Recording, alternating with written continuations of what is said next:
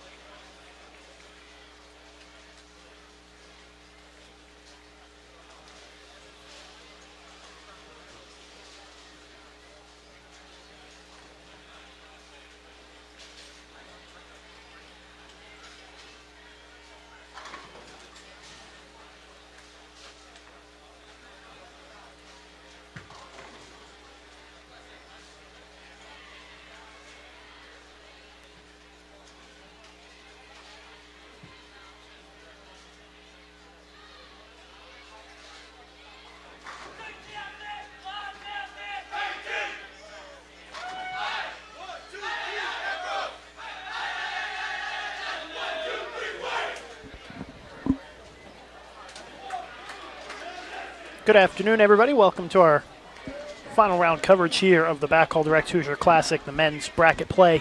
This is the opening round of matches.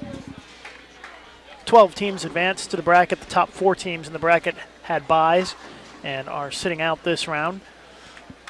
And all of the matches a little bit far away from us here. But they do get closer to us as they go along in the competition, so we'll have better looks as we move on in the next rounds. We have a wide look here at St. Ambrose and West Texas A&M for the first round. The other matchups are Moorhead versus Calumet, Saginaw versus Lindenwood, and William Penn versus Weber. And you'll be able to see the teams as they are on the approach, and then the window to the left will obviously show you the pins, so you can see how they've done. And the format is a best-of-5 format, Baker match play. If for some reason they tied at 2.5, total pinfall would determine the winner of the match.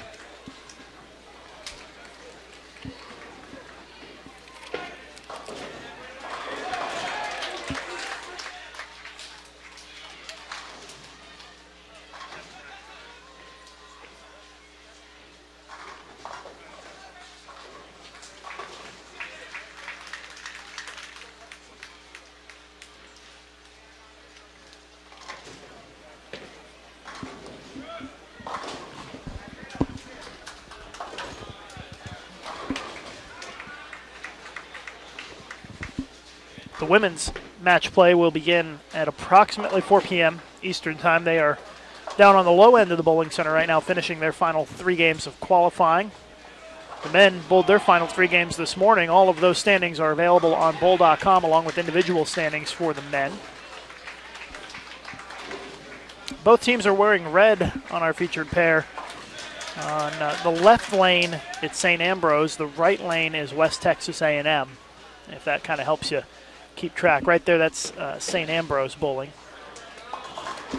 And right now, West Texas A&M with a 1-pin lead after 2 frames.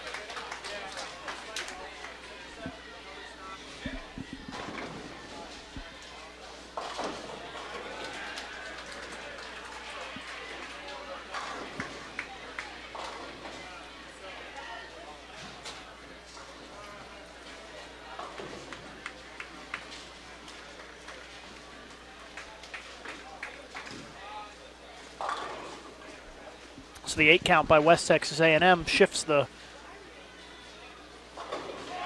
pin count over so that St. Ambrose can take the lead with a strike here, and that's exactly what happens. So St. Ambrose takes a 1-pin lead.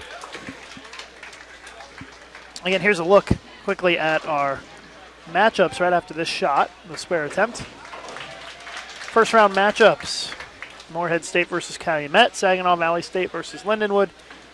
Our featured match, St. Ambrose versus West Texas A&M, and William Penn versus Weber International. The top 4 seeds got byes, and that's Wichita State, Notre Dame, Ohio, Midland, and Robert Morris, Illinois, with the byes here in the opening round.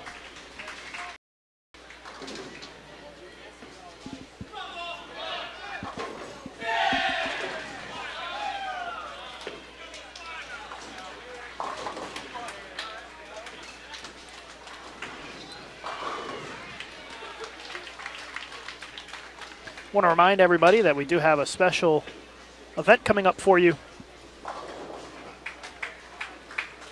on Wednesday. The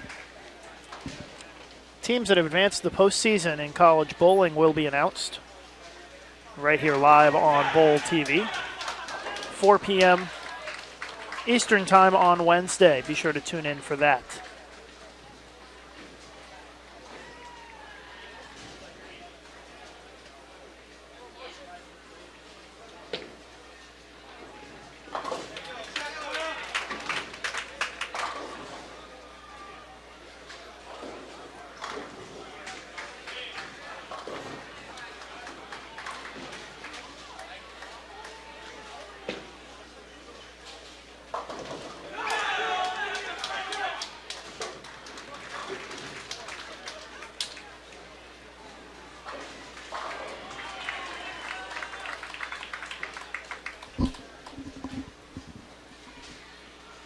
Double there by West Texas A&M gives them a 9-pin lead.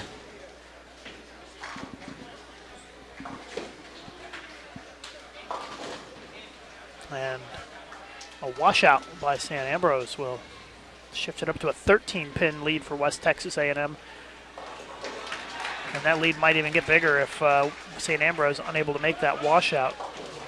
But now a 2-10 by West Texas A&M.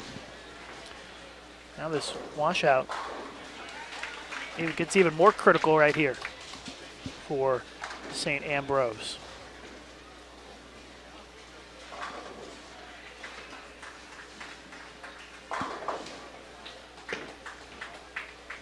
Oh, and he makes it. Nicely done. It's a big spare right there.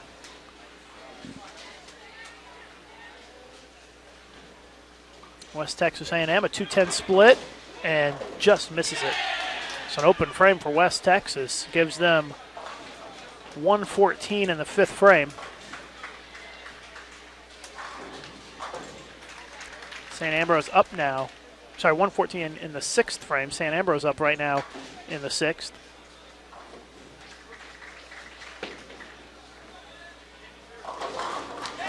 And a strike gives them a 1-pin lead.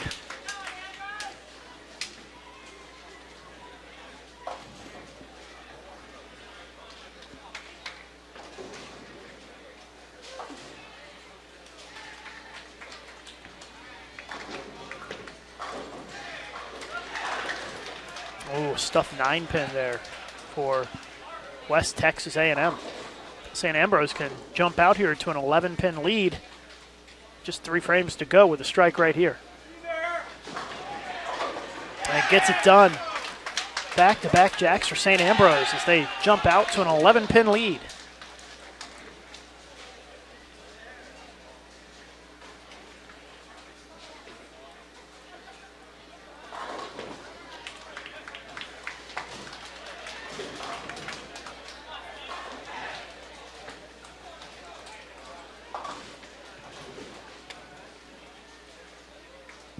Chance for St. Ambrose to extend it even further here in the 8th frame. They can make it a 21-pin lead with a strike right here. 8th frame. Gets it done. 7-pin goes late for the 21-pin lead.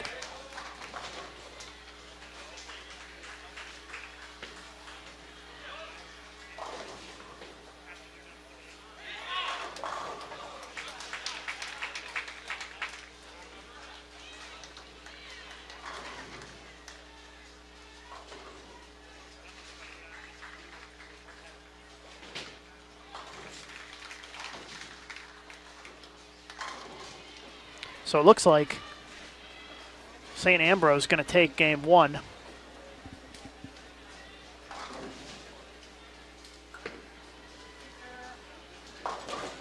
Well, washout in the 9th frame, but West Texas A&M with an almost certain open with that 2-8-10.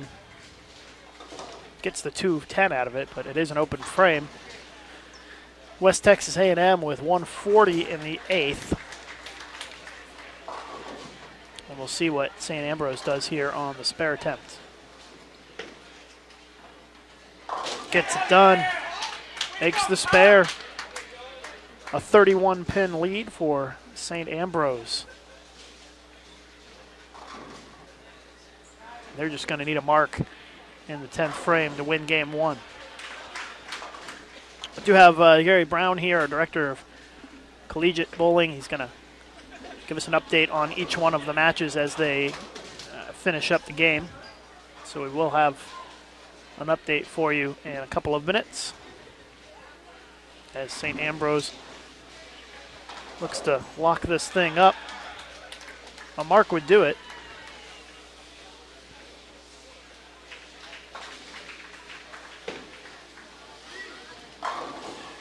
Oh, the messenger comes across and takes out the 10, and that's going to be a winner for St. Ambrose.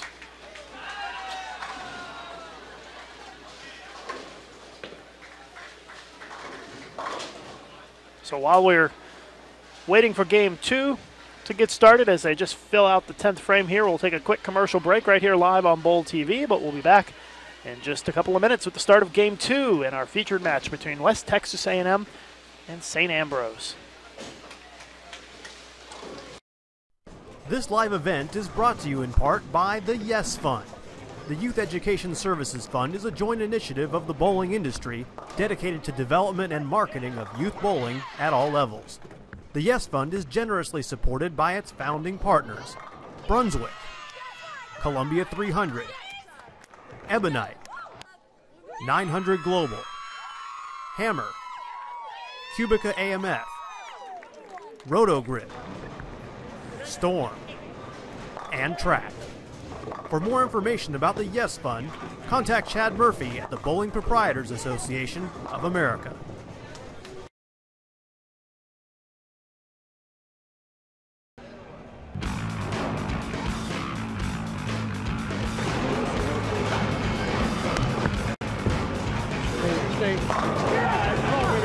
Come on, baby. Come on, baby. Let's go, guys. Let's go. Let's go.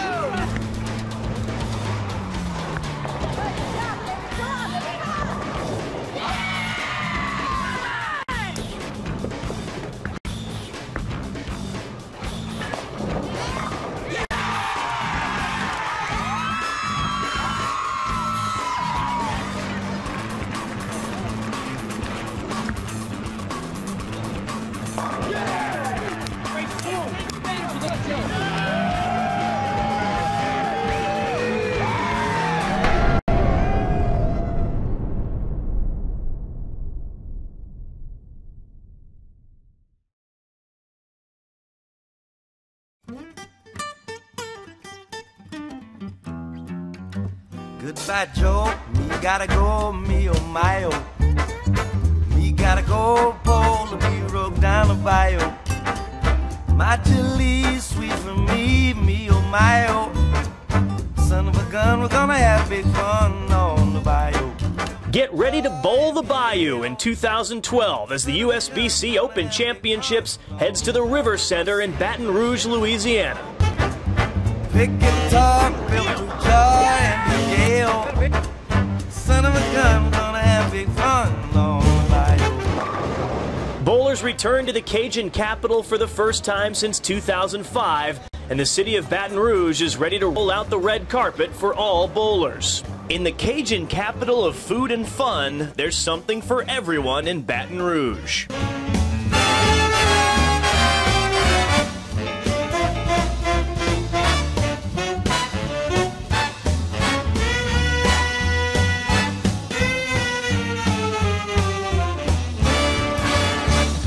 And with millions of dollars in side games and brackets on the line, there's more than one way to come home a winner. Visit the Open Championships page at bowl.com to reserve your spot. Son of a gun, we're gonna have big fun on the bayou.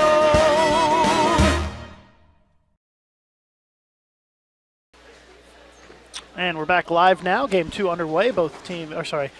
St. Ambrose started with a double. West Texas A&M with a strike, and now a spare attempt here coming up. And now St. Ambrose with 3 in a row.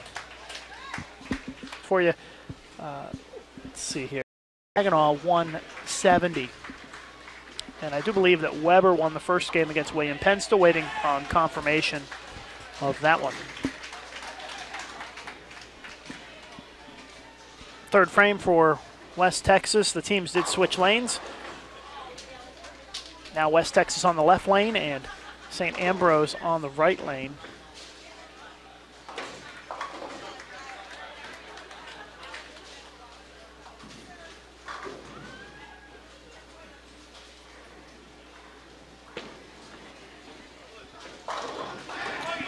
And that is 4 strikes in a row for St. Ambrose as they take advantage of the Brooklyn for the front 4.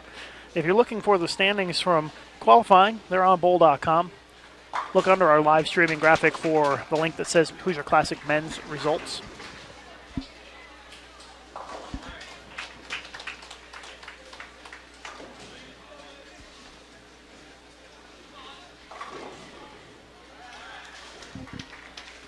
St. Ambrose up on the approach right now on the right lane. 4 strikes in a row. They lead the match 1-0. They lead this game by 22 pins already. Can they make it the front 5? It's their anchor bowler. And he leaves the single pin standing. Looks like the 3-pin.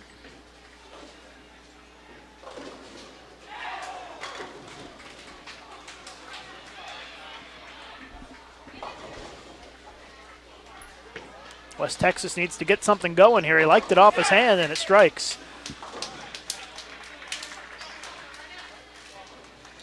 They trail by 31 pins.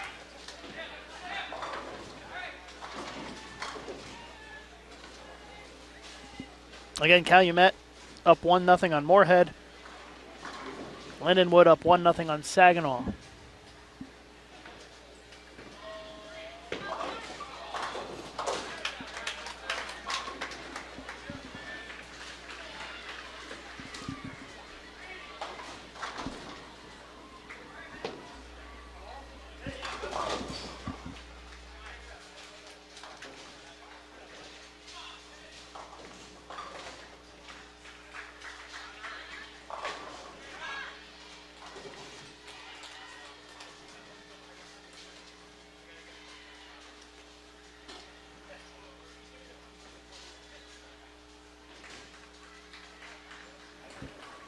Trying to get confirmation that Weber beat William Penn the first game. Oh, and a big split there for St. Ambrose in the 6th. It's a Greek church.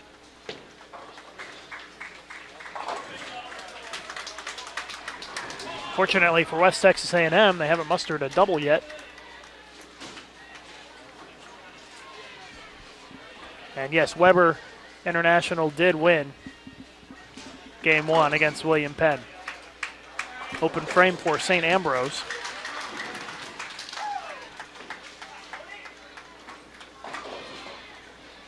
West Texas A&M trying to get back in it here and misses the head pin to the right, leaves the 1-2-7. A very difficult lane pattern out there today. It is very similar to the U.S. Open pattern. It is flat and it is difficult.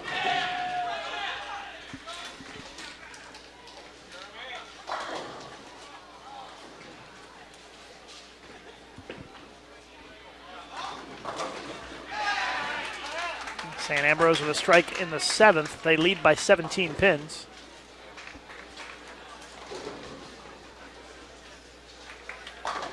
Spare's good for West Texas A&M in the 6th.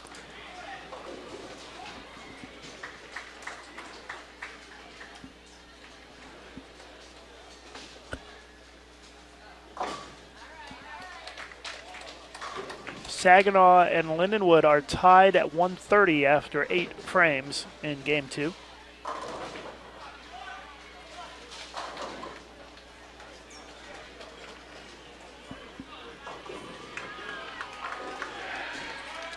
Again, the top 4 teams in the standings after qualifying had byes and are not bowling this round. That's Wichita State, Notre Dame, Ohio, Midland, and Robert Morris, Illinois. There's a much-needed strike for West Texas A&M. And they will have a chance to cut it down to single digits if they can strike again.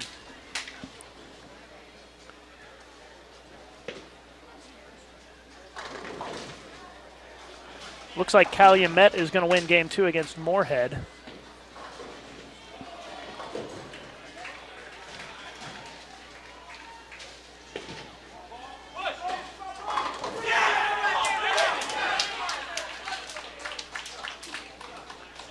there's the strike for West Texas. And that takes advantage of an open frame by St. Ambrose. And actually gives West Texas a 5-pin lead. 2 frames to go here.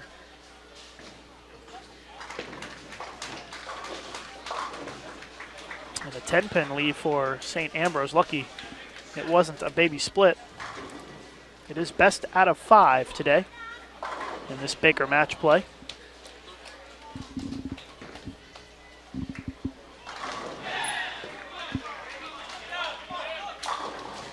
A weak 10-pin there for West Texas A&M. They could have really established a decent-sized lead going into the 10th frame. Instead, if both teams spare, it'll be a 4-pin lead for West Texas A&M.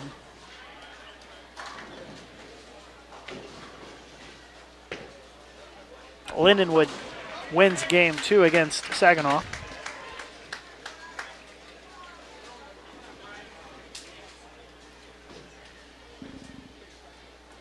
Calumet wins game 2 against Moorhead.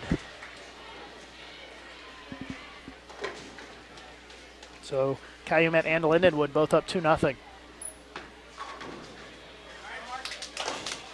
Both teams make their spares in the 9th, now the all-important 10th frame.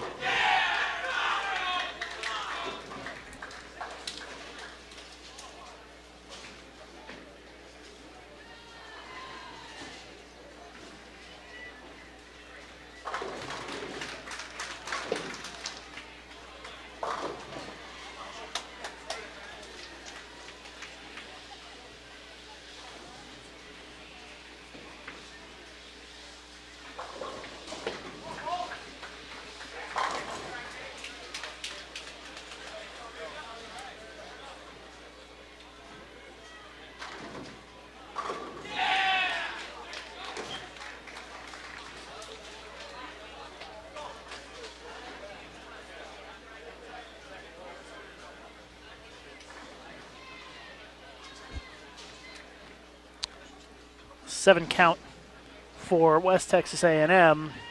Dwindles the lead for them a bit down to 3 pins, but they are still in the lead and they are going to win the game after that open frame by St. Ambrose in the 10th. 187 for St. Ambrose, and West Texas A&M can strike on the fill for 201.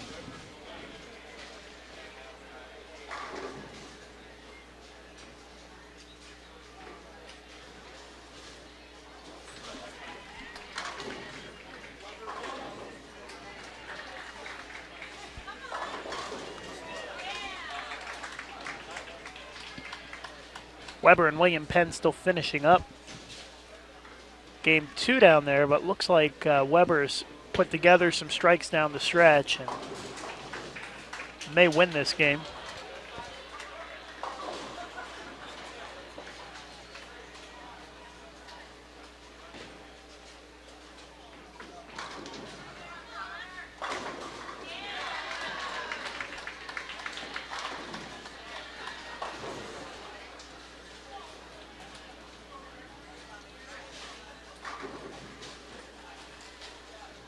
.196 to 187, West Texas wins that game.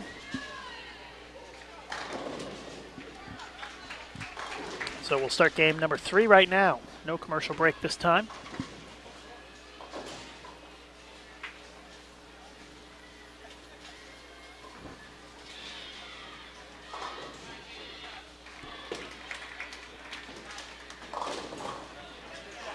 St. Ambrose starts with the 7-pin leave.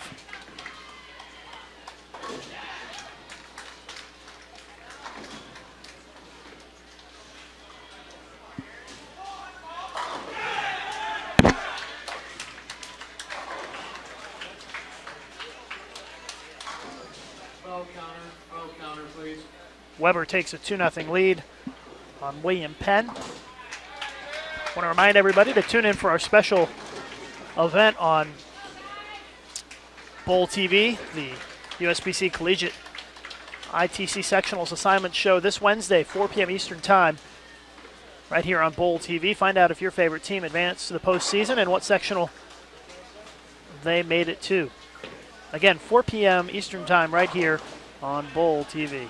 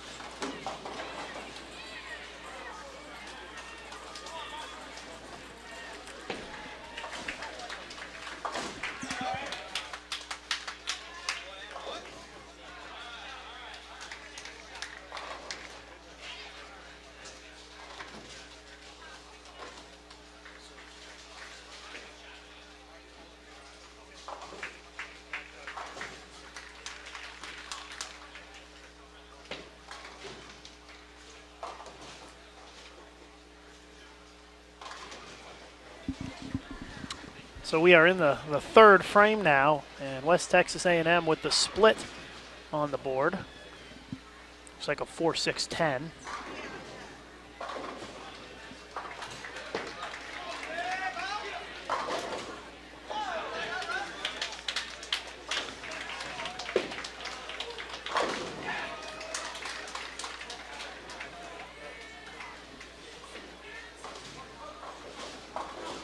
Open frame for West Texas A&M gives them 46 in the third frame. St. Ambrose with a spare here would have a 12-pin lead. Again, the other matches in progress. Calumet with a 2-0 lead on Moorhead. Lindenwood up 2-0 on Saginaw, and Weber up 2. We are tied 1 game apiece here between St. Ambrose and West Texas A&M.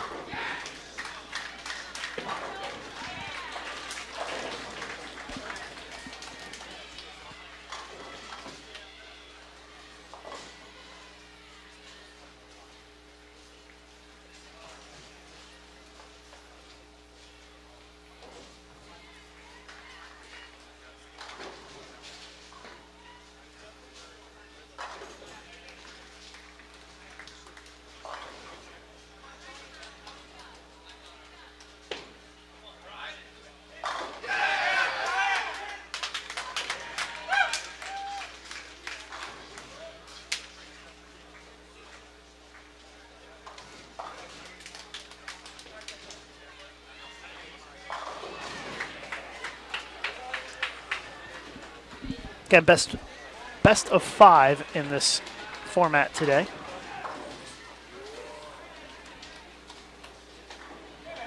And St. Ambrose with a 12-pin lead on West Texas A&M.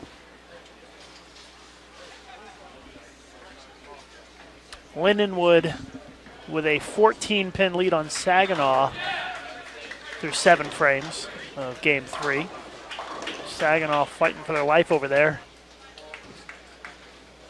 And Moorhead State looks like they're in a lot of trouble down there. A lot of opens on the scoreboard for them.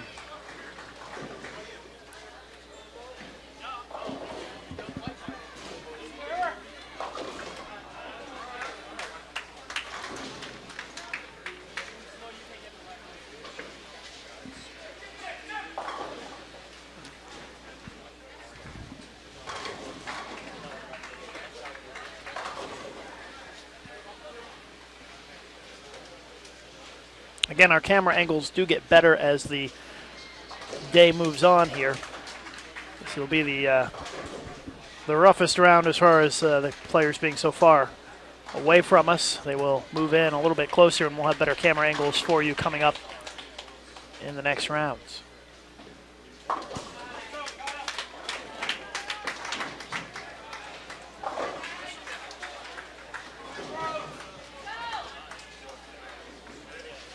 Lindenwood up 7 pins on Saginaw with a couple of frames to go. They lead in the match 2-0. And Calumet up big on Moorhead State in Game 3. So it looks like both those matches could be over quickly, potentially.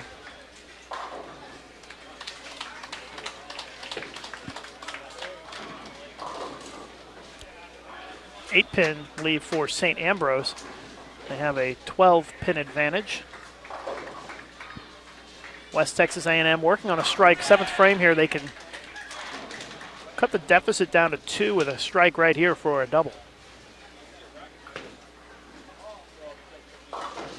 Instead, it is the baby split with a sleeper. The 3-9-10. Challenging sleeper leave there for West Texas A&M.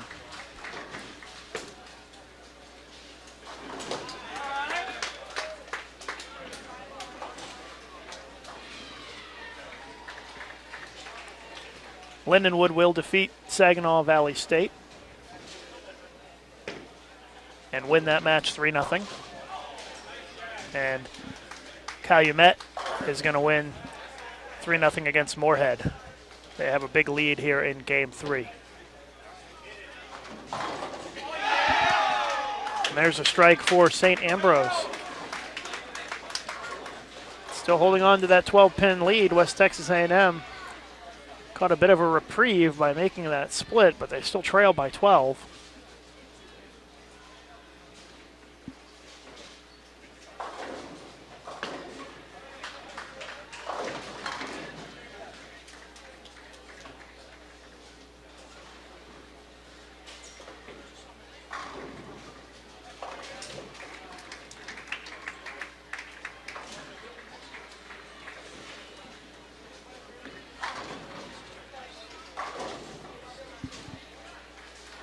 St. Ambrose looking for the double. Oh, it looks pretty good right there as they extend the lead up to 15. Sorry, make it 25. A 25-pin lead for St. Ambrose with 2 frames to go. Match tied, 1 game apiece.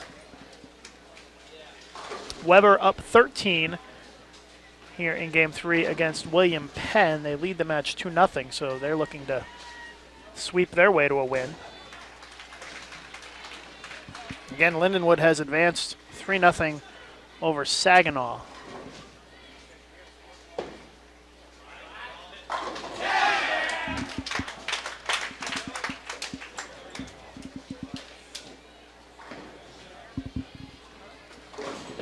St. Ambrose pulling away here down the stretch. They're going to have a 2-1 lead. Again, best of 5 match.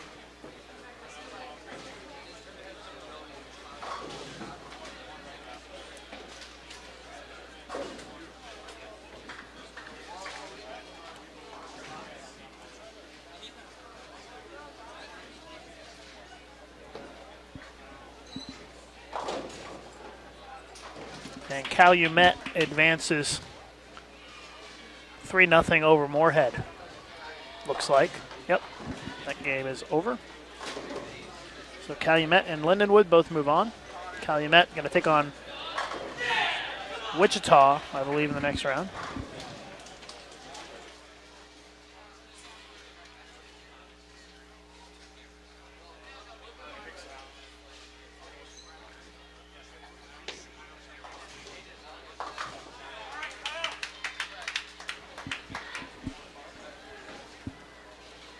Looking pretty good for Weber International down there against William Penn. William Penn just opened in the 9th frame. Trailed by 26 pins, so Weber International just needs to stay clean. And they will sweep. So 3 of our 4 matches could end up in a sweep here this round.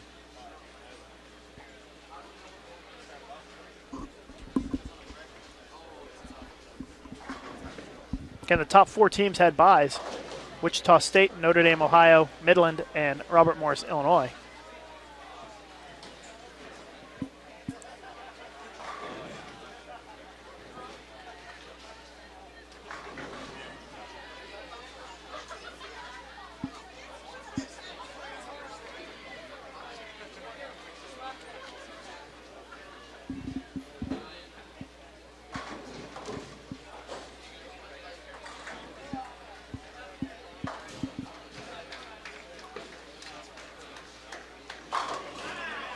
.215 for St. Ambrose.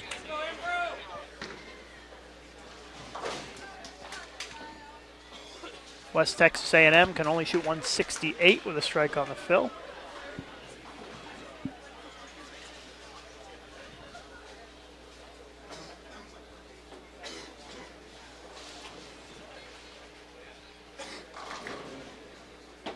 Weber International had a split in the 9th frame, so they've put a little unnecessary pressure on themselves. They need a mark and 8 pins to shut out William Penn down on the high end. Yeah, and Marcelo Swartz gets a strike for Weber, so that'll lock it up. They are going to win in a sweep, 3-0.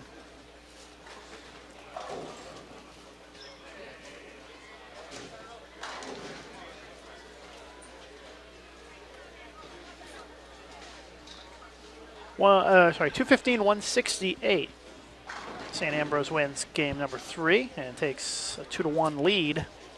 Again, Calumet defeated Morehead State 3-0, and Lindenwood beat Saginaw 3-0. Weber International beats William Penn 3-0.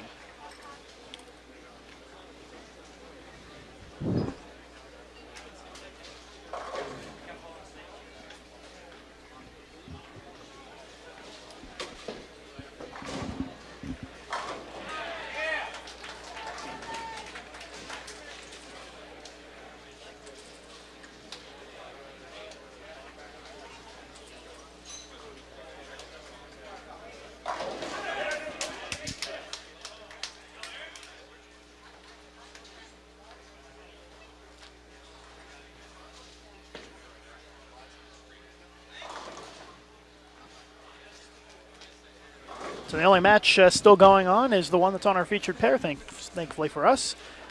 St. Ambrose and West Texas A&M. St. Ambrose up 2-1.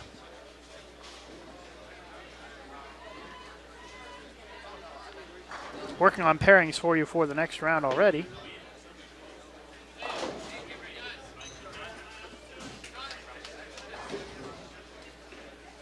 It's going to be Wichita State versus Calumet, Lindenwood versus Notre Dame, Ohio, and Weber versus Robert Morris, Illinois in the next round. And the winner of the match that we're watching now will take on Midland. And our featured match for the Elite Eight or the quarterfinals will be Lindenwood versus Notre Dame, Ohio.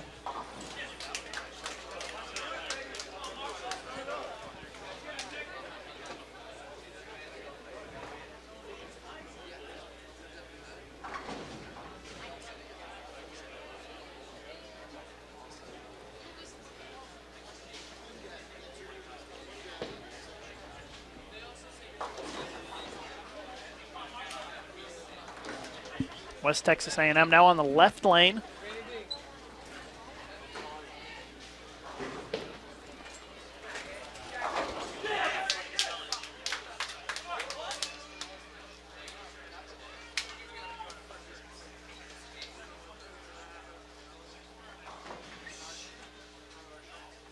Try to get those Lindenwood guys out of the shot. There we go, Gary Brown taking care of it for us.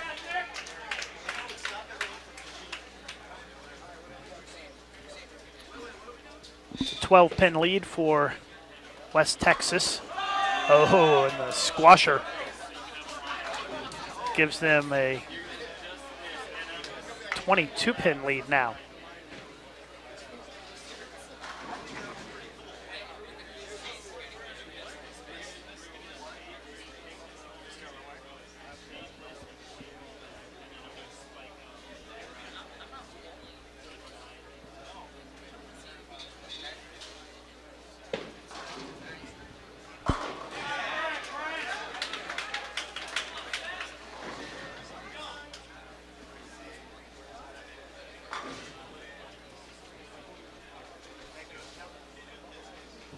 Fifth frame. It's 2-1 St. Ambrose in this match. West Texas A&M looking to extend their lead, and they do. That's 3 in a row.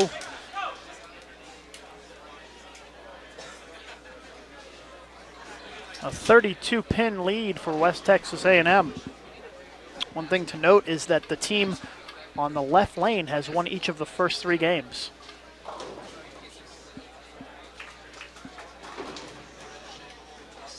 And it looks like that trend might continue.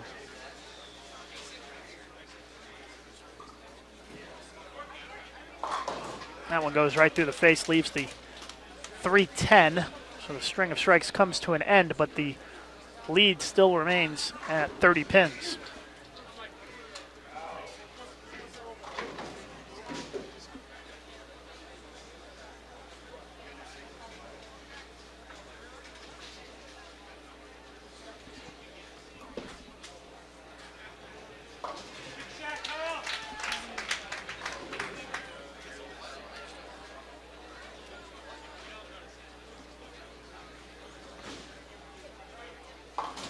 Oh, an open frame by West Texas, and that'll shrink their lead a bit here. It's now down to 18 pins. So St. Ambrose licking their chops here, an opportunity. Trying to mount a comeback in the back half of this game. St. Ambrose up now, 6th frame. Oh no. Very lucky that that 4-pin went down, leaves just the 6. Although, I think they may have to do a score correction, or is the 7-pin still standing? Hard to tell here.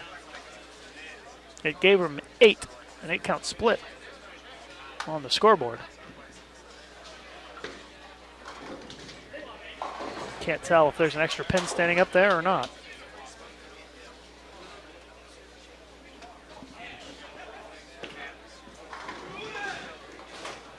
It looks like it was an open frame. That 7-pin hiding back there behind the ball return. Can't quite see it. It's an open frame for St. Ambrose. They trail by 31 with 4 frames to go here in Game 4, but they lead the match 2-1. If any of you are interested, I do have a copy of the men's singles results here at the counter for you to look at.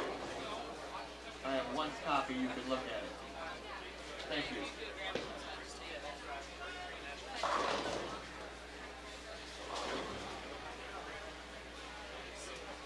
So it certainly looks like West Texas A&M going to win Game 4, and we're going to go to a Game 5. All of the other matches are done. Winners in the other matches, Calumet, Lindenwood, and Weber all won their matches 3-0. This is the only match going on right now.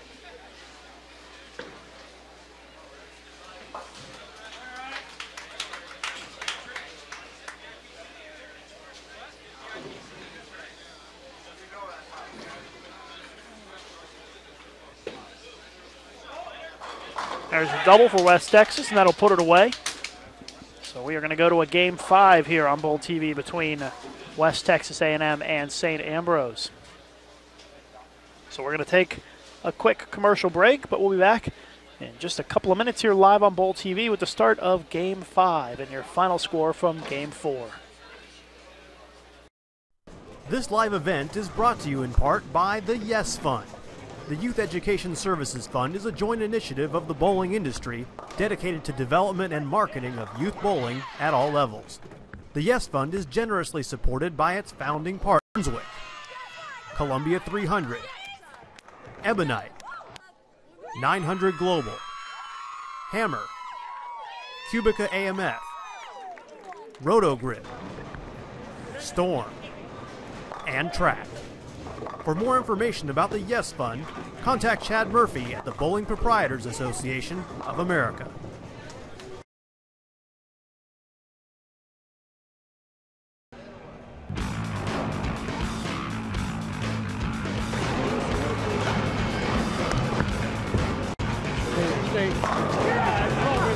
Come on, baby. Come on, baby. Let's go, guys. Let's go. Let's go.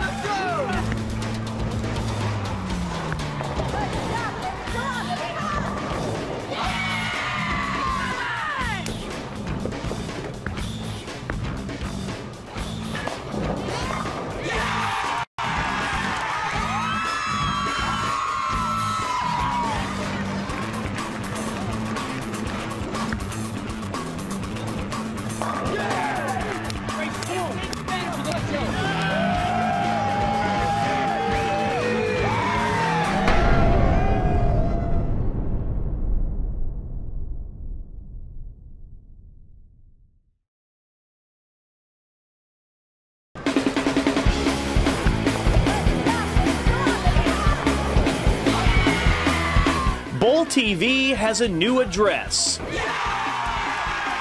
All of the video features, coaching tips, and live events you've been watching for years are still available on bowl.com, but now there's a new YouTube home for all things bowling. Bowl TV has its own channel, and it's so easy to find. YouTube.com/BowlTV. That's it. And you never know what you'll see.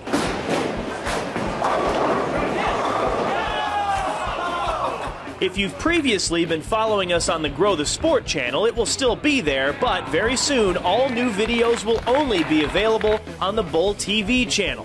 So please take the time to subscribe today. That way you'll be among the first to know as soon as a new video is posted or a live event gets underway.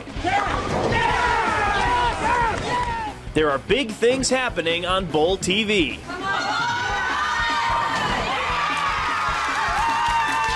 Don't miss a minute. Click on subscribe and let the good times roll. And we are back live again as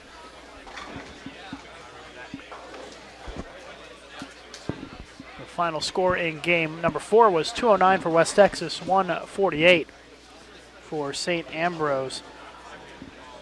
So it is 2-2, and they are going to start game 5.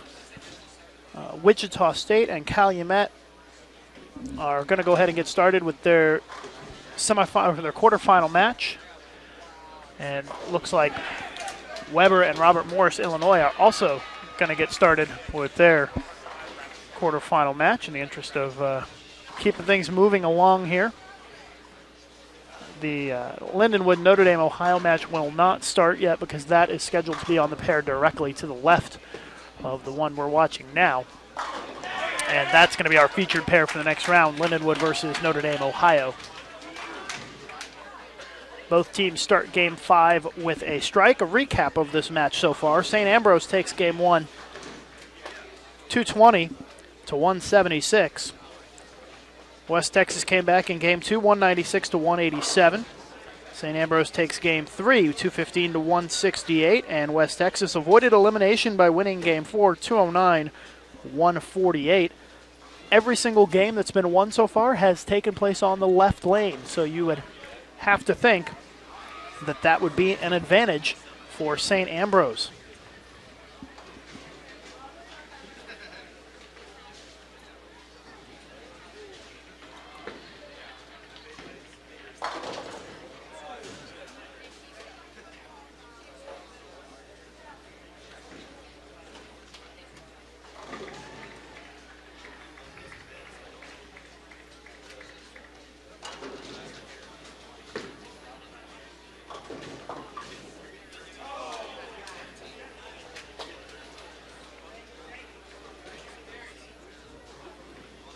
And here's a telling stat for you as we wrap up the second frame. The team on the left lane is averaging 210 for the 4 games. The team on the right lane, 169.75. A 41-pin difference. That's huge. Got to think that favors St. Ambrose greatly as they are the team on the left lane this game. West Texas through the face, leaves the 4-7.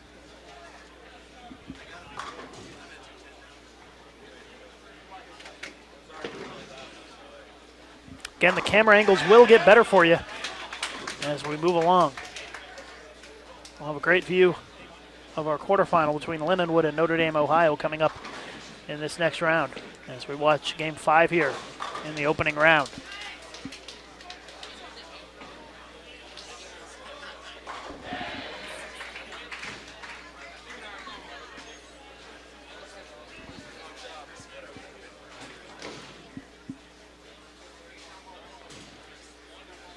St. Ambrose a chance to take a 12-pin lead here, and they do with the double. Back-to-back strikes for St. Ambrose, as they have now jumped out to a 12-pin lead on West Texas A&M here in this deciding Game 5. West Texas answers back with a strike.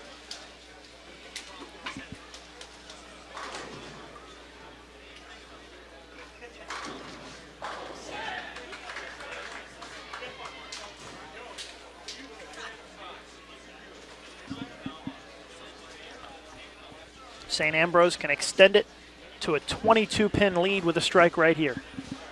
5th frame.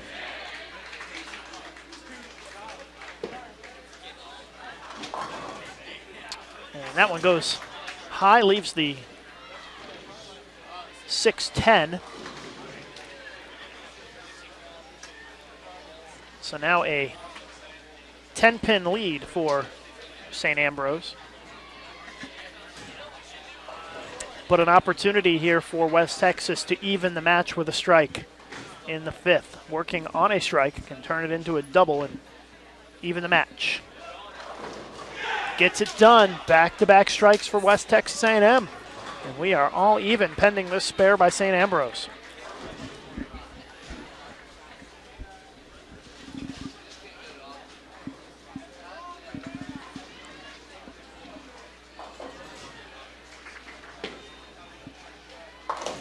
Almost chops it, but gets the spare. West Texas can take a 10-pin lead if they strike here in the 6th. Oh, look at that. The 4-9 goes down late for the strike. And now a lot of pressure on St. Ambrose. Trailing by 10, only a half a game to go.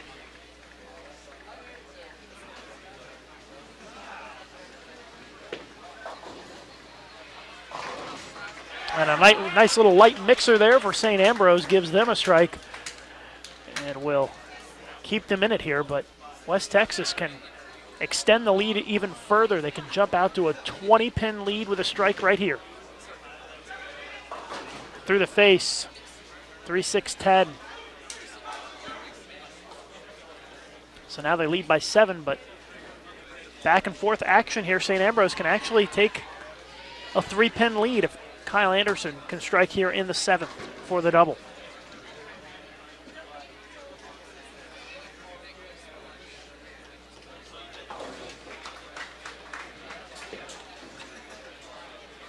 What a shot by the lefty.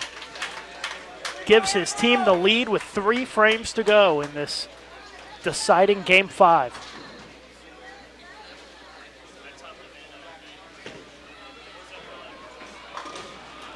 West Texas covers up the spare, but now they trail by 3 pins, and St. Ambrose can extend the lead up to 13 here with a couple of frames to go. But the ball never gets to the head pin and leaves the 1-2-4, and the count's huge because that evens the match. West Texas leaves the 2-pin. So now the count differential shifts the lead to St. Ambrose by a single pin if they can make this spare here in the 8th. The 1-2-4 easily choppable. It's so easy to leave that 4-pin standing back there. And it's exactly what happens. Gets the 1-2, leaves the 4 standing, and it's an open frame for St. Ambrose at a really terrible time.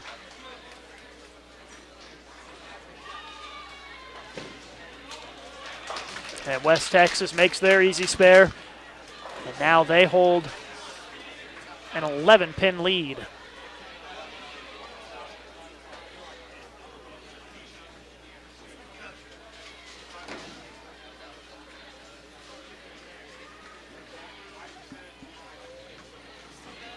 Pressure time for St. Ambrose.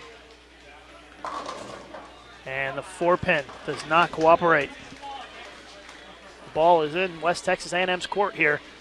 They're up 11, 2 frames to go. Wow.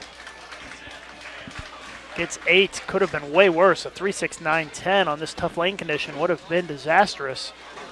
As it is, they lose the lead, and sorry, they have the lead, but they lose the 1 mark lead. Now they're only up 9 instead of double digits. That'll give St. Ambrose a little bit of hope going into the 10th frame. Big spare here in the 9th for West Texas. It's the 3-6. And he does convert it. Maintains that 9-pin lead going into the 10th frame. Game 5 between St. Ambrose and West Texas A&M. We're tied 2 games apiece. West Texas A&M with a 9-pin lead. And St. Ambrose going to step up first. Really need a strike right here if you're St. Ambrose. On pace there, and the messenger dances across the deck in front of the 10. And that is just absolutely crushing if you're St. Ambrose. Now they have to hope for an open frame by West Texas A&M.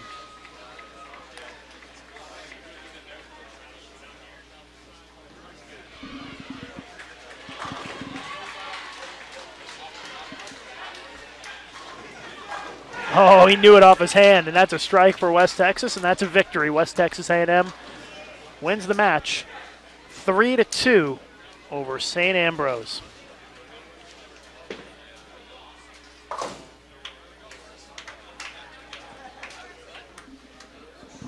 So we're going to take a break as we get set up for the next round. Get the cameras adjusted and ready to go. But we will be back in just a couple of minutes here live on Bowl TV. Don't go anywhere. Quarterfinal action coming up. Lindenwood versus Notre Dame, Ohio, right here on Bowl TV. This live event is brought to you in part by the Yes Fund. The Youth Education Services Fund is a joint initiative of the bowling industry dedicated to development and marketing of youth bowling at all levels. The Yes Fund is generously supported by its founding partners: Brunswick, Columbia 300, Ebonite, 900 Global, Hammer, Cubica AMF, Rotogrid, Storm, and Track. For more information about the Yes Fund, contact Chad Murphy at the Bowling Proprietors Association of America.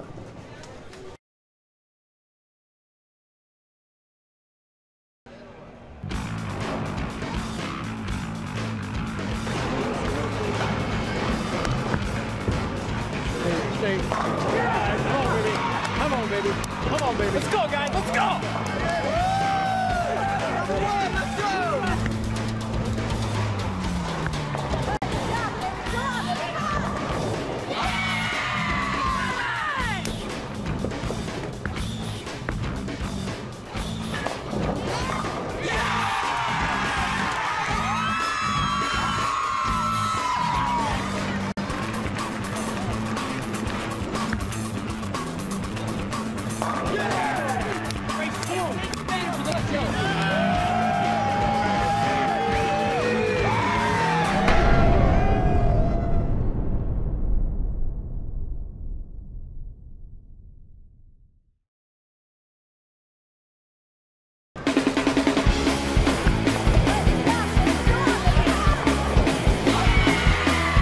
Bowl TV has a new address.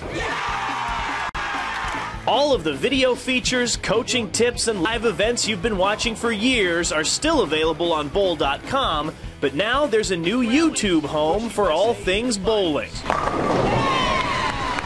Bowl TV has its own channel, and it's so easy to find. YouTube.com/BowlTV. That's it. And you never know what you'll see.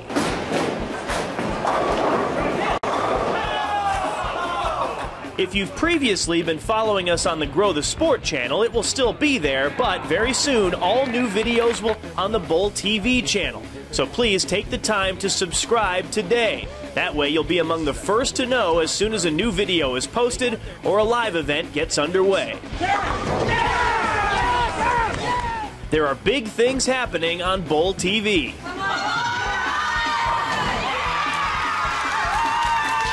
Don't miss a minute. Click on subscribe and let the good times roll.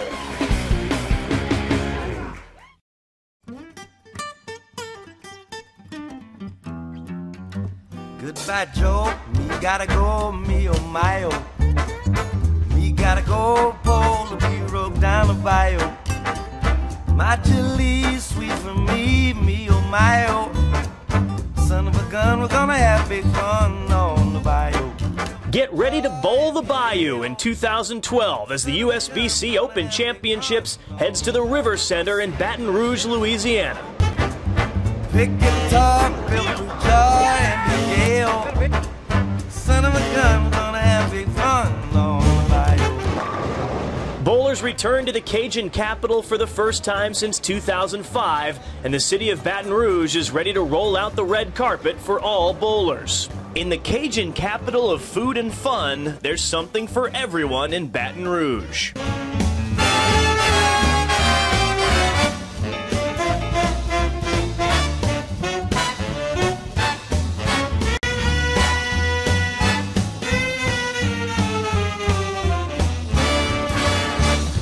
And with millions of dollars in side games and brackets on the line, there's more than one way to come home a winner.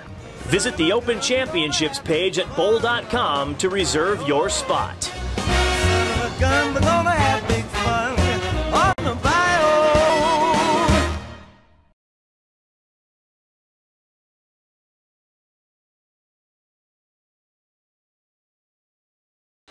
Coaches, please make sure that your score sheets are filled out correctly and turned in at the end of each game.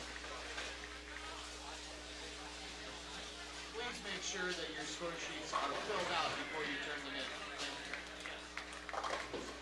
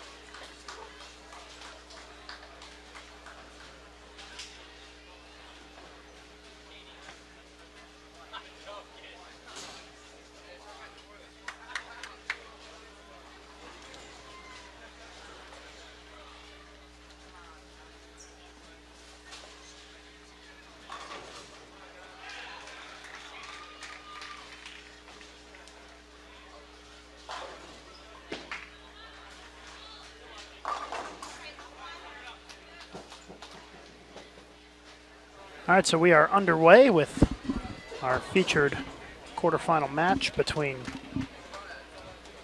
Notre Dame College and Lindenwood.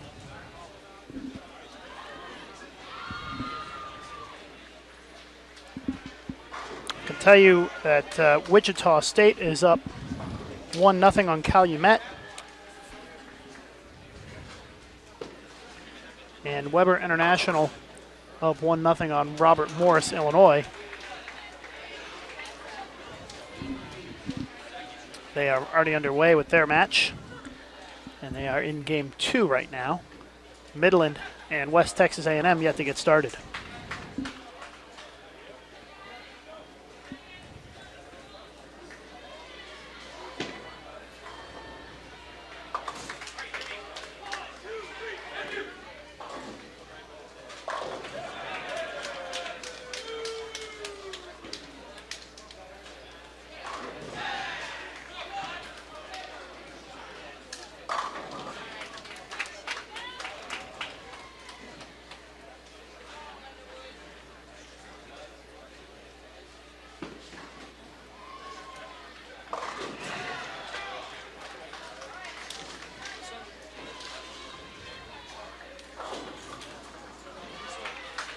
Split there by Notre Dame College, but Lindenwood has started with 2 open frames, and Lindenwood trails by 18, although that'll drop to single digits if Notre Dame College can't make the spare here.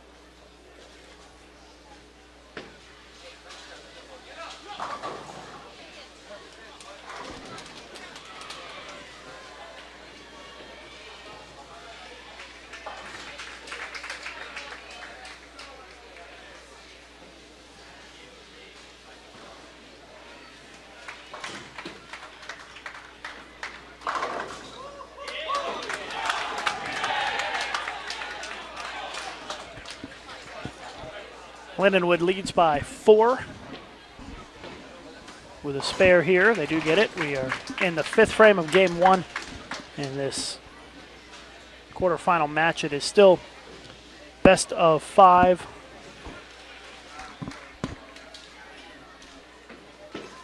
Junior Team USA member Chris Vi, the double-hander with the strike for a double for Notre Dame College. And they now take the lead by 6 pins.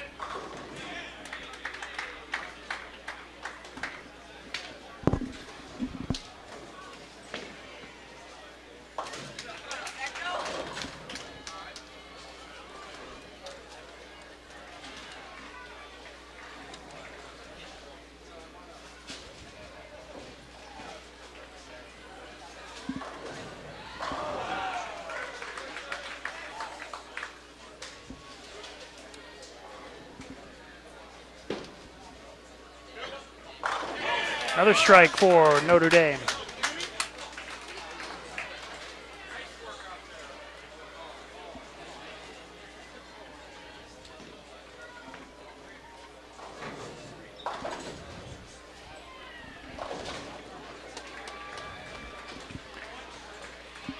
And an open by Lindenwood, so Notre Dame, Ohio with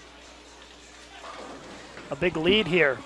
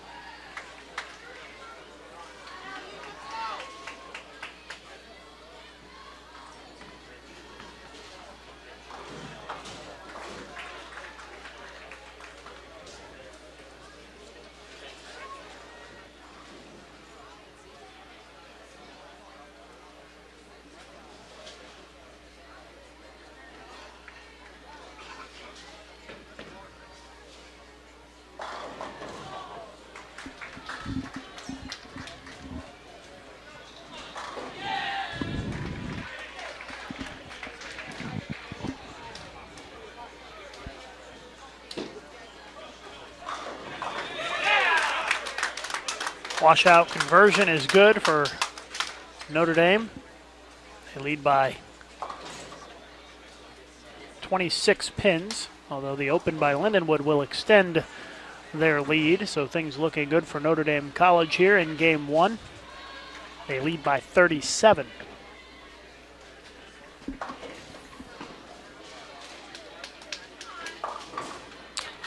Now 2-4-10 for Notre Dame College.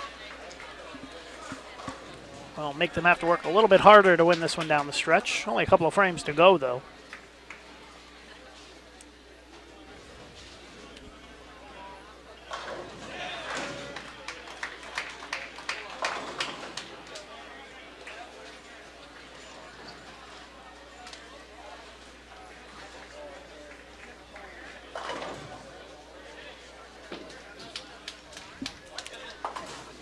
Open frame.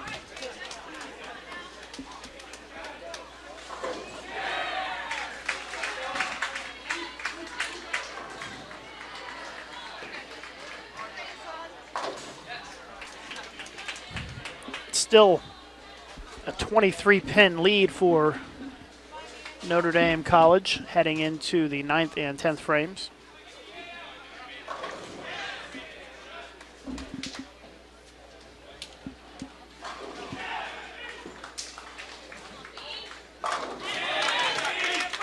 There's a strike for Notre Dame in the 9th frame. That'll set them up nicely for the 10th.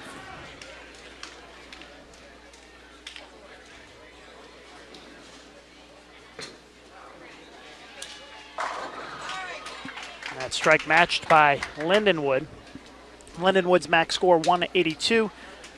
Notre Dame College can get past that if they just get a spare and 8 pins here in the 10th from Chris Vi. That's a winner. Notre Dame will take the first game and take a 1-0 lead in this match.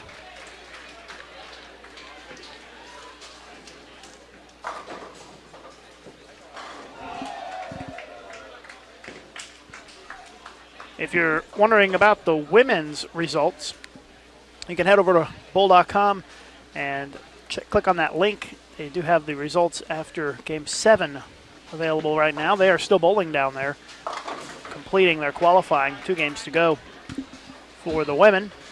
Wichita State still in the lead. McKendree 2nd, Pikeville 3rd, Weber 4th, St. Ambrose 5th, Lindenwood 6th, Wisconsin Whitewater 7th, and Robert Morris Peoria rounds out the top 8. The top 8 teams on the women's side will advance to the bracket, and that'll take place in about an hour and a half here on Bowl TV, although that schedule is subject to change, of course. We still got a couple of more rounds, so or not. It looks like Wichita State going to take a 2-0 lead on Calumet. As we watch Notre Dame College finish up their victory here in Game 1, 192 for Notre Dame College. And Lindenwood shoots 162.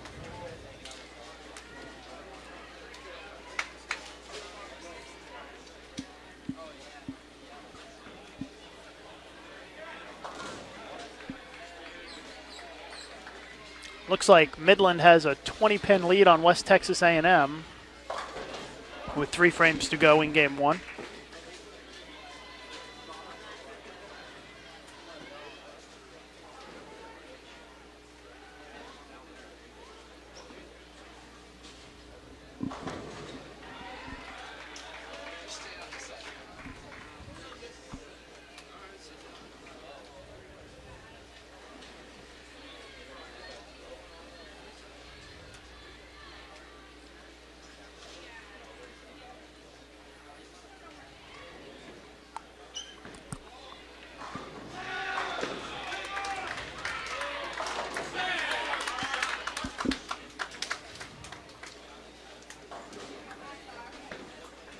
So Notre Dame starts off with a strike here in Game 2.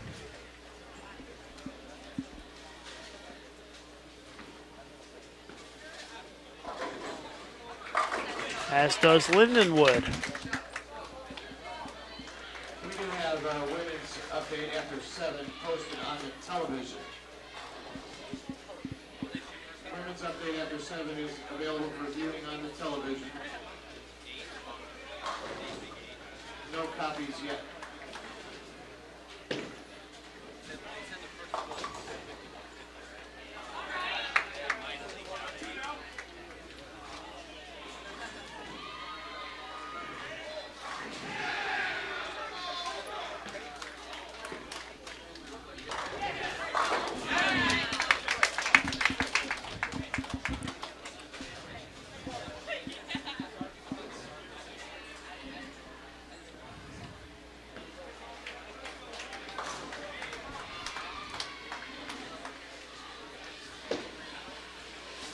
Lindenwood with a double to start. Notre Dame College strikes spare here in Game 2. West Texas A&M trying to mount a comeback here in their opening game against Midland. They trailed by 20 a minute ago, but now they trailed by just 9 pins going into the 10th frame.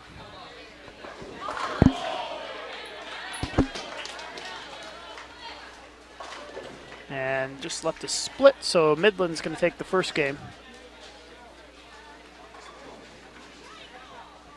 They'll just need, looks like good count in the 10th.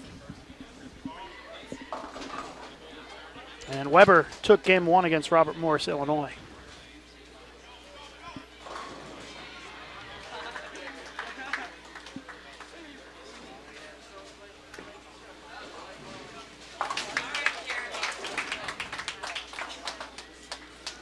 It's an 11-pin lead for Lindenwood in our featured match here, Lindenwood and Notre Dame College.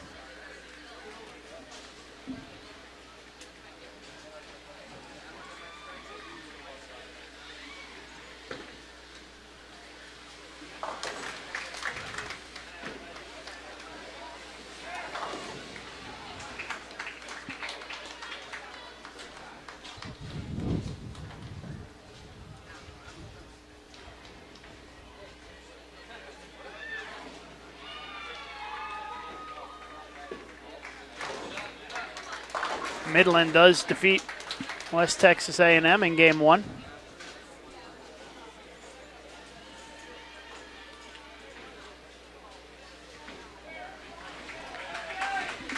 It's a 7-pin lead for Lindenwood after that 6 count there.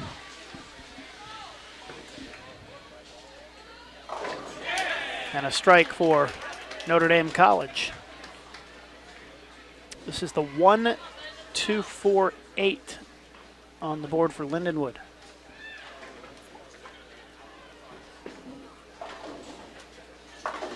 And it is an open frame. Leaves that 4-pin standing, and that'll give the lead to Notre Dame.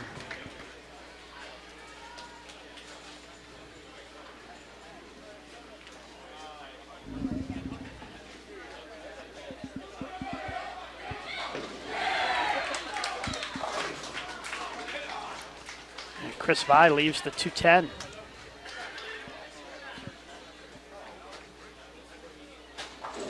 So it looks like Lindenwood a chance to take the lead right back here in the 5th. 3-6-10.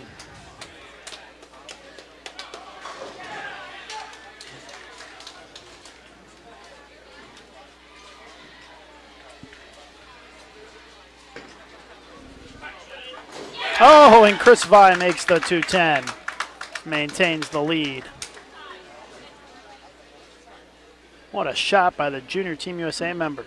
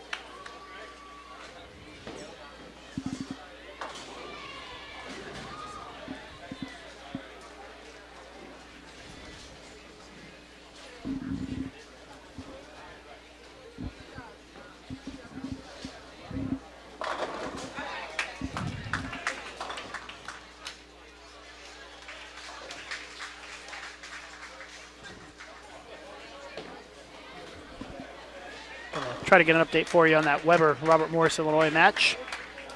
Sent Gary down there to try to give us an update. Notre Dame College looking for a double. Instead, it's a 3-6-9-10. They lead by 5, but Lindenwood can take a 5-pin lead with a strike right here. Misses the head pin, leaves the 1-2. Weber leads Robert Morris Illinois 2-0. So Weber 1 win away from the semifinals. As is Wichita, they lead Calumet 2-0.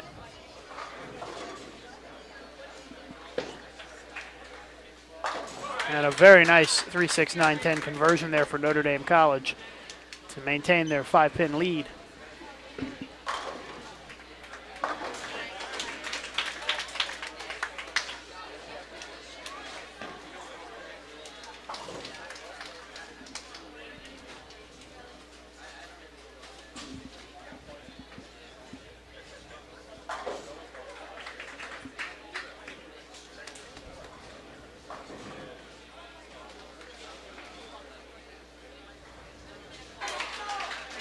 It's actually a 4-pin lead for Notre Dame College as we are in the 8th frame. Lindenwood up in the 8th right now. And match the strike put on the board by Notre Dame. 2 frames to go. 4-pin lead for Notre Dame College, leading 1-0 in this match. Only your 2 coaches and those bowling are allowed on the tile. Only your 2 coaches per team and those of you bowling are allowed in the bowling area.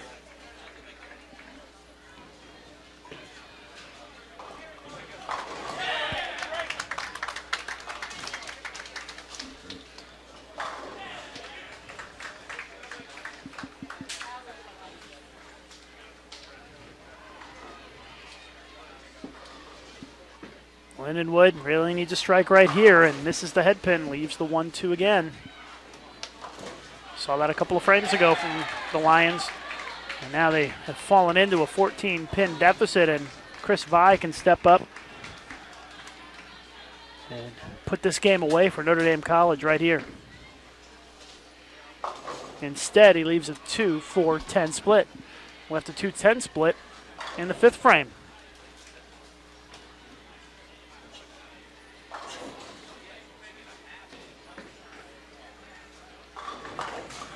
Vi does still have the chance to shut Lindenwood out, though. If he could make the split and strike, that would shut out Lindenwood by 1 pin. But he'd have to make the split here.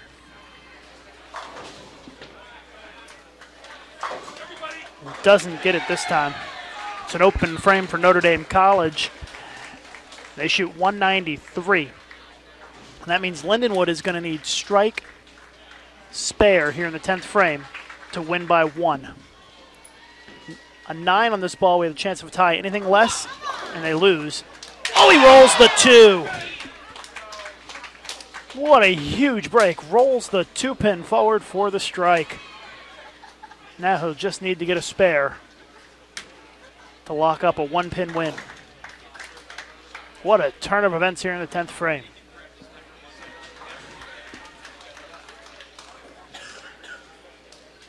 Looks as though Calumet will avoid elimination. They have a big lead on Wichita with just a few frames to go in Game 3.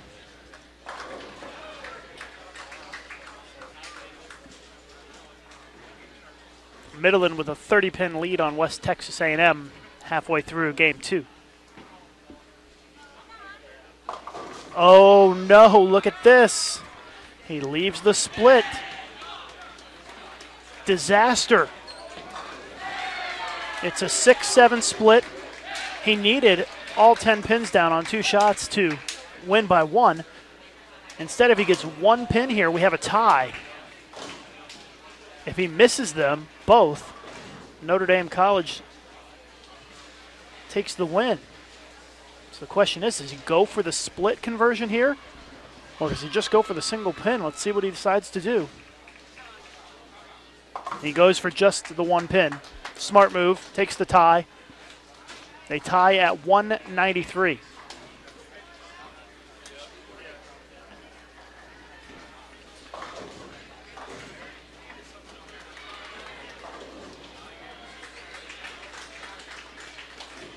So now Notre Dame College leads 1.5 to 1/2.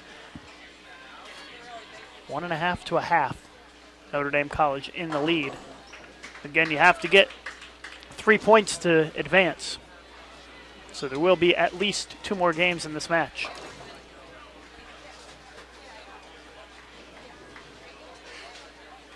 And if they tie at 2.5,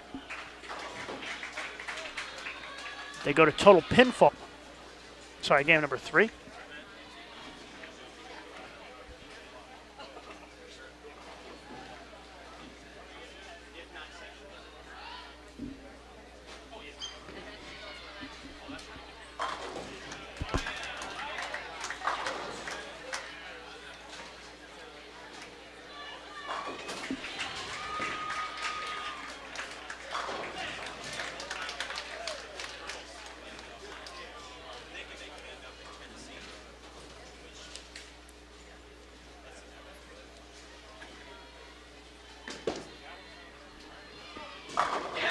Double to start for Notre Dame College.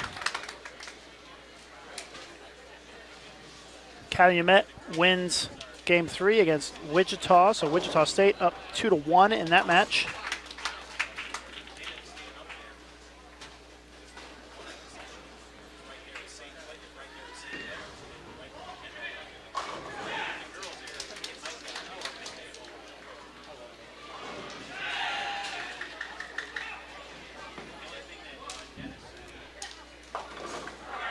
One, 2, 8 is the lead for Notre Dame.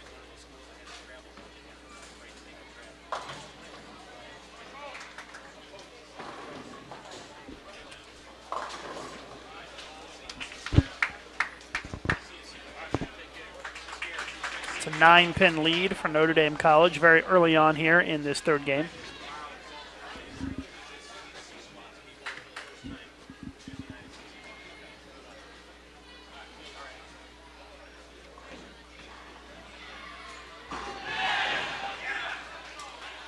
Open frame for Notre Dame College in the third.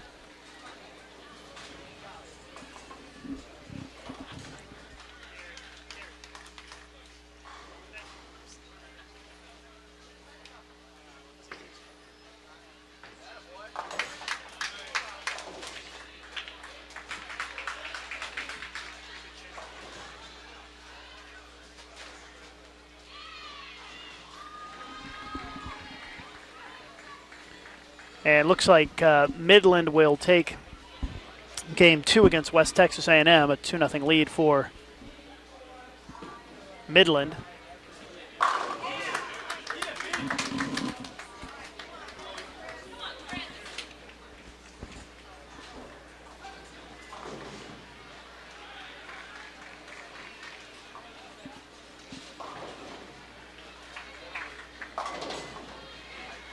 Nine-pin for Lindenwood. They lead by 2.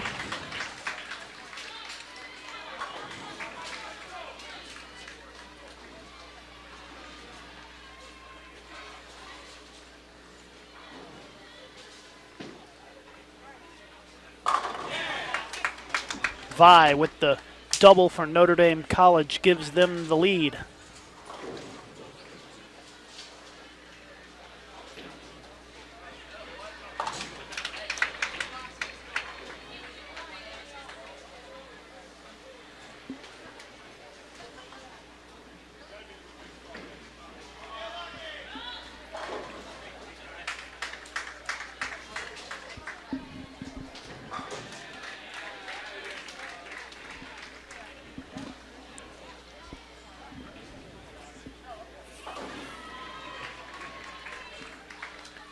Midland up 2-0 on West Texas. Weber up 2-0 on Robert Morris, Illinois.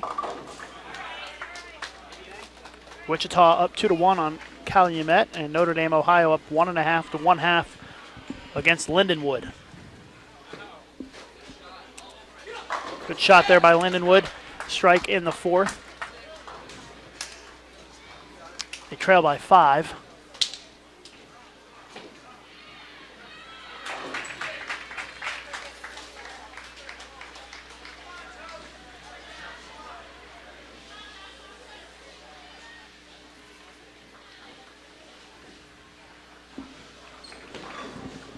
3-6-10 for Notre Dame College here. Challenging spare on this U.S. Open pattern, but does get it done. Lindenwood a chance to take a 5-pin lead with a strike right here.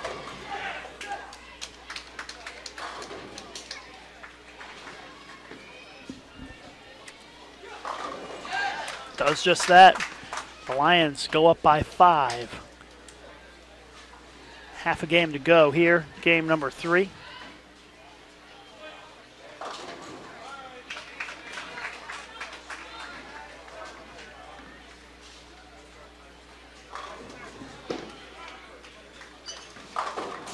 Almost a pocket 7-10 split there, but the 7-pin goes down, leaving just the 10 for Notre Dame College.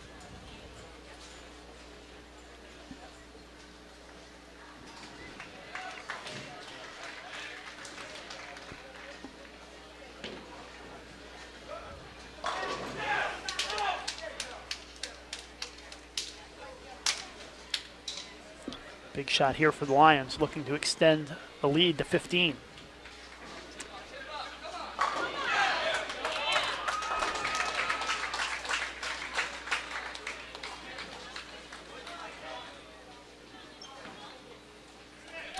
Again, total pinfall for these matches may become a factor here, because if they tie at 2.5, there's not a game 6. The winner is based on total pinfall. Right now that edge goes to Notre Dame College by 30 pins. They won by 30 pins in game number 1. And then we had a tie in game 2. Lindenwood looking to add on to their total here. Instead, leaves just the 2-pin. It's a 15-pin lead for Lindenwood.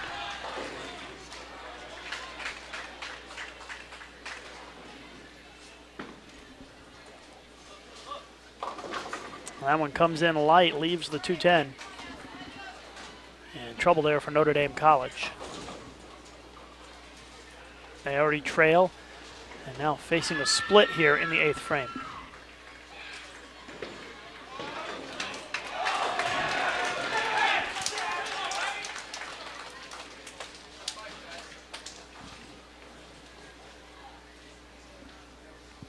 .210 is the split here for Notre Dame College. And it is an open frame. Gives them 148 in the 8th frame. And they fall into a pretty big hole here. 28-pin deficit for Notre Dame College. Just a couple of frames to go here in game 3.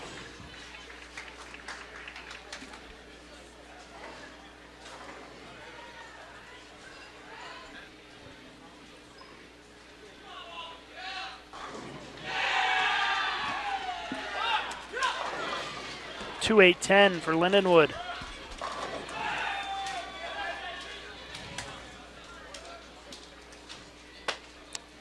Open frame here by Lindenwood would give Notre Dame College just a 13-pin deficit. 14-pin deficit with 2 frames to go, so Notre Dame College still hanging in there this game. West Texas A&M trying to avoid elimination has the front 5 against Midland, and Midland is struggling. Big shot here for Notre Dame. Rolls the 3 out, but leaves that 10-pin standing. 2-8-10 for Lindenwood. Gets the wood. 14-pin lead for the Lions with the 2 frames left. They'll look to just match whatever Notre Dame College does in these final 2 frames to lock up the victory. West Texas stopped striking after the front 5. And they still hold a big lead the halfway point of that game as Notre Dame just barely makes that 10-pin. 9th frame for Lindenwood.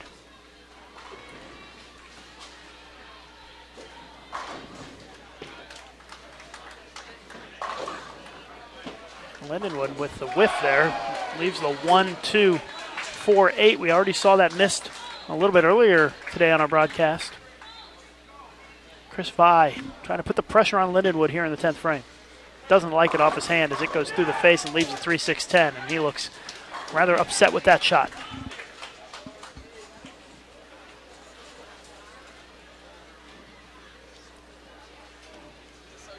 Lindenwood just going to need to stay clean here. Makes the spare. The best Notre Dame college can shoot is 185.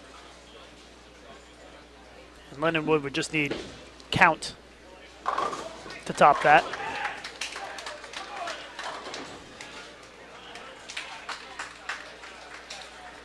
Seven pins on the first shot should be enough. And he gets 9. It's enough for the win for Lindenwood. And we will be tied at 1.5 each.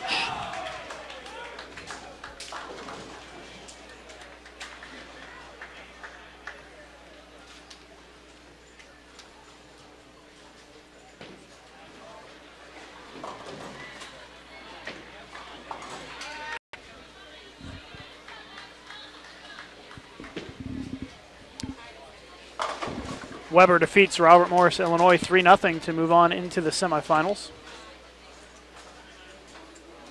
They will take on the winner of Midland and West Texas A&M.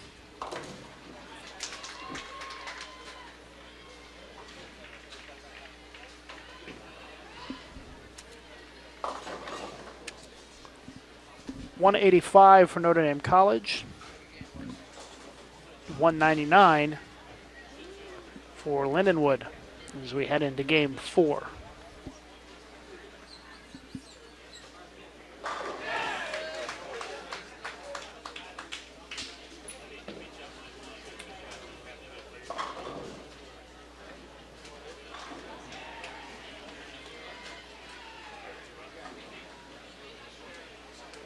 Notre Dame still holds a 16-pin advantage in the total pinfall in this match against Lindenwood, and that'll come into play if we tie at 2 games apiece. One of these teams is going to have to win the next 2 games to lock up the title. I'm sorry, not lock up the title, lock up the spot in the semifinal. But if they each win 1 game, then it would go to total pinfall.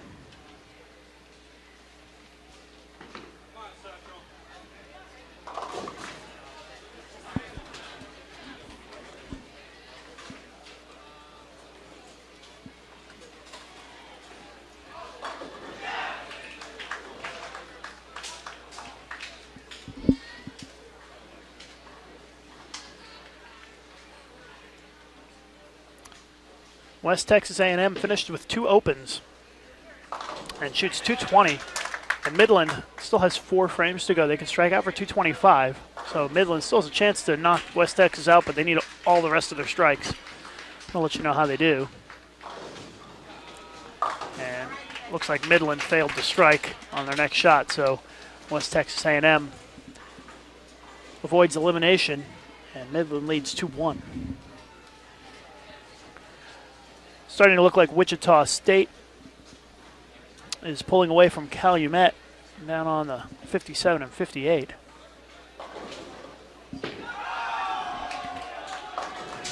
So it looks like Wichita State's going to advance 3-1 over Calumet.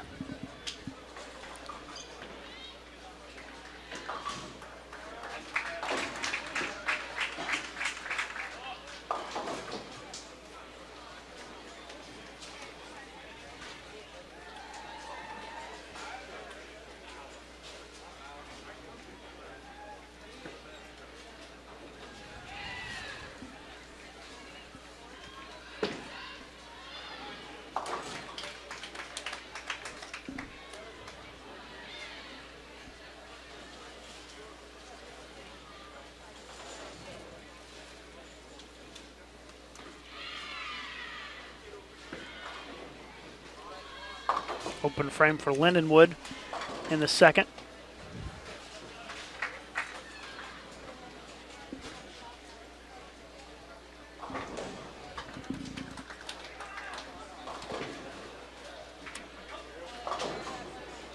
And a 2-8-10 for Notre Dame. They lead by 13 if he can make the spare. Unlikely though, so be pretty even after 3 frames, pending a mark here by Lindenwood.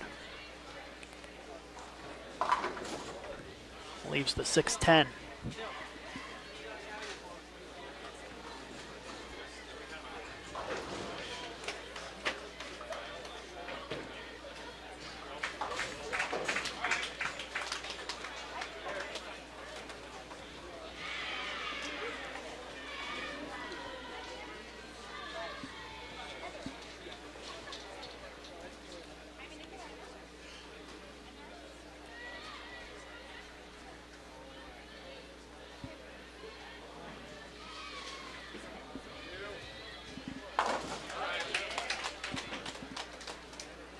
Notre Dame College leads by 2 after 3 frames.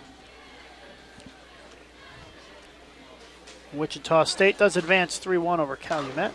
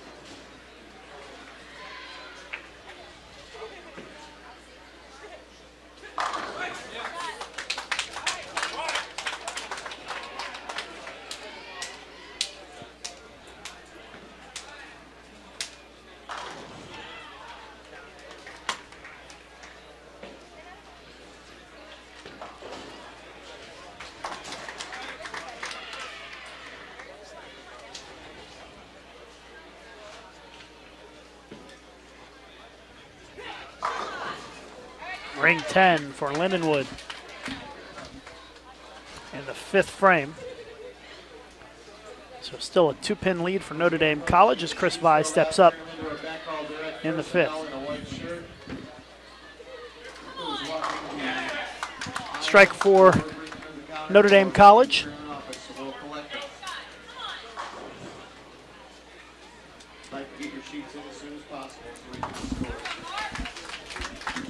West Texas A&M wins the 3rd game 220 to 205, and they will go to a game 4 with Midland leading 2-1.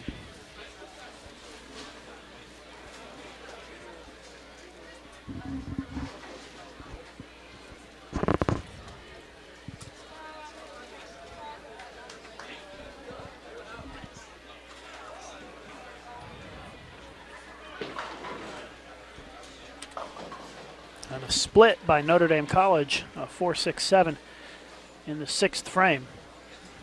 As Lindenwood looks posed to take the lead here.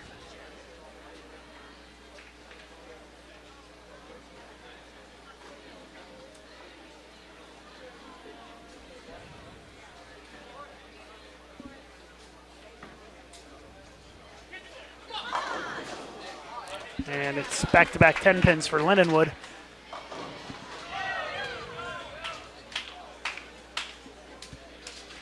Still looks like they'll have a slight lead going into the final 4 frames, as Notre Dame College has an open in the 6th frame.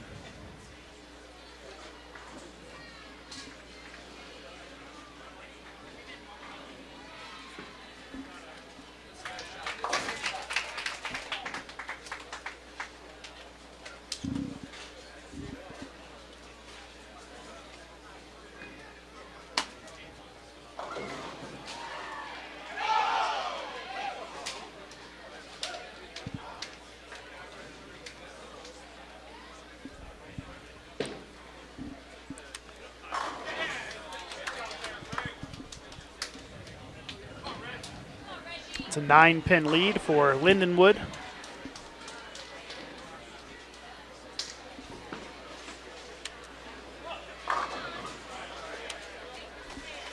That'll cut the lead down to 7.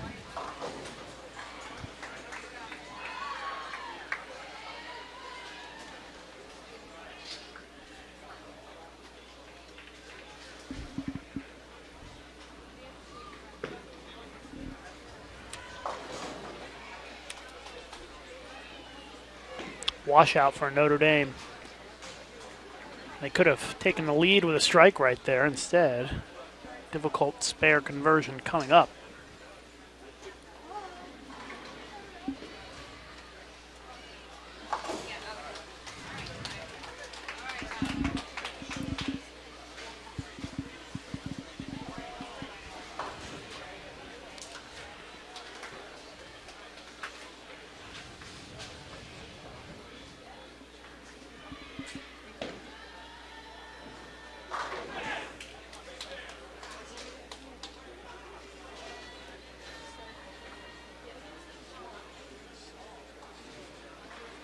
Eighth frame for Lindenwood.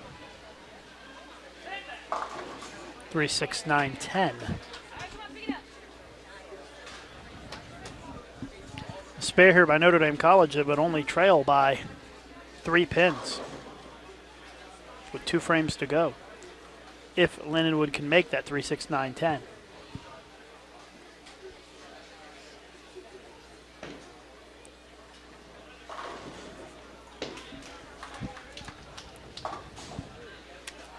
And they make the substitution and it doesn't pay off. Open frame for Notre Dame.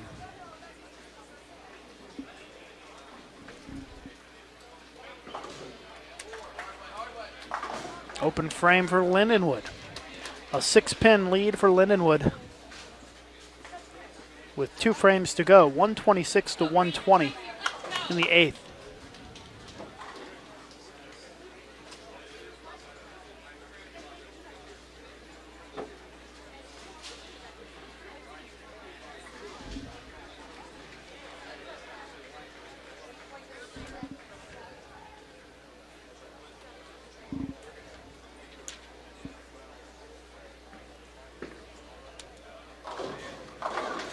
There's a strike. After a little bit of a dry spell there for Lindenwood, they finally find a strike in the 9th frame.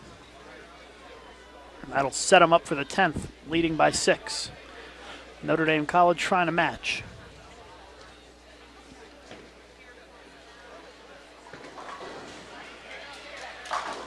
Oh, it's a wicked 10-pin.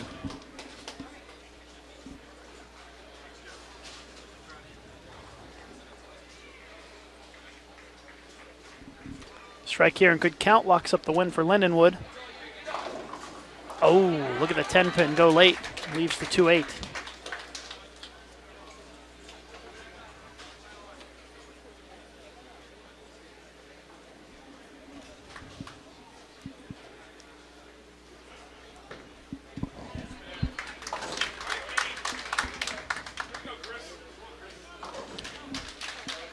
Well, we can make the 2-8 here.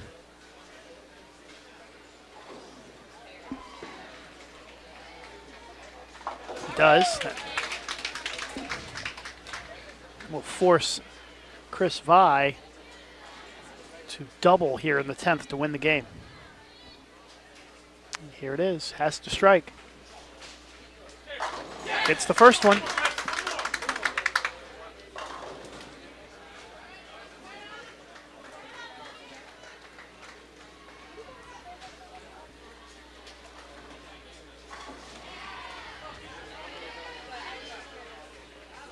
Max score for Lindenwood as they have one more ball to go, 66.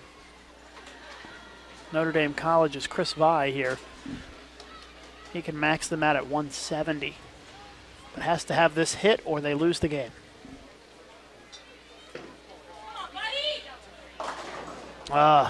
Goes left, leaves the 6-9-10, and Lindenwood is going to win this game.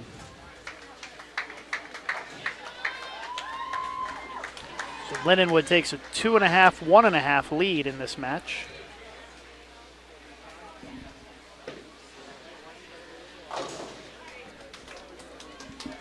Just needs 5 pins on the fill ball here.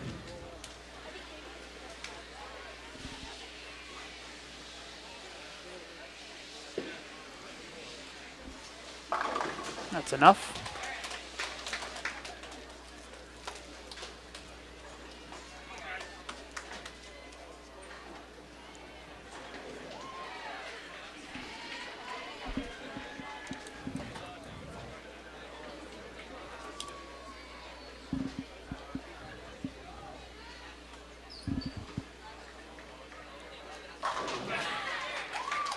So it's 2.5 for Lindenwood, 1.5 for Notre Dame.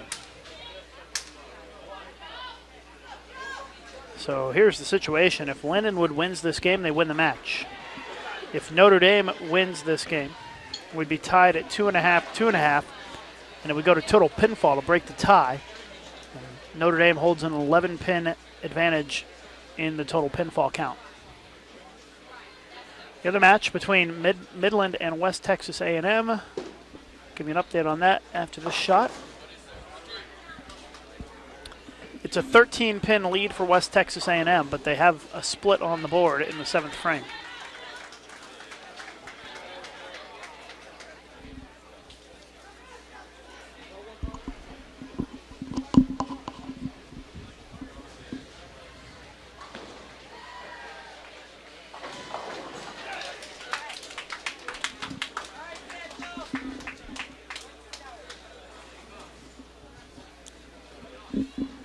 West Texas A&M with a 2-pin lead with 3 frames to go. They trail in that match 2-1.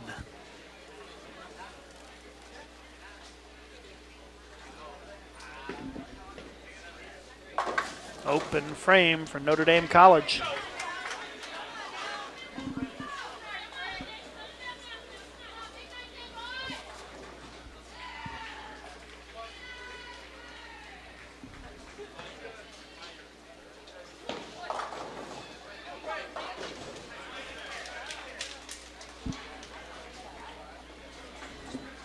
Midland with an open frame down there against West Texas, so West Texas now up by 14.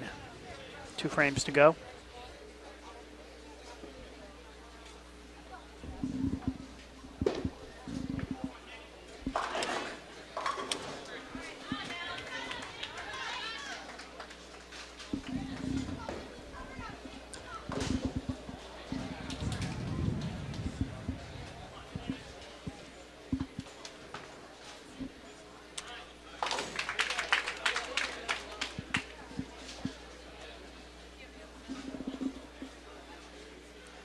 Now West Texas opened again, so they lead by 3 with 2 frames left. And there's an open frame again by Notre Dame. Lots of open frames out there. 22-pin lead for Lindenwood as Notre Dame College is open with back-to-back open frames.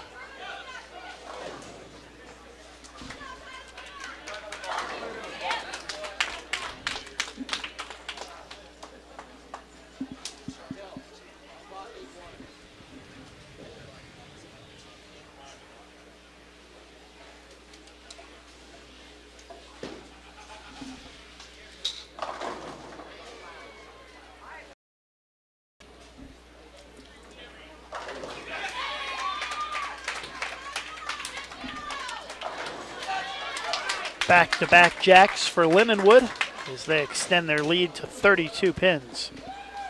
And the potential for it to be even bigger as Notre Dame College faces a 4-5 here. And it is an open frame. 3 open frames in a row for Notre Dame College as they have fallen into a huge deficit here early on.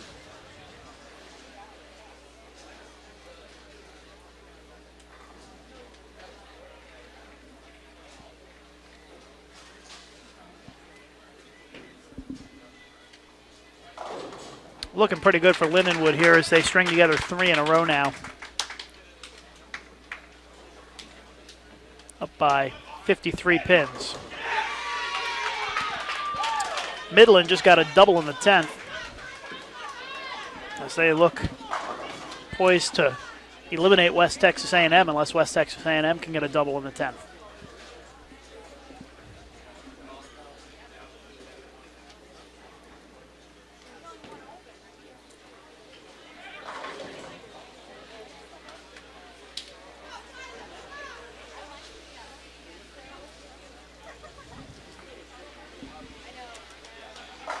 Another strike for Lindenwood. That's 4 in a row. They are well on their way to a win here against Notre Dame College.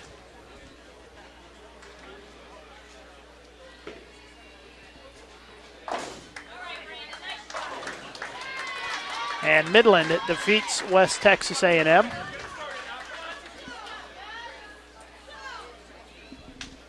So Midland moves on in the bracket, and they will take on Weber.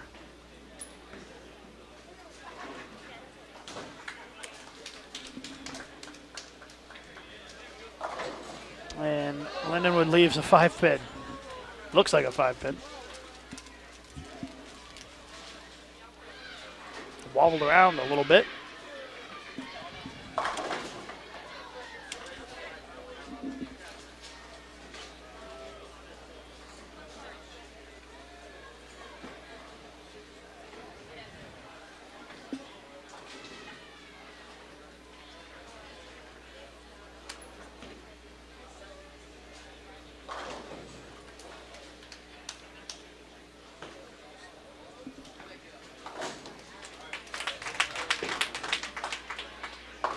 It's a 63-pin lead for Lindenwood halfway through the game.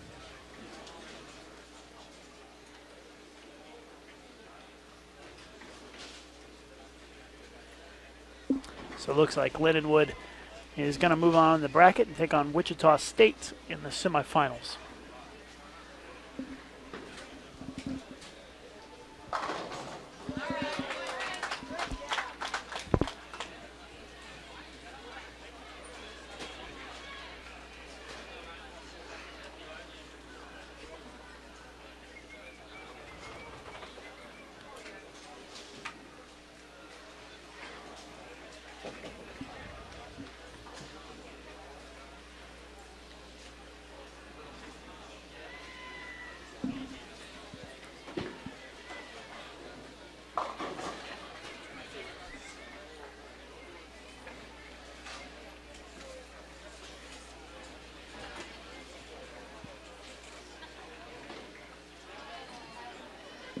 And Lindenwood at this point doesn't even need a mark in their final couple of frames here. And they take the crossover strike for the Brook with the Brooklyn there. And so we will take a commercial break as we gear up for the semifinals here live on Bowl TV coming up in just a few minutes. Stand by. We'll get everything set and ready to go for the semifinals here. Stay with us. Back in just a couple of minutes. This live event is brought to you in part by the Yes Fund. The Youth Education Services Fund is a joint initiative of the bowling industry dedicated to development and marketing of youth bowling at all levels. The Yes Fund is generously supported by its founding partners: Brunswick, Columbia 300, Ebonite, 900 Global, Hammer, Cubica AMF, Rotogrid, Storm, and Track. For more information about the Yes Fund, contact Chad Murphy at the Bowling Proprietors Association of America.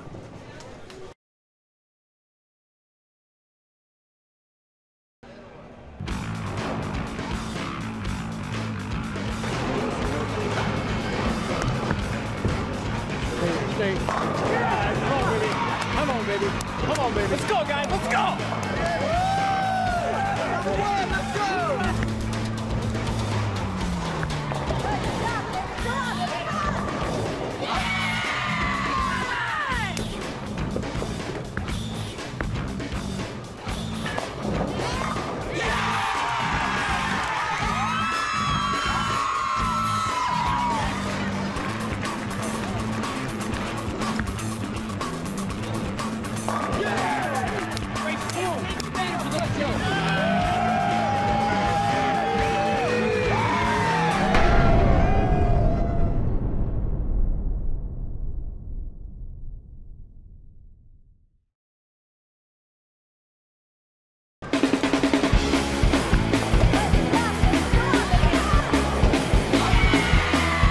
Bowl TV has a new address. All of the video features, coaching tips, and live events you've been watching for years are still available on bowl.com, but now there's a new YouTube home for all things bowling. Bowl TV has its own channel, and it's so easy to find. YouTube.com/BowlTV. That's it, and you never know what you'll see.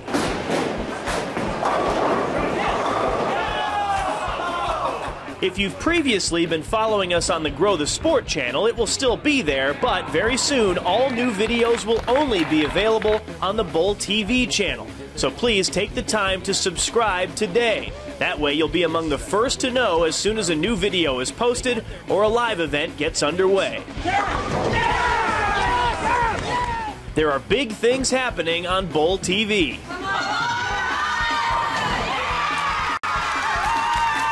Don't miss a minute. Click on subscribe and let the good times roll.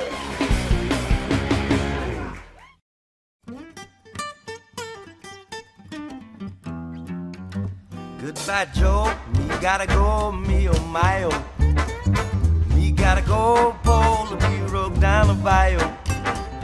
My chili sweet for me, me oh my oh. Son of a gun, we're gonna have big fun on the bayou.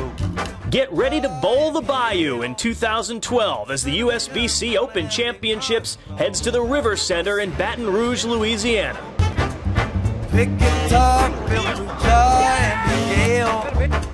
Son of a gun, we're gonna have big fun on the bayou. Bowlers return to the Cajun capital for the first time since 2005, and the city of Baton Rouge is ready to roll out the red carpet for all bowlers. In the Cajun capital of food and fun, there's something for everyone in Baton Rouge.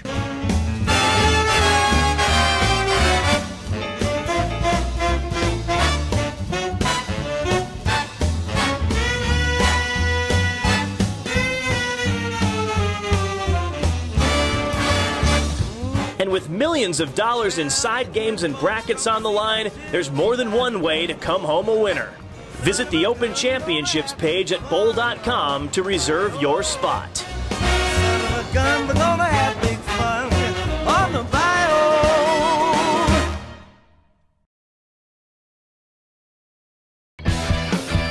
In 2012, the Women's Championships returns to the most prestigious venue in the sport, the National Bowling Stadium in Reno, Nevada. Bowlers are headed back west in 2012, and they will find plenty of off-the-lanes fun in the city of Reno. Downtown Reno has a new sports and entertainment development next to the bowling stadium. If you bowl early in the year, enjoy some of the best skiing in the country. In the spring and summer, Lake Tahoe provides a breathtaking outdoor escape, and championship golf courses are just minutes away. The Reno Sparks Convention and Visitors Bureau, Reno area hotels, and USBC Travel will be there to make sure your team's trip to Reno is a memorable one. And with an expected prize fund of more than $2 million, there's plenty of ways for you to cash in on the lanes.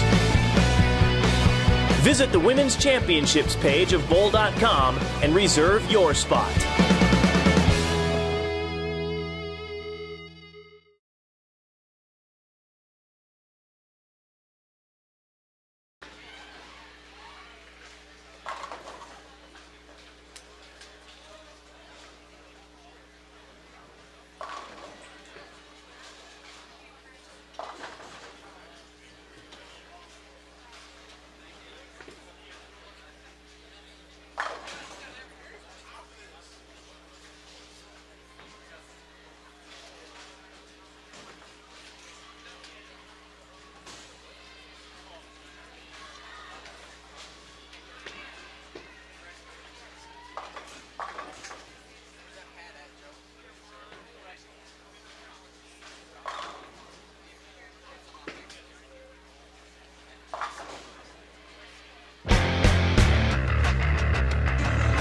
Are you a VIP?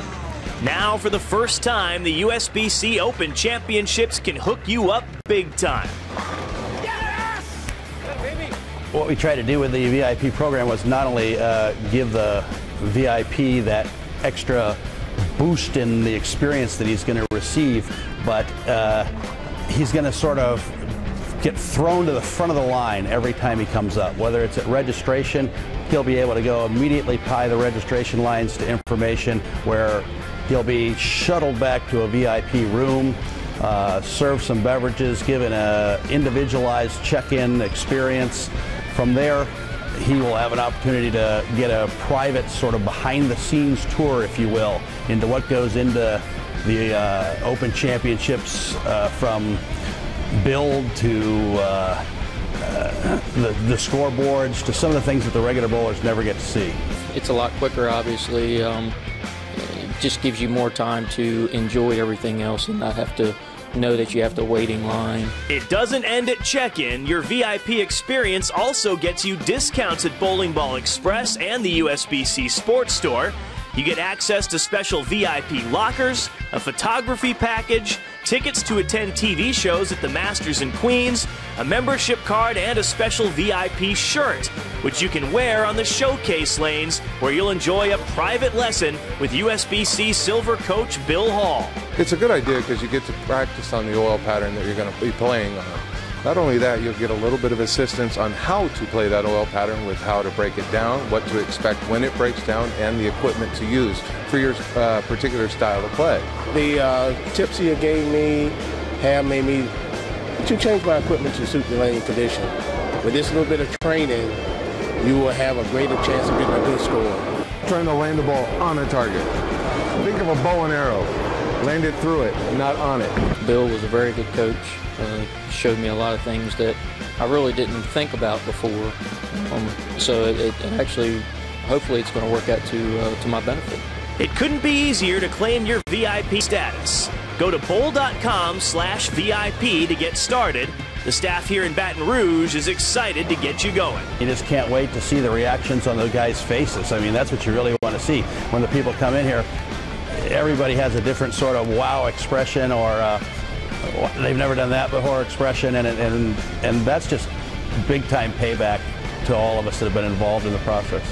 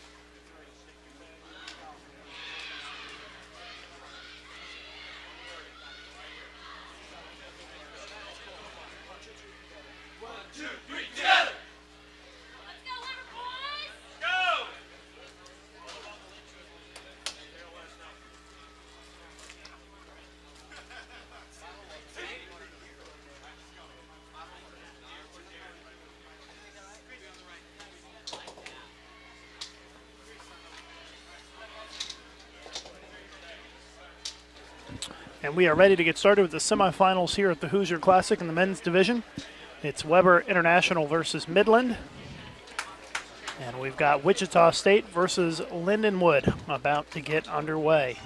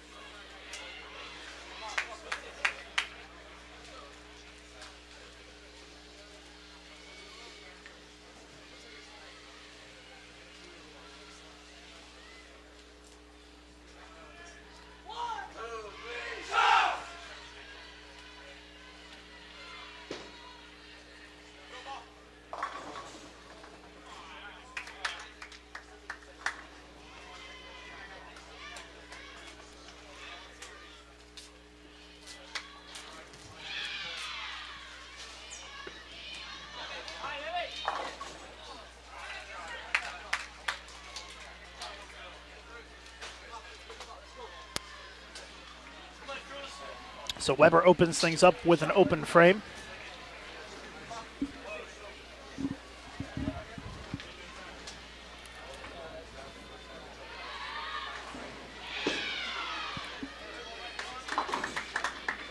And then Midland takes a slight lead in this match.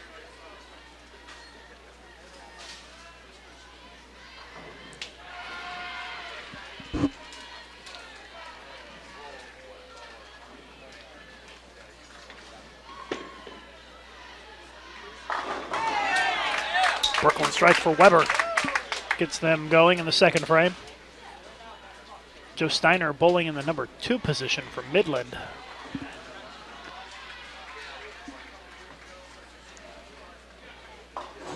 Leaves a washout. First frame for Lindenwood. And it's a 2-8-10. You can see Wichita State left a 10 pin on their first shot.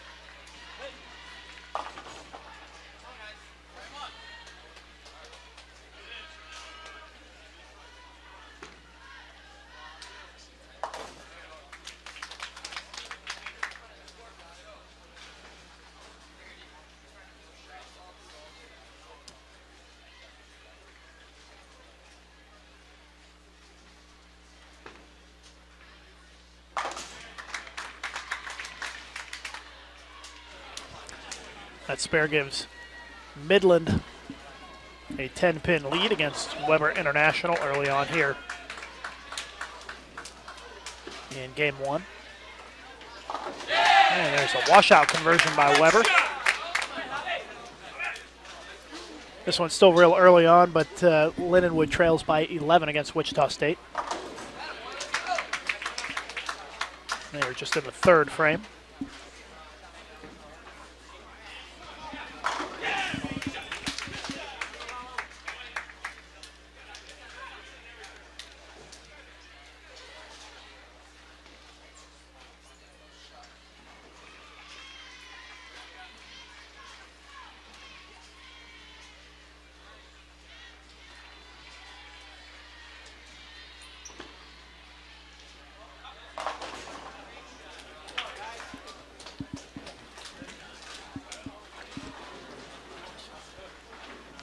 They are just finishing up the women's results after game number 8, and those should be updated in a little bit. They're in the middle of their final game right now of qualifying, and then the women will come down here and we'll have them for their bracket play in just a little bit. Once the men get done, they will re-oil.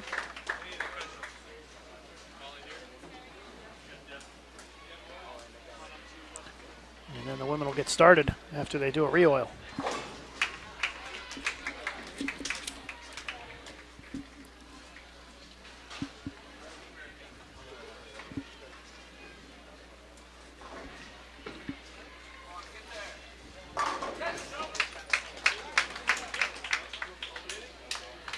Three in a row for Lindenwood as they take an 11-pin lead. Midland with an open frame in the 5th. Tyler Cruz with the open. They still lead by 1, pending a spare by Weber. Weber facing another washout, their third washout of the game.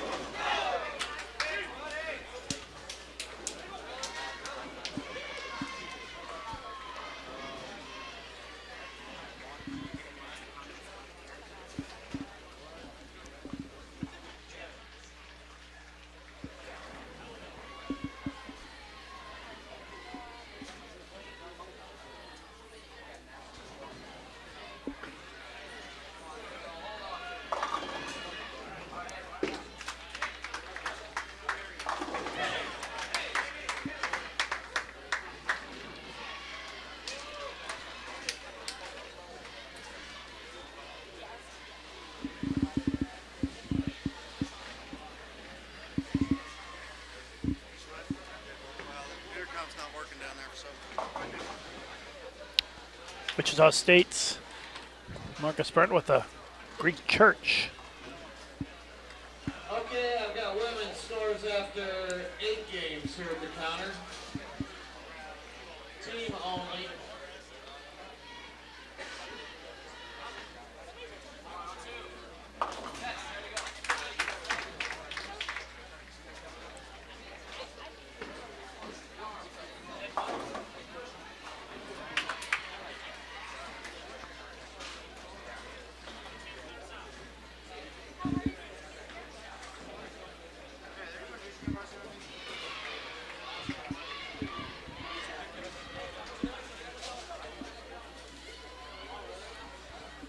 Lindenwood up by 21 against Wichita State as they wait to clear the deadwood on that pair.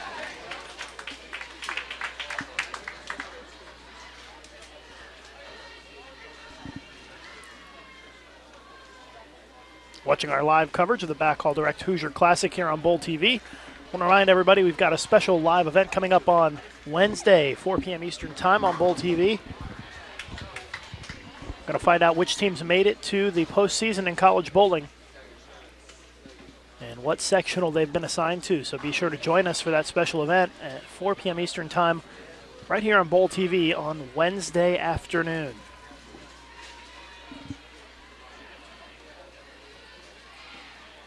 Lindenwood can increase their lead with a strike here for a double.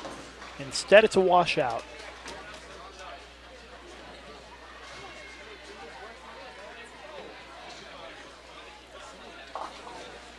and an open frame for Wichita State. So things not going well for Wichita State here this game. They trail by 32 pins. And finally somebody's here to take care of the dead wood.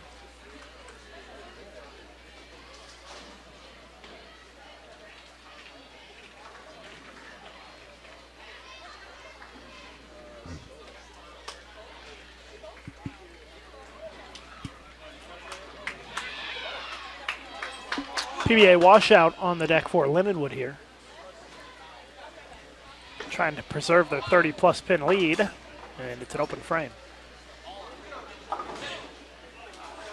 And Weber International with an open in the 5th. They trail by 12.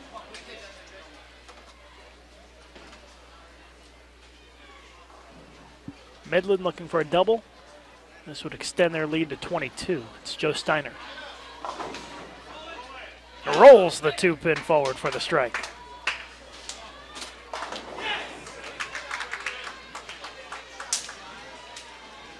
Devin Bidwell gives Wichita a strike in the 7th frame.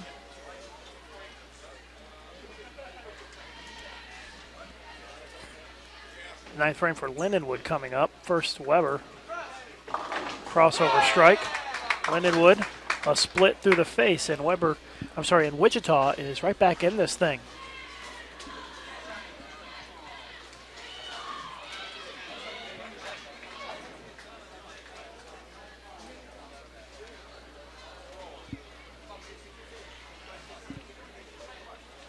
Midland looking to extend their lead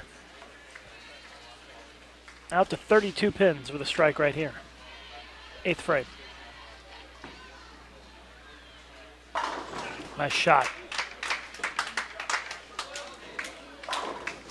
And Wichita State misses the head pin left.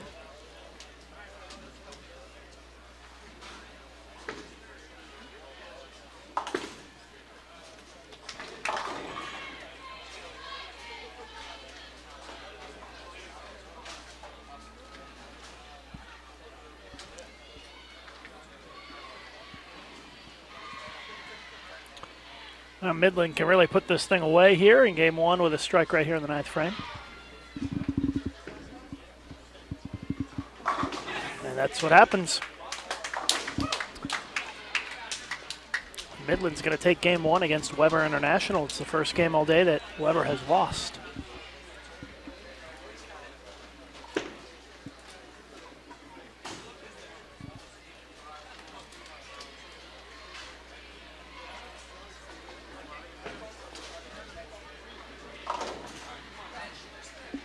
Bucket for Lindenwood. Wichita State can actually still win this game, even though they just opened. They can max out at 183. They have the 9th and the 10th to go. If they get all 4, they'd shoot 183. Lindenwood, with a spare and a strike here, would only shoot 180. So still a chance for Wichita State. They need a strike right here, though. Now they get the first one of the that they need. They're going to need a double in the 10th. Out of Marcus. And that's assuming that Lindenwood converts the bucket here in the 10th frame. And he does. Textbook conversion there.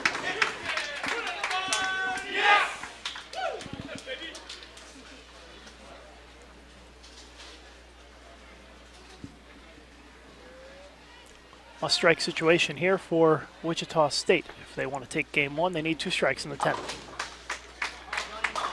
First one's good.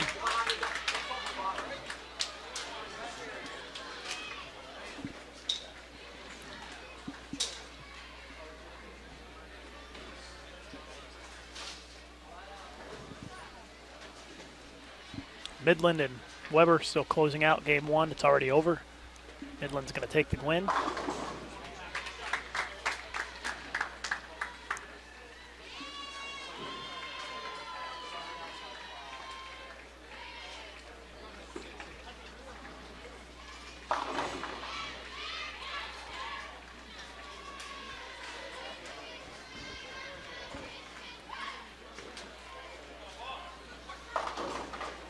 Does not get the strike, so Lindenwood's going to take game 1.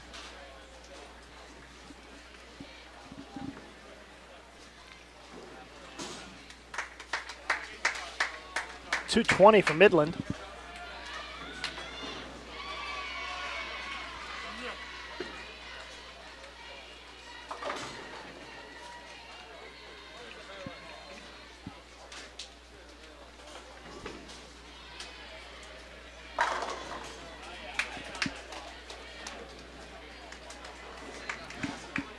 .180 for Lindenwood. They're going to win 180 to 171, pending the spare by Wichita State.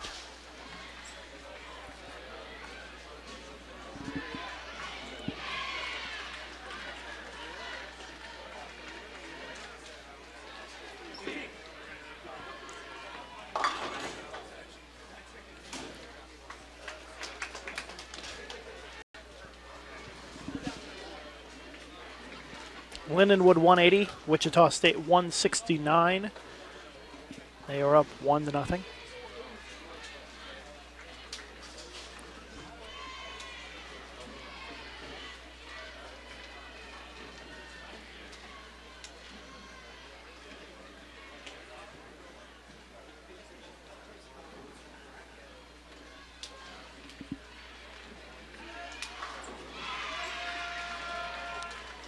I want to thank everybody for tuning in this afternoon for our live coverage of the finals here at the Backhaul Direct Hoosier Classic.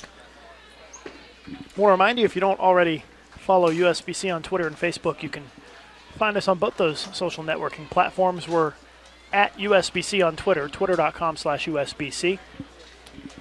And on Facebook, you can find us by going to facebook.com/USBC1. It's USBC and the number 1. If you want to track me down, I'm on both as well. Twitter.com/Lucas_Wiseman, at Lucas_Wiseman, and on Facebook, Facebook.com/LucasUSBC.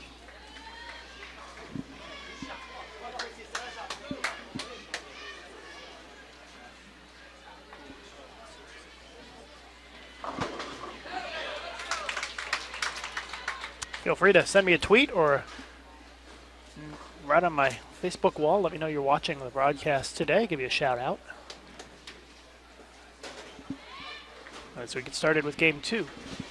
Weber lost game 1, 220 to 127, so a bit of a blowout in game 1.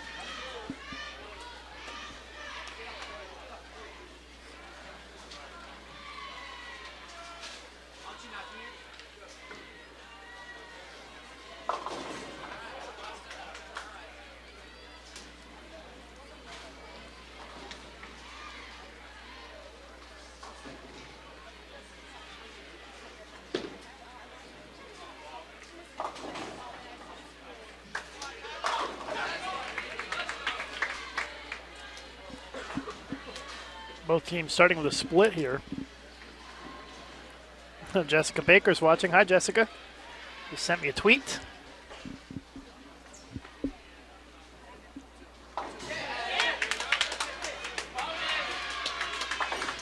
Lindenwood has started with a quick double. Wichita strikes spare to start game 2.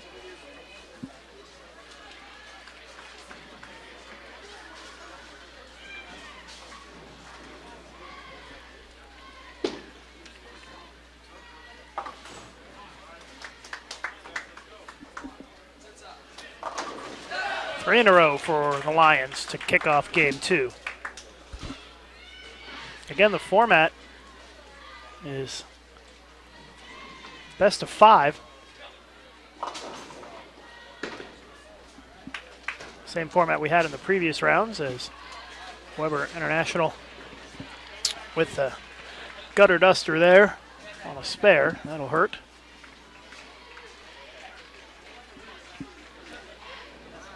CJ Huber sends me a tweet, says he's watching the live stream and cheering for Midland. Reason to cheer right now. They're up 1-0 on Weber International.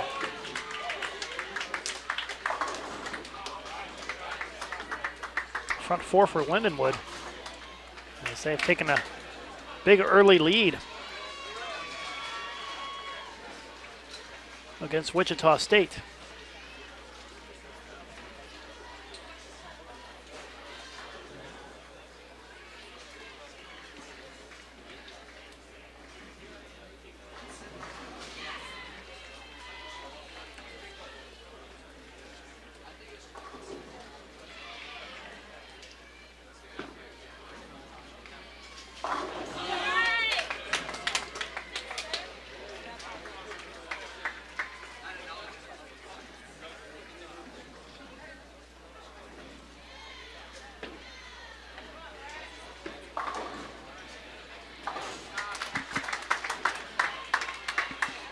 1-pin lead for Midland after 2 frames. I'm sorry, for Weber after 2 frames.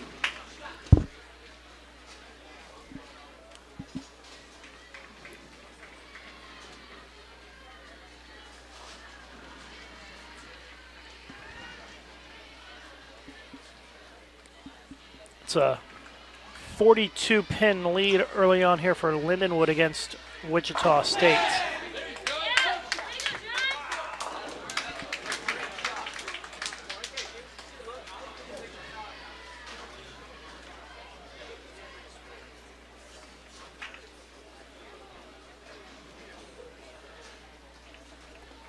Just got a tweet from Wes who says he's cheering for Weber. Says Gary Faulkner, his boy, they bowl in Tennessee together. Thanks for watching, Wes.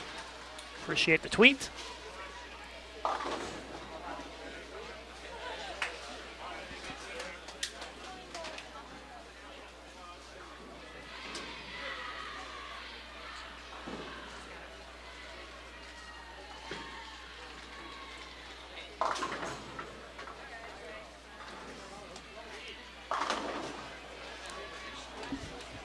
Lindenwood with a single pin leave there. They still have a really huge lead halfway through game 2. They already lead the match.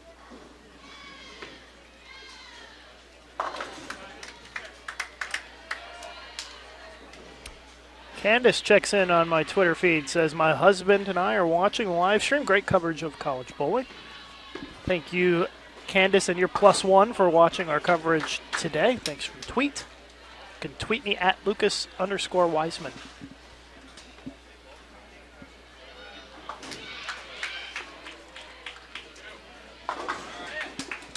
We're in the semifinals of this year's Hoosier Classic. One of these 4 teams is going to take the title in the men's division.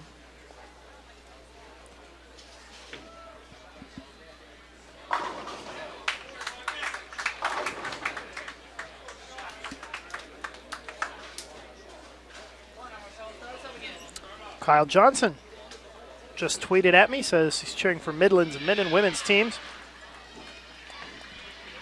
Thanks for watching, Kyle.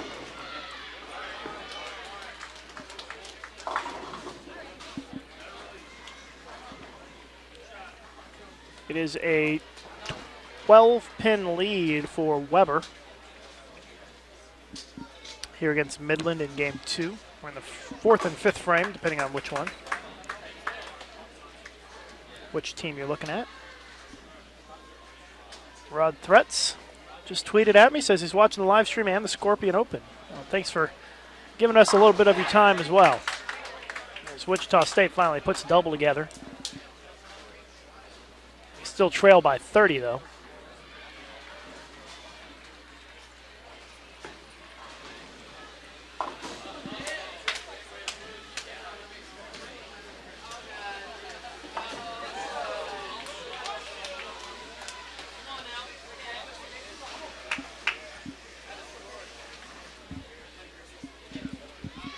Fifth frame for Midland.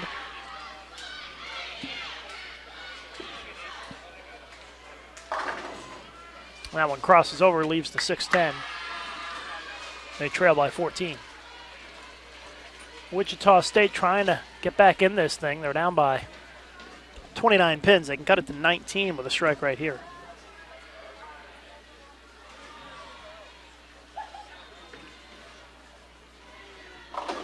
And Devin Bidwell, the former Junior Team USA member, with the strike for a 3-bagger.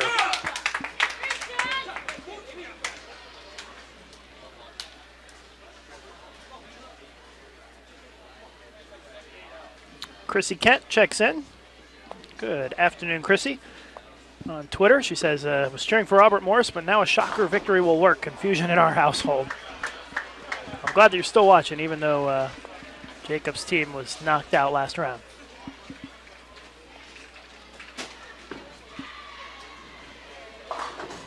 While we were away, Midland with a whiffed spare in the 5th. They now trail by 26. Big shot here for Wichita. And it gives them 4 in a row. They're mounting a comeback here.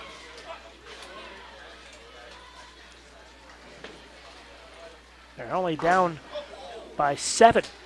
And actually, with the open frame, Wichita now in the lead.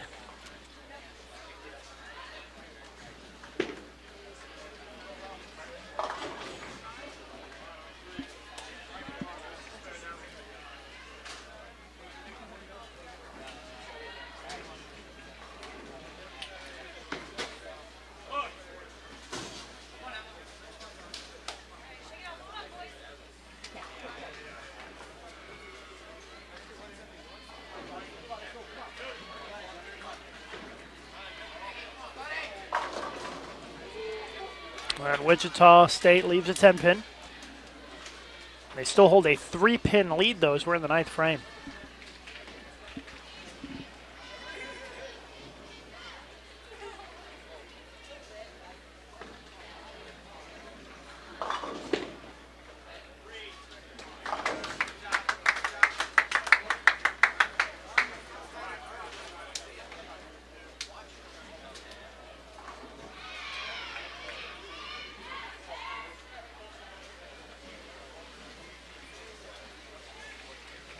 It's a baby split.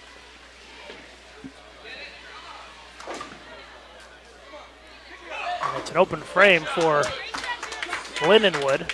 Things looking good for for Wichita State now. Makes the spare. They hold a 14-pin lead going into the 10th frame. A 2-10 split for Midland. Open frame here, they trail by 27 pins with 3 frames to go.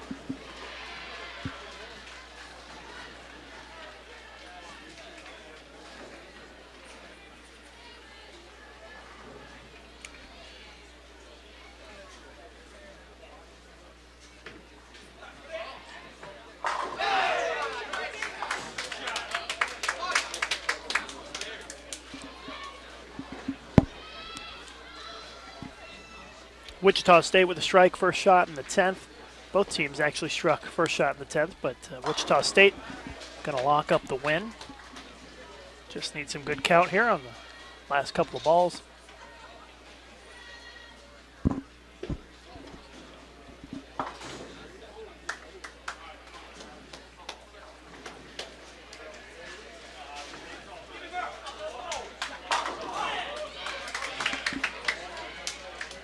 Malin just tweeted at me.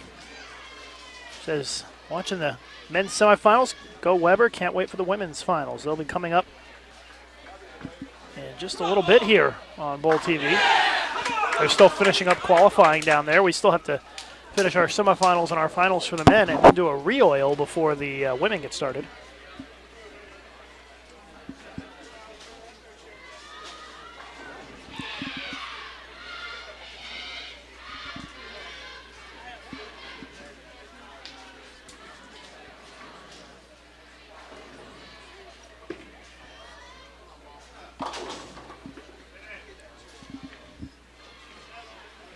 Midland looking for a little late love on the 10-pin, doesn't get it.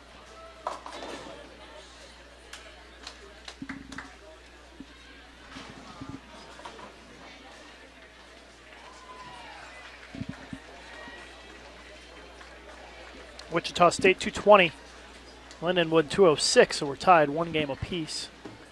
And Weber International is going to win this one. And tie it up at 1 game apiece with Midland.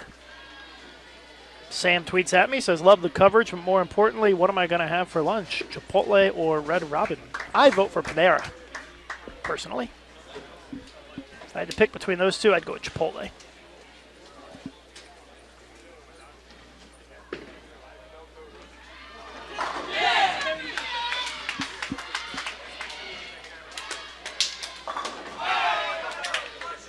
Wichita State starts with a strike here in game 3.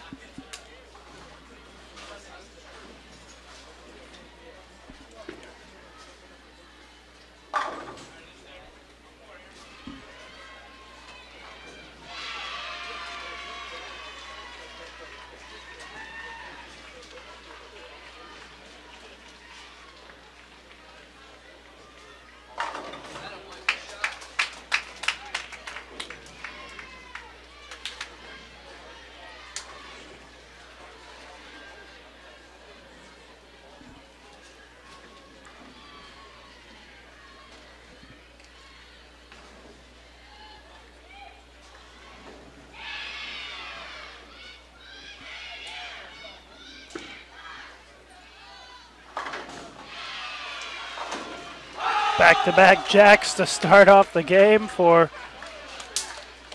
Wichita State. And this game just finishing up here, waiting for a final tally between Midland and Weber in game 2. It's going to be a Weber win.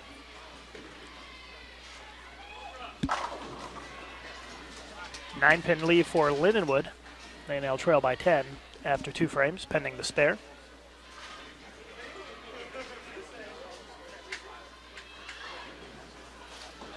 I want to remind everybody our live coverage will continue here with the women's bracket play. Once the men are finished, they'll re-oil the lanes that we need, and we'll get started with the women's competition. They were scheduled to begin at 4, but it's obviously going to be much later than that before they get underway. And don't forget, on Wednesday at 4 p.m., we've got a special show for you here on Bold TV at 4 p.m. Wednesday, Eastern Time. Tune in, because we're going to announce which teams have advanced to the postseason and consignment show, and it's going to be right here on Bowl TV coming up on Wednesday at 4 p.m. Eastern Time.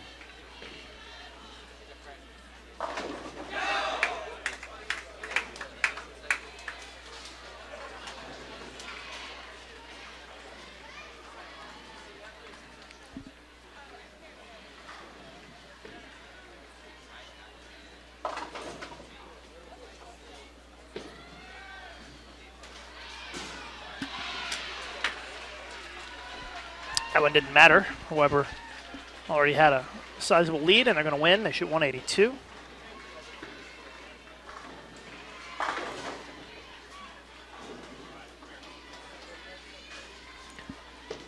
And Midland, 142. Looks like that left lane not very favorable in this matchup right here between Midland and Weber. As Wichita State looks for the front 5, and they get it. Marcus, the Swede, gets them the front 5. The two games on that left lane in our matchup between Midland and Weber. Weber shot 127 on the left lane the first game, and then Midland went over there and shot 142. Doesn't look very friendly, that's for sure.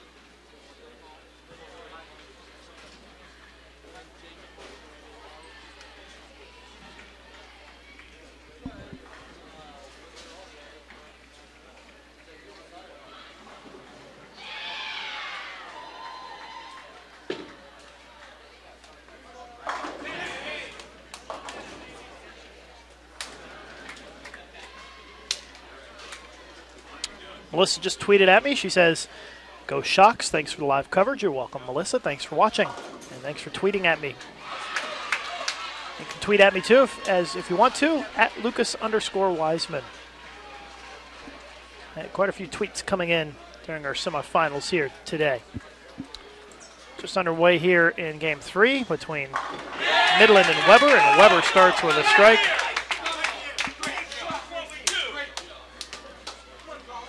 Both teams with a strike to start things off. Weber trying to get themselves a little motivated over there. Wichita's run of strikes comes to an end with the front 6 after Devon leaves the Greek Church in the 7th, but they still have a sizable lead.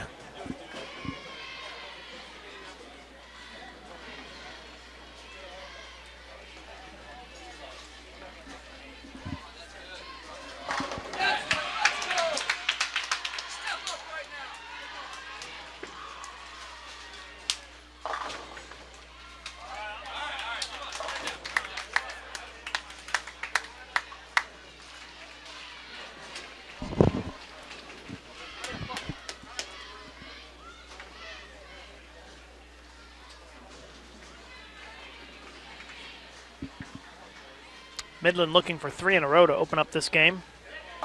They've got it.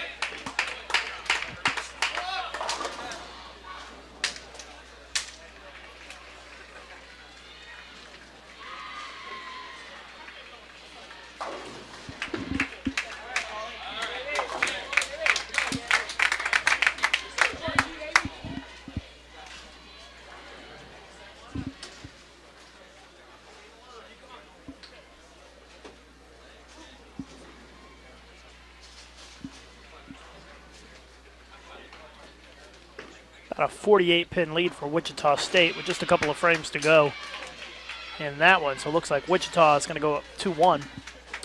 Midland looking for the front four. 9-pin.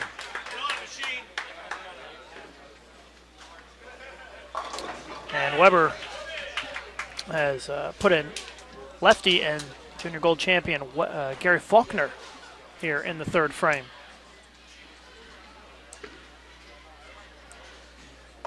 Coaches, as we begin to wrap things up here in the final frames of this last set for the women, please leaves the washout. Look for a back call direct volunteer in a white shirt. Get the score sheet to them as quick as possible. Wichita State closing out a Game 3 victory. Get the scores tallied so we can move on. We'd like to thank everybody once again for coming. Those of you that have want to leave, good luck and have a safe trip home.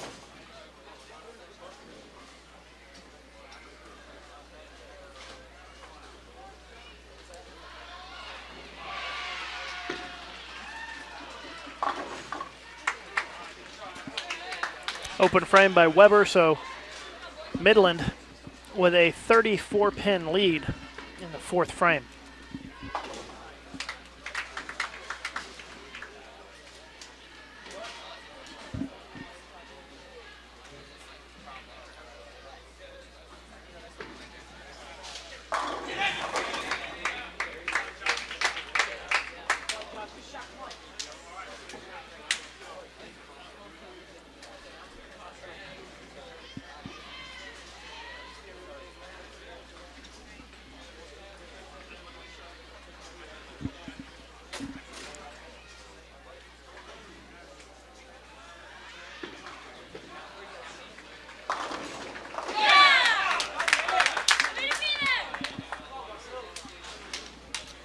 Strike on the board for Weber in the fourth. They still trail by 34, but they'll have a chance to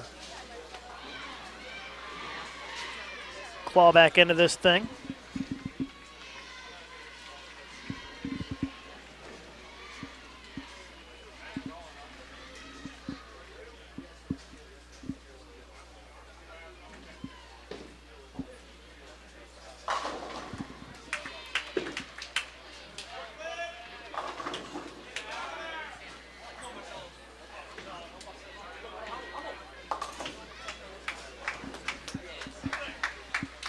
Opportunity here for Weber, looking for the double. And Marcelo leaves the bucket.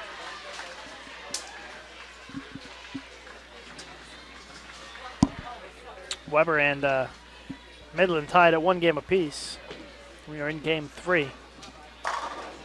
Wichita State has taken a 2-1 lead on Lindenwood. 231 to 166 in game 3. That one just went final. Open frame for Midland in the 6th frame will give an opportunity for Webb International to lower their deficit a bit here. But it's an open frame for Weber in the 5th.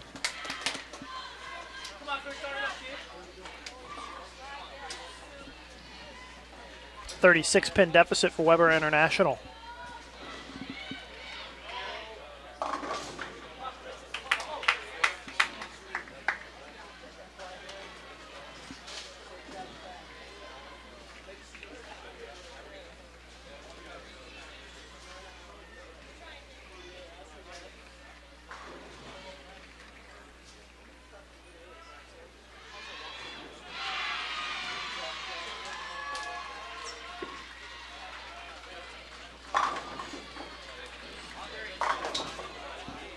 Game 4 now underway.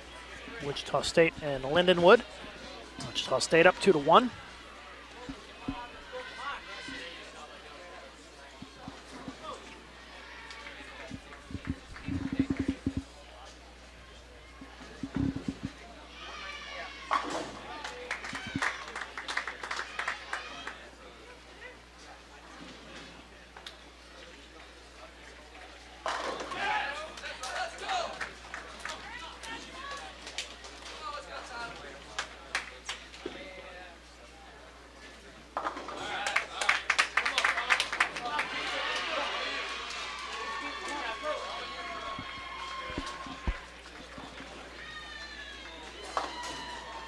Open frame for Wichita State.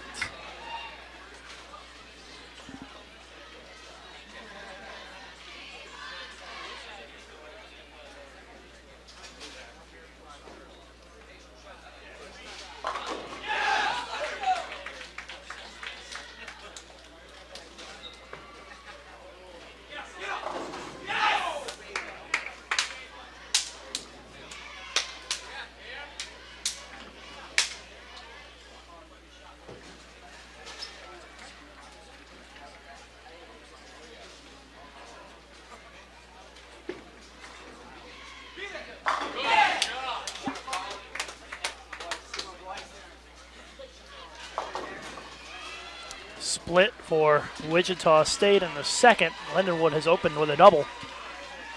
So Lindenwood out to a big lead.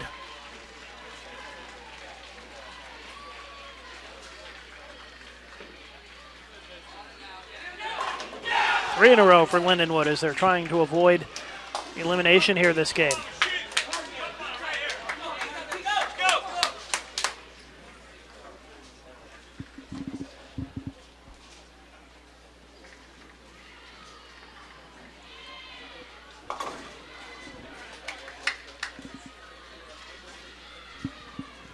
Eighth frame for Weber. They trail by 36.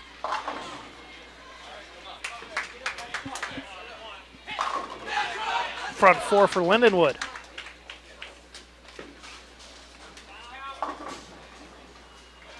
Wichita State has started with back-to-back open frames.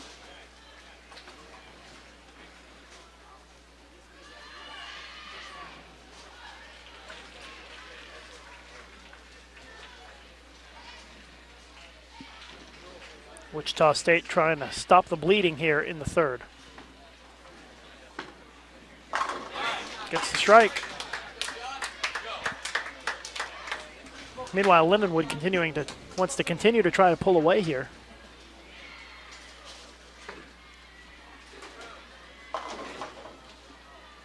Instead, it's a 4-9 split in the fifth, so that'll end the string of strikes. Women's standings now updated on bowl.com.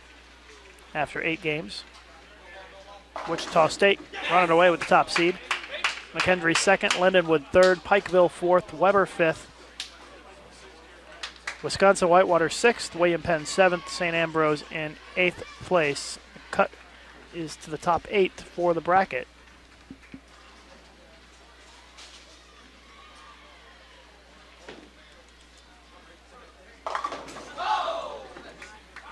Back-to-back strikes for Wichita State.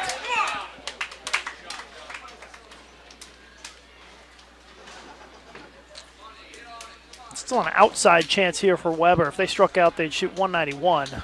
Midland already got the first one in the 10th here from Cruz, and he just needs 9 pins on 2 shots to shut out Weber. So 9 or a strike here gets the shutout. And there's the strike.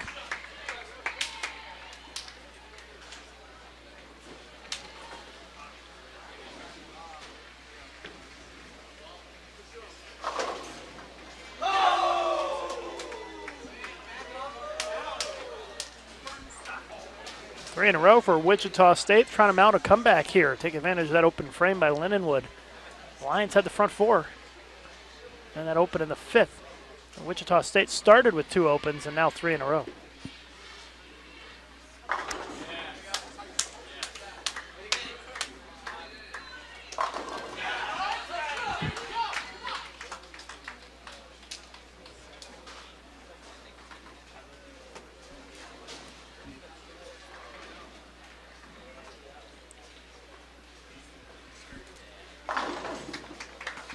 Fill ball there for Midland as they shoot 202.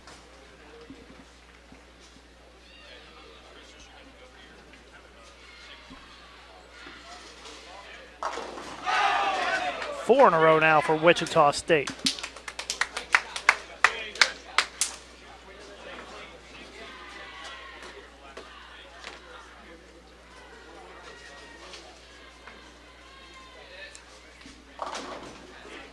And a bucket for Lindenwood in the 7th.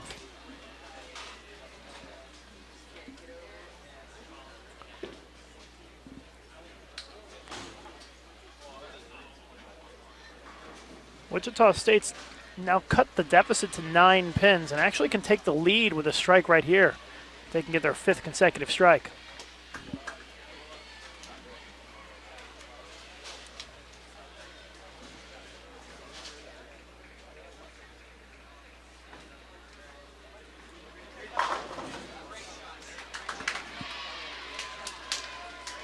Instead, it's a single pin leave. It's the 10 pin for Devin Bidwell.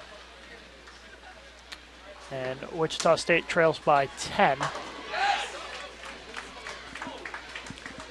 with 3 frames to go, pending the spare by Bidwell.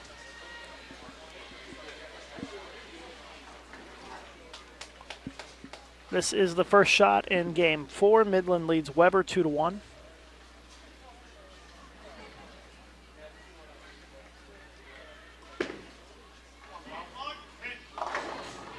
Starts off with a 10 pin and had a pin rolling around in front of it, but it doesn't get to it. 10 pin leave for Lindenwood in the 8th.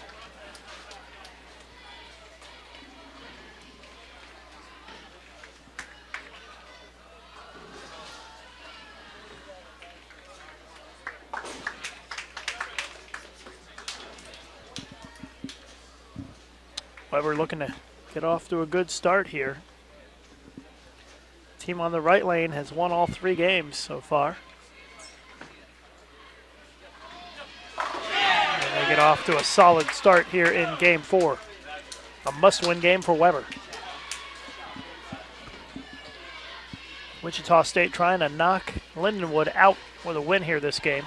And they are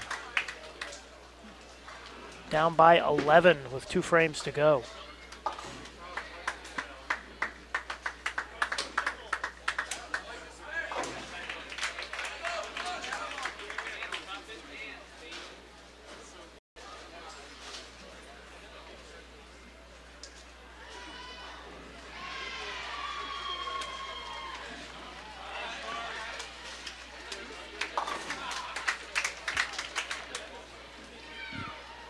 So 2 frames left here in Game 4 between Wichita State and Lindenwood. Lindenwood on the left lane, Wichita State on the right lane. We'll leave it here for the rest of this game, as we've got a very close finish here. Lindenwood up 11, 9th frame. There's a great looking strike there for the Lions. And that puts all the pressure on Wichita State to answer if they want to try to have a chance to mount a comeback and win this game in the final frame.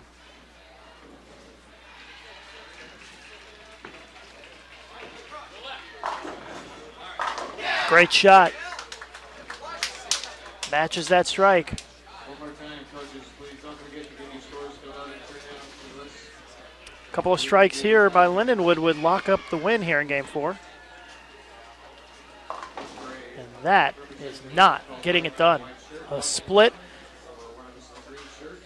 And the entire Lindenwood team looks deflated now. It's a 3-6-7-10 split.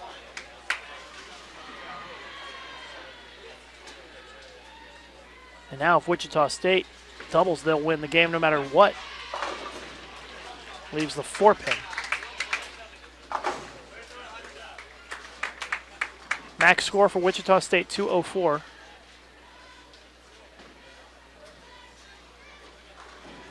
And if Lindenwood were to get 3 of those on the split, they would shoot 203. Very close finish here.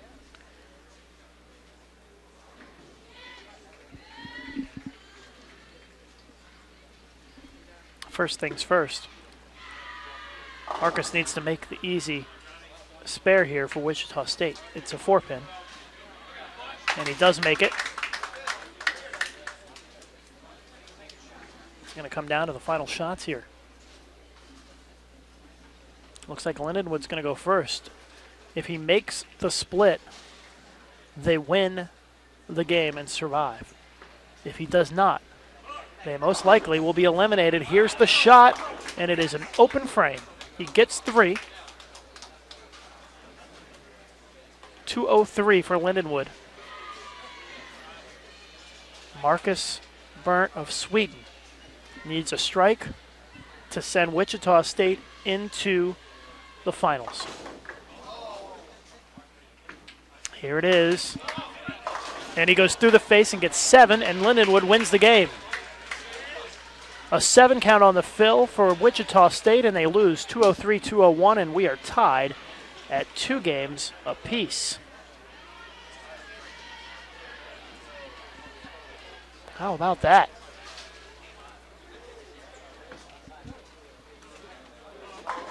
Now back over to the other semifinal, Midland and Weber International. Let's get you caught up on this one. It's a 2-1 lead for Midland. And Midland trails in this game by 24. They've had a couple of open frames in a row, and they get back on track with the strike in the 4th.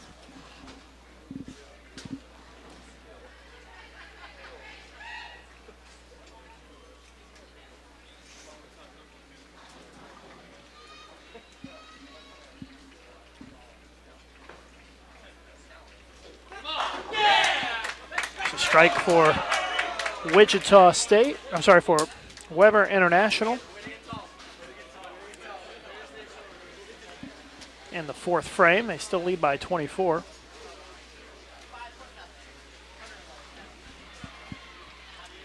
Now underway with our 5th and deciding game here between Lindenwood and Wichita State.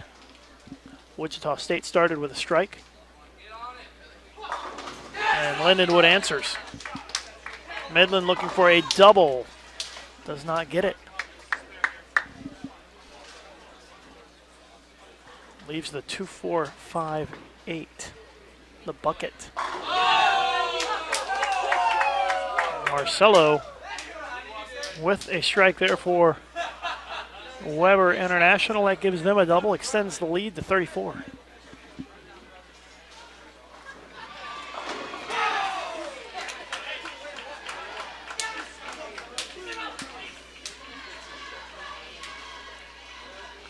Wichita State has a double to start this game. Lindenwood going to shoot a spare in the 2nd. Open frame for Midland. Could we have 2 Game 5s? Game 5 in our Wichita State Lindenwood matchup already underway.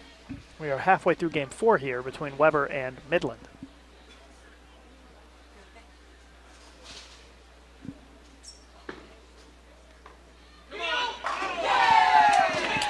Back to back to back for Weber. They lead by 58 pins.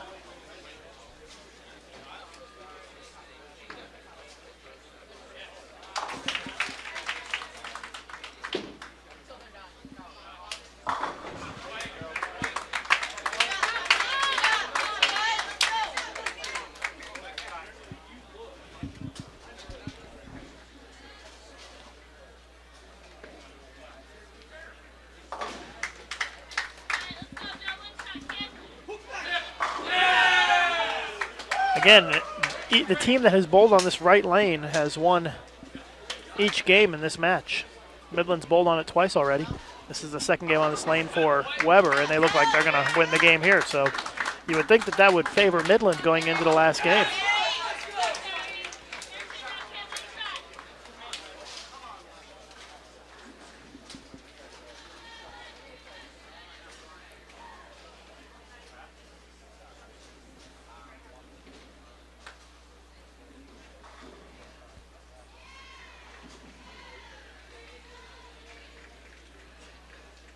Wichita State leads by 9 against Lindenwood.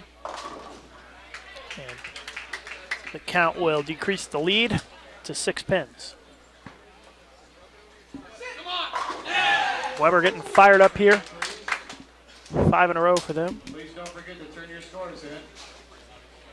We do not want to chase you down 465. Oh, a brutal 9-pin there, lead by Lindenwood.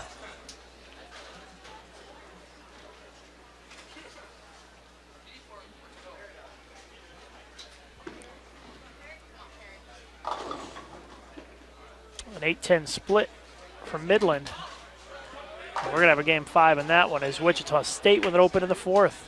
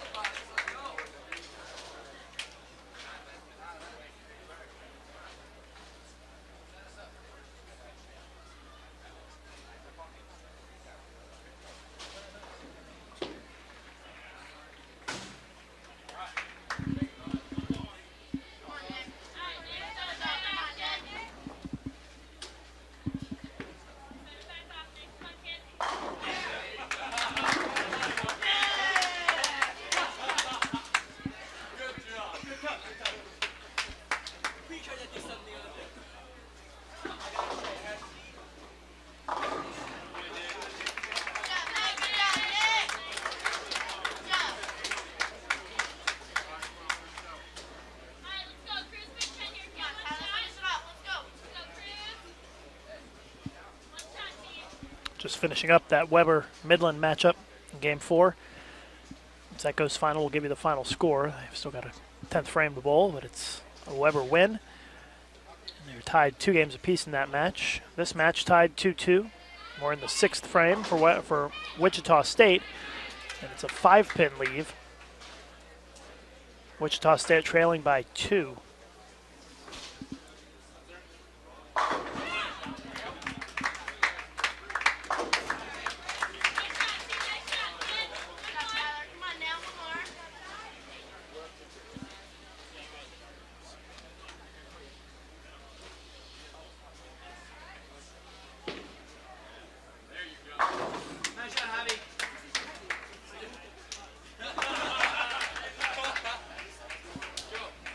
So still a 2-pin lead for Lindenwood.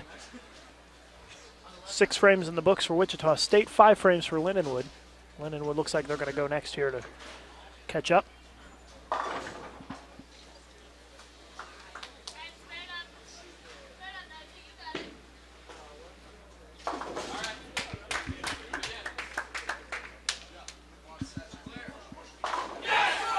There's a strike by the Lions. 4 frames to go in Game 5, our deciding game.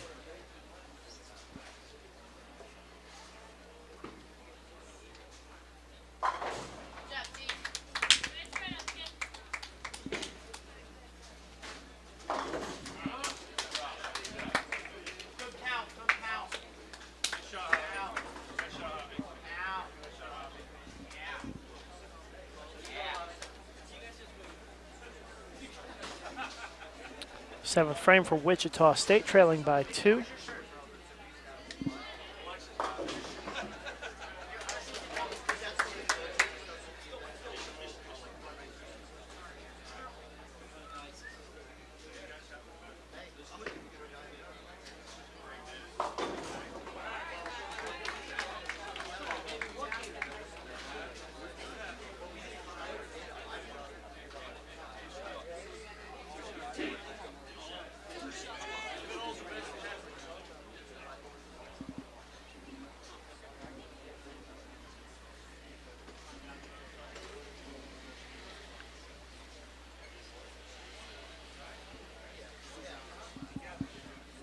Washout attempt here for Wichita State. And it's an open frame. So Lindenwood's lead is extended after the open by Wichita State.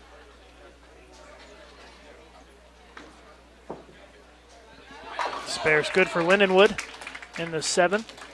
So now they lead by 17 with 3 frames to go in this deciding Game 5. Every shot critical for Wichita State now. There's a strike from the Canadian.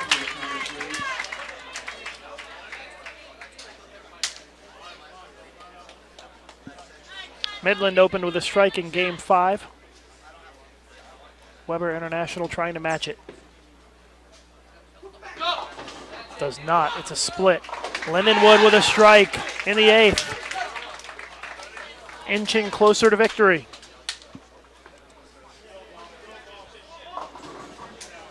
And a split for Midland. We'll give you an interesting stat on this match in just a moment. First off, a big shot here for Wichita. They can cut it to 7. No, it's a 2-4-5.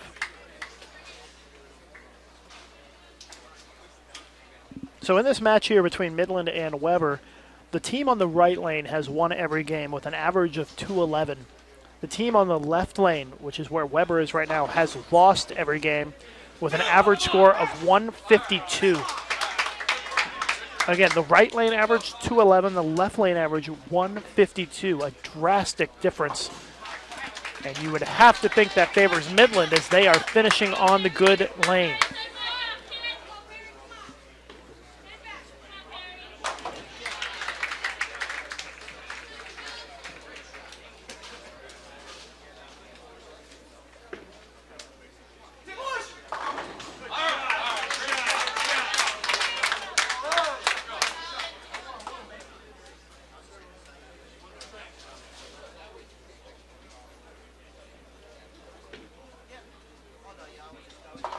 An open frame there by Lindenwood in the 9th.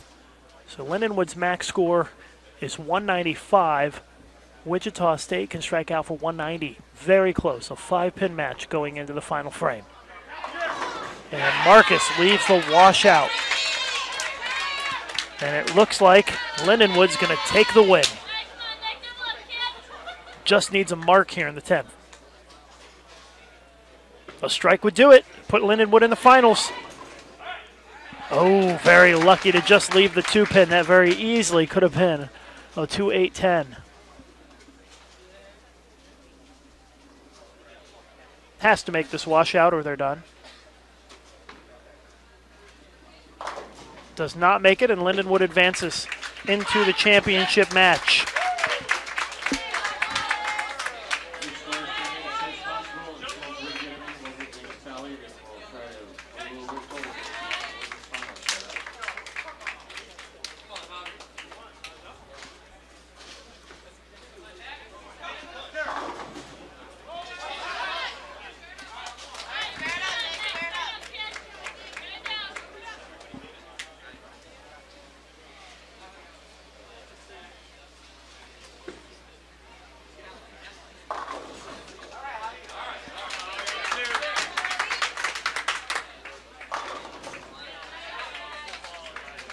Let's take a look at the high fives by Lindenwood. They win 184 to 165. 3-2 victors over Wichita State as that match has gone final. This one's still to be decided. And Midland leads by 1 pin as Weber's working in the 3rd here.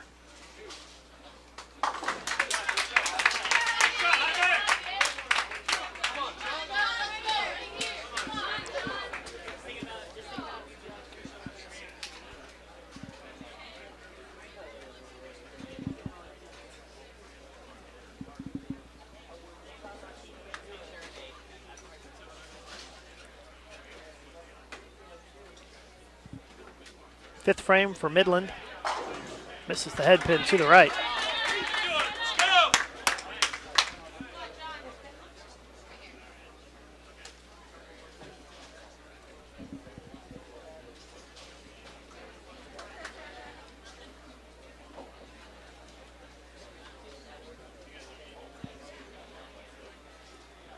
Fourth frame for Weber. They trail by 1. Leaves the baby split. They now trail by 3 if he can make the spare.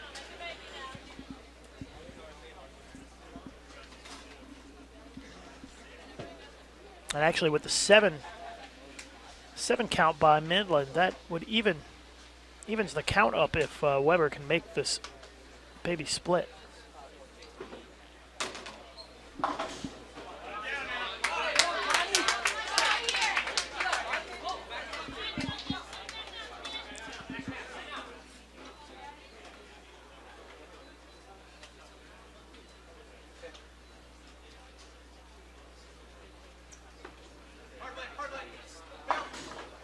Open frame.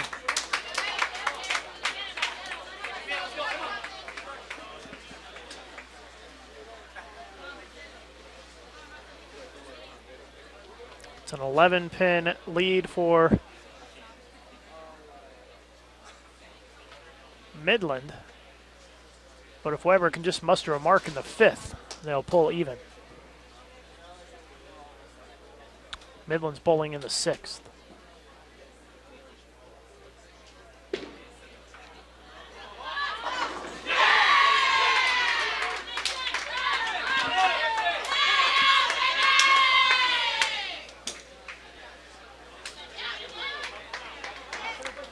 Once again, the women's bracket play will be coming up.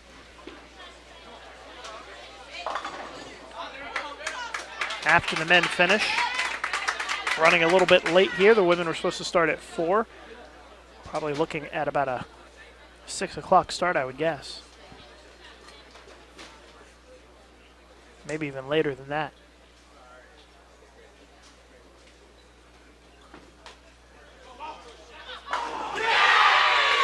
Back-to-back jacks for Midland as they take a 10-pin lead.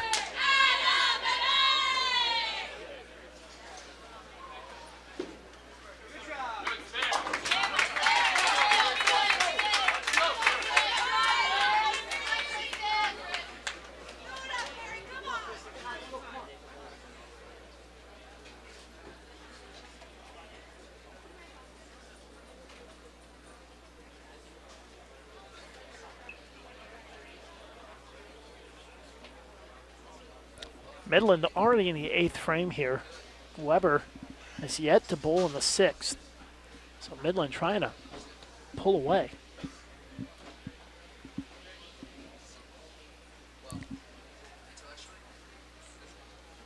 Looking for 3 in a row. Oh, look at that. That would have been a real lucky break there.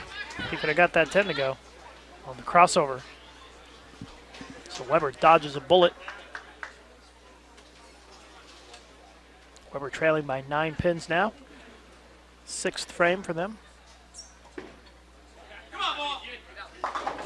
No, there's a strike for the Warriors. Kristis Zarievas of Lithuania with the strike in the 6th frame. That'll give Weber a chance to take the lead in the 7th. The women will be coming up after the men's final.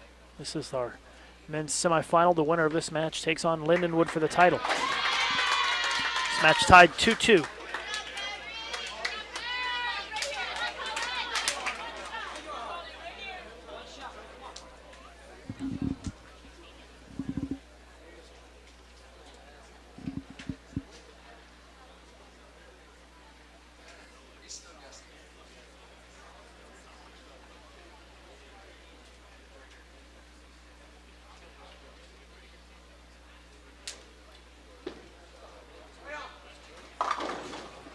Through the face, leaves the 6 pin.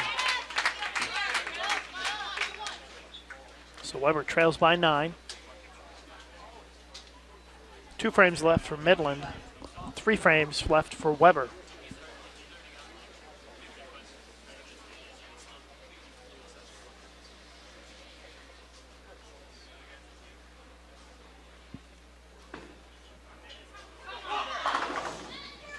Oh, look at the 9 go late.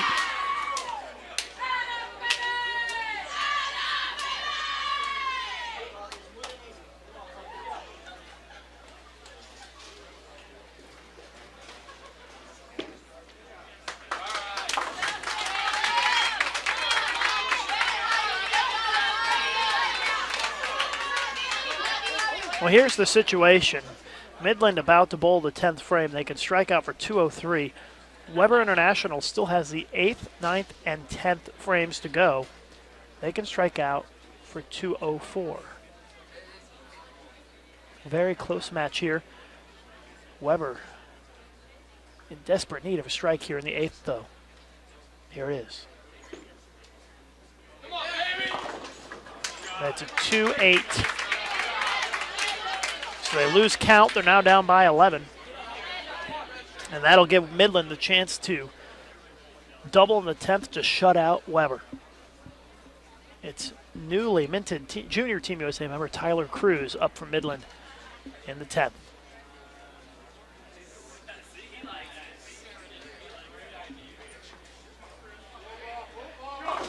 Comes up light, leaves the 2-4-5. The count doesn't matter, it was on a strike. Weber is not shut out yet. Midland can shoot 183 with a spare here. Weber can still strike out in the 9th and the 10th and shoot 192.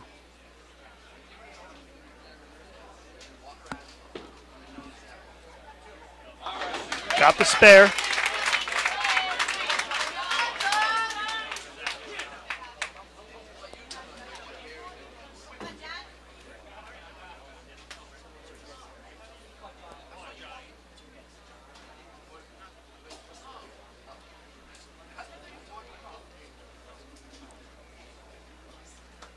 Big spare here for Midland.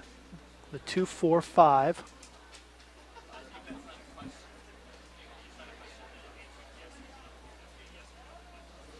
Tenth frame. It's left, and he does make it.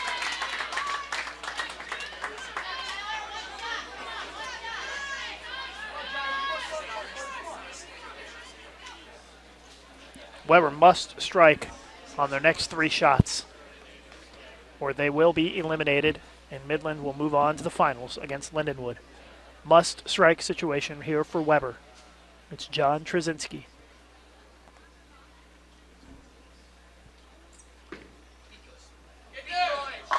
Oh, what a clutch delivery by Trzynski in the 9th.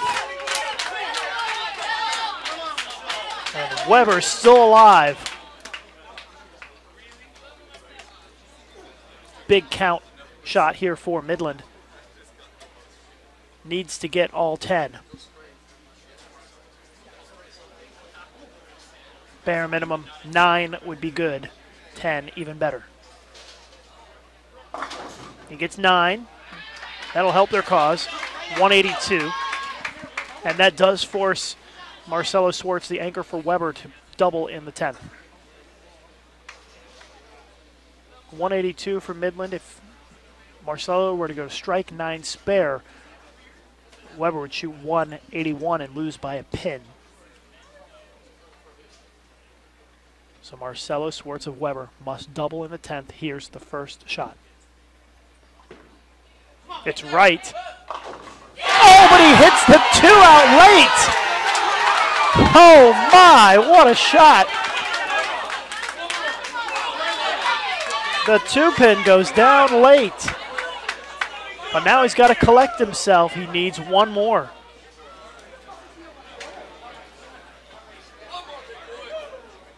He's going to step back here for a moment and catch his breath. Got to regroup. Has a big shot coming up here to try to lock up a spot in the championship match.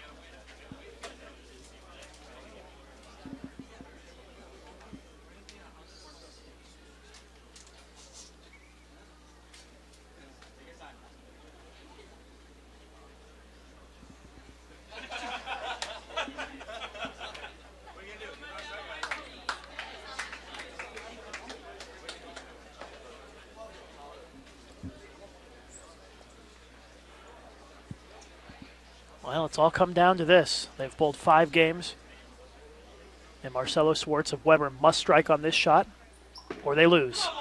This is left, and it crosses over, and the Brooklyn carries for the strike. How about that? A Brooklyn strike, and they are gonna knock off Midland. Wow. What an interesting match here. No team had won on the left lane, and now Weber somehow manages to pull it out. Just needs to get 1 pin. Heartbreaking loss for Midland.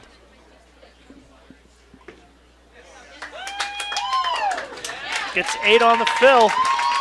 And Weber International with a clutch come from behind win. 190 to 182 in the 5th game. Championship match coming up next.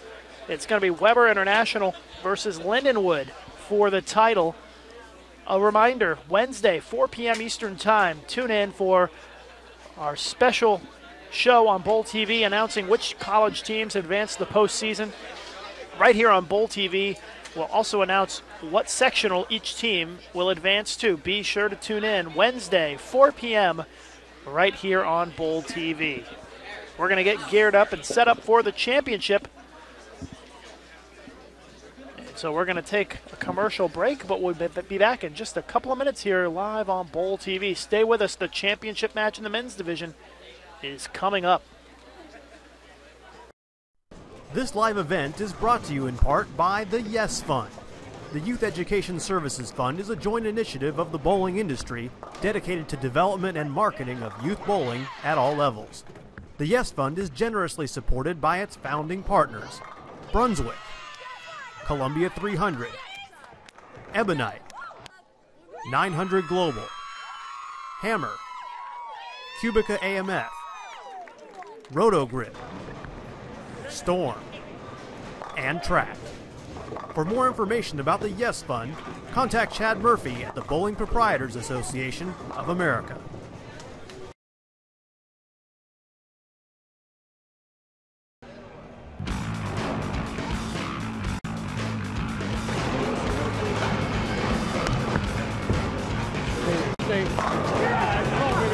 Come on, baby. Come on, baby. Let's go, guys. Let's go. Let's go.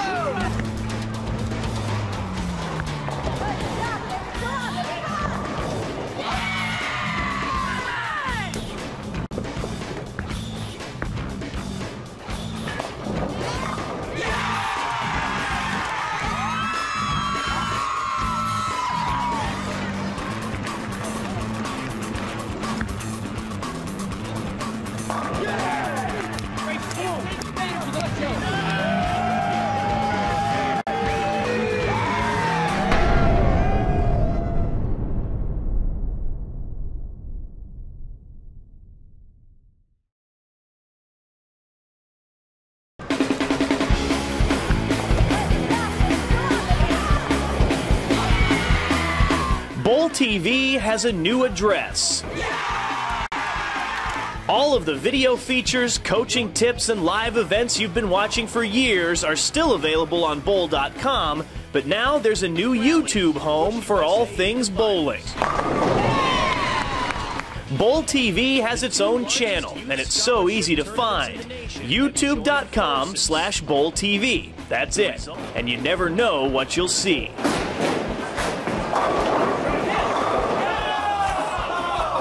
If you've previously been following us on the Grow the Sport channel, it will still be there, but very soon all new videos will only be available on the Bowl TV channel. So please take the time to subscribe today. That way you'll be among the first to know as soon as a new video is posted or a live event gets underway. There are big things happening on Bowl TV.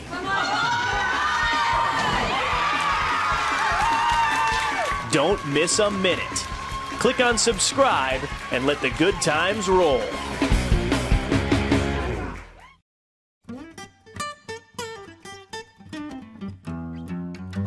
Goodbye, Joe. Me gotta go, me oh my oh.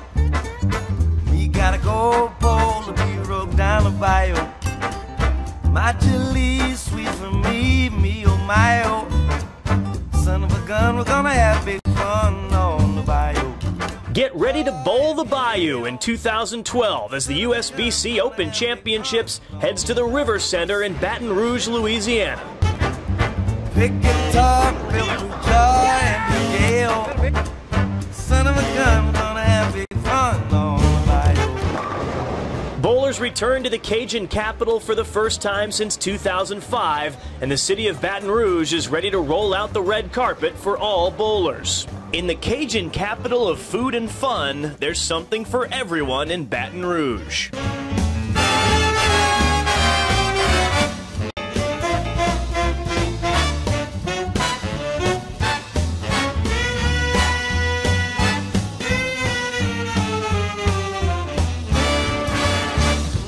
And with millions of dollars in side games and brackets on the line, there's more than one way to come home a winner.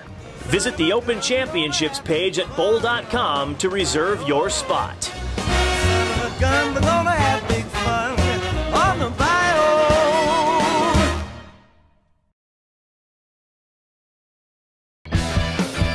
In 2012, the Women's Championships returns to the most prestigious venue in the sport, the National Bowling Stadium in Reno, Nevada. Bowlers are headed back west in 2012, and they will find plenty of off-the-lanes fun in the city of Reno.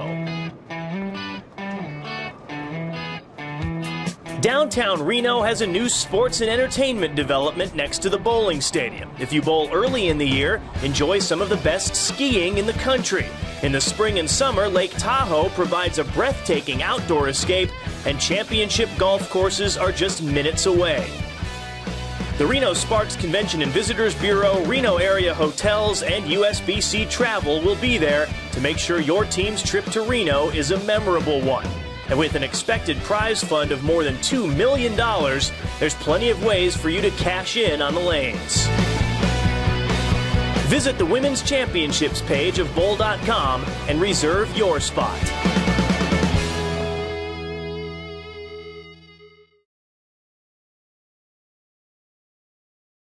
The United States Bowling Congress is shaping the future of bowling, helping kids learn the sport the right way and awarding thousands of scholarships every year.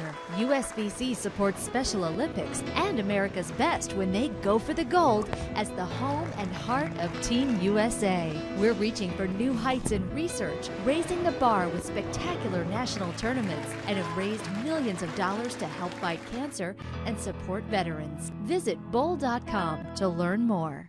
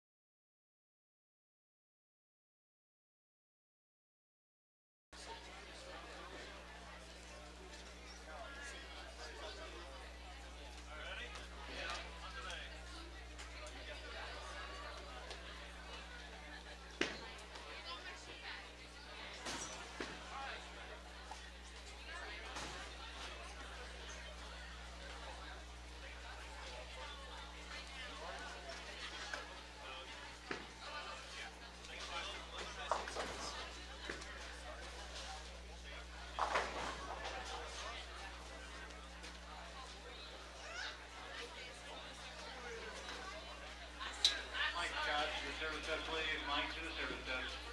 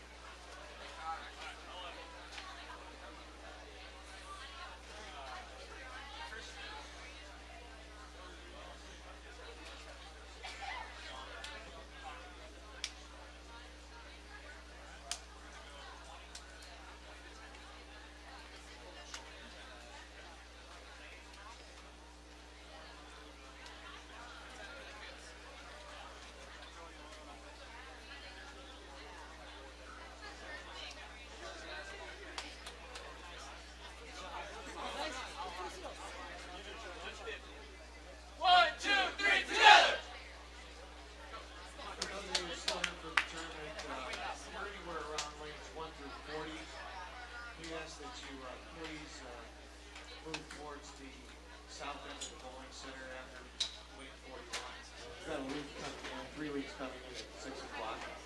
We would like to allow the bowling center to get in and set up again. So if you can get your gear and kind of mosey on to the other side of the bowling center, it would be really appreciated. Thank you.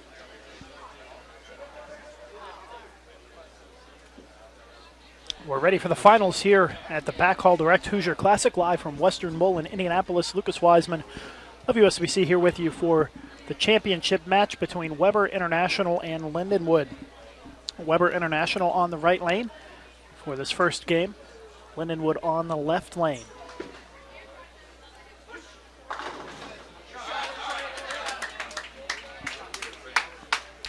Format remains the same as it was in earlier rounds. It is a best-of-5 format.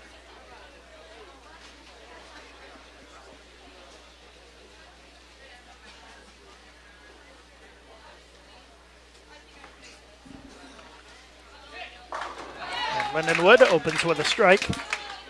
The women are going to be getting started pretty soon. I think they probably will start while this match is going on with their quarterfinals. They have finished qualifying down there, and those scores are available on bowl.com.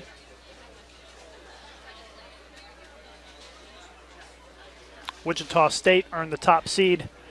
McKendree second, Weber third, Pikeville fourth, Lindenwood fifth, Newman sixth, William Penn 7th, and Wisconsin Whitewater in 8th place. Okay, as an added extra bonus, I have some copies of the women's singles.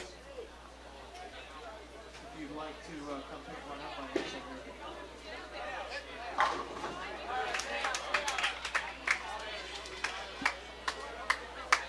Very early 2-pin lead for Lindenwood here in game 1.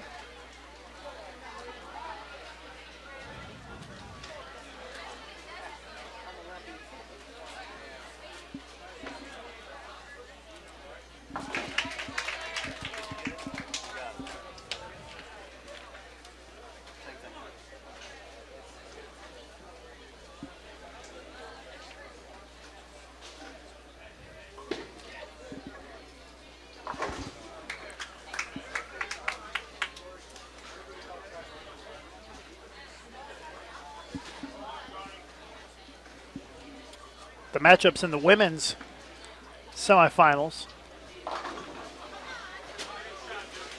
Wichita State versus Wisconsin Whitewater, Lindenwood versus Pikeville, Weber versus Newman, and William Penn versus McKendree. Those are the quarterfinal matchups for the women, and they're going to get started with their practice and their quarterfinal matches momentarily.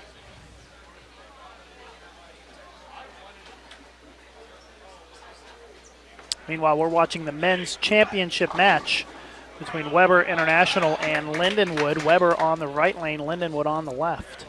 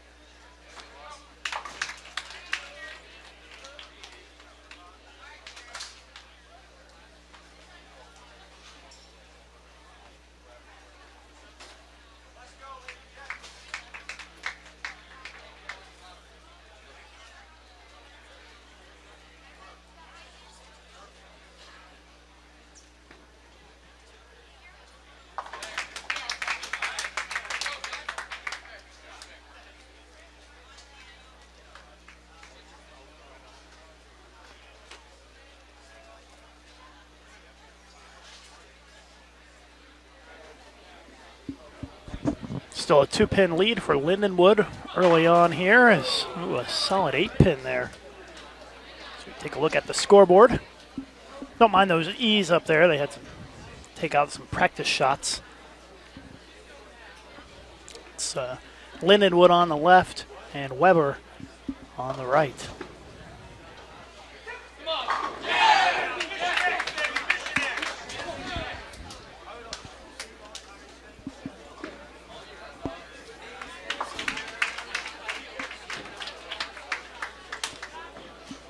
Lindenwood leads by 1 pin after 4 frames. Here in game 1 of our men's championship match.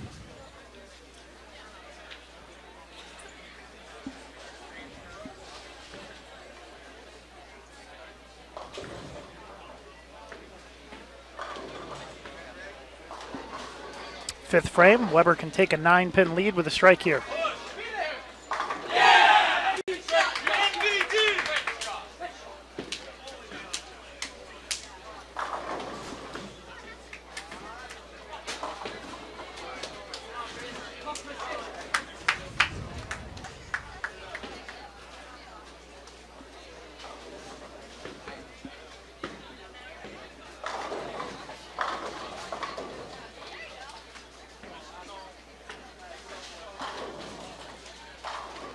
Weber up 12 now, a chance to make it 22 right here in the 6th frame.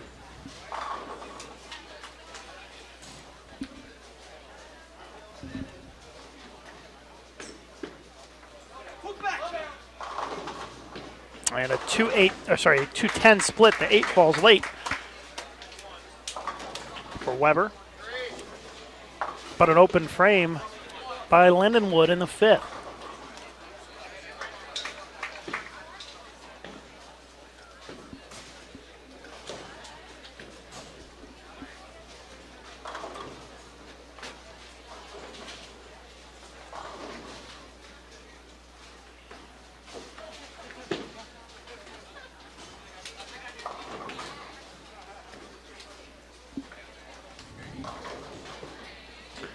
Can he convert the 2-10 here? Not going to happen this time. It's an open frame in the 6th for Lindenwood. And they still have a 10-pin lead. It's an open frame for Weber in the 6th, and still a 10-pin lead for Weber. A strike there by Lindenwood will give them a chance to even the match with another one in the 7th.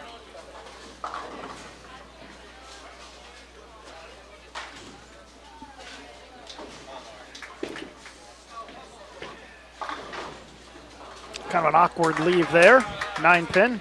Strange way to leave the 9-pin. The 4-pin kind of fell over into the 6. Breaking up the... Lindenwood looking to even up the game here. And they do. Back-to-back strikes for the Lions.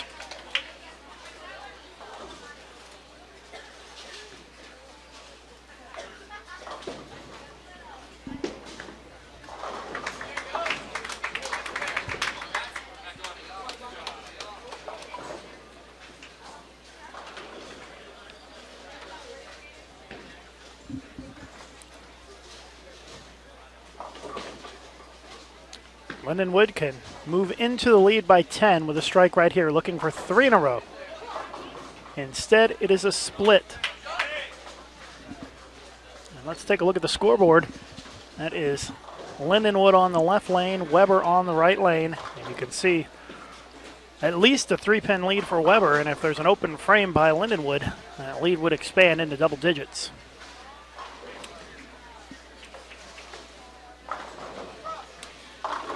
Crossover, leaves the 10-pin.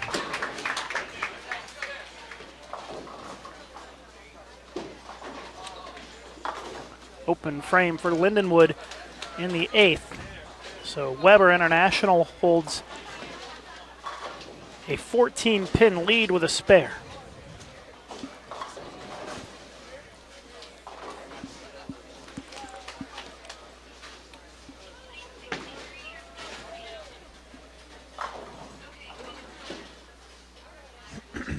And they do have a problem, have a breakdown on lane 63. As you can see there, lane 63, the sweep is down, so I'm going to try to get that resolved. Take a look at the scoreboard while we wait for them to resolve that. 138 in the 8th frame for Lindenwood. And Weber International leading by 14 pins.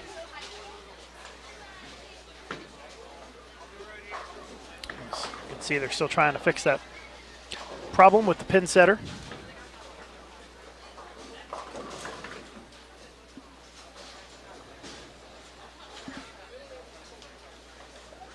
So while they work on that, we'll take a quick break. Back in just a second here on Bowl TV.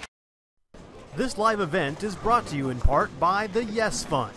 The Youth Education Services Fund is a joint initiative of the bowling industry dedicated to development and marketing of youth bowling at all levels.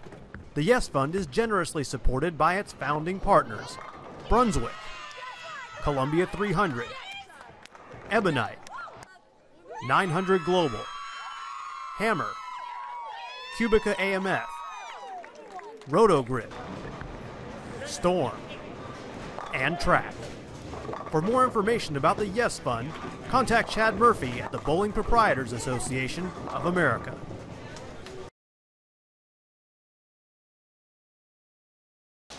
Back live now, the problem's fixed. And Lindenwood up in the 9th frame.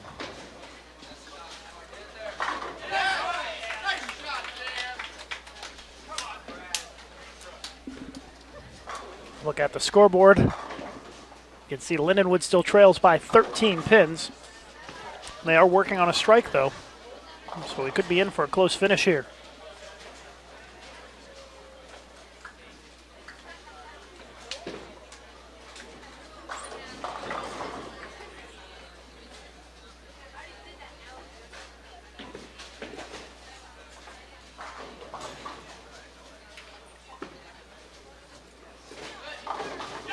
Swartz with a strike, first one in the 10th.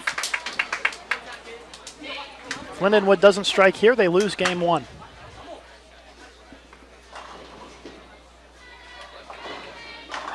Brooklyn keeps them alive.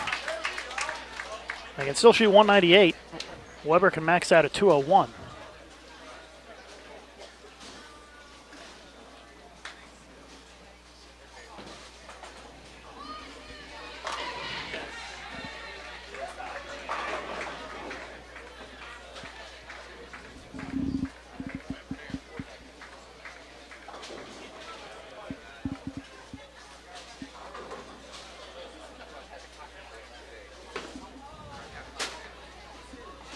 Bit of a slowdown here. If Swartz strikes on this shot, he can shut out Lindenwood. If he doesn't strike here, Lindenwood will have a chance to steal it here in the 10th.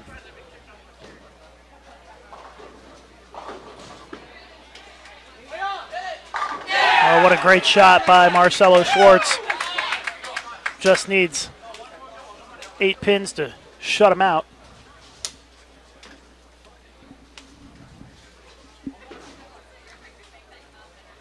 Well, it doesn't matter now, as Lindenwood fails to strike on the second shot in the 10th, so that locks up the win for Weber International here in game 1.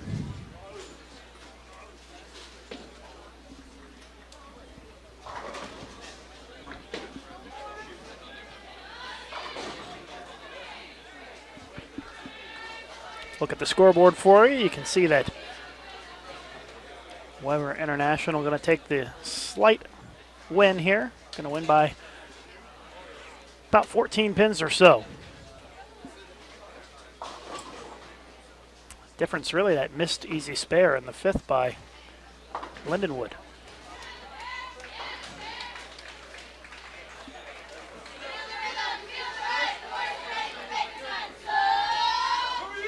.187 for Lindenwood. Fill shot coming up for Weber.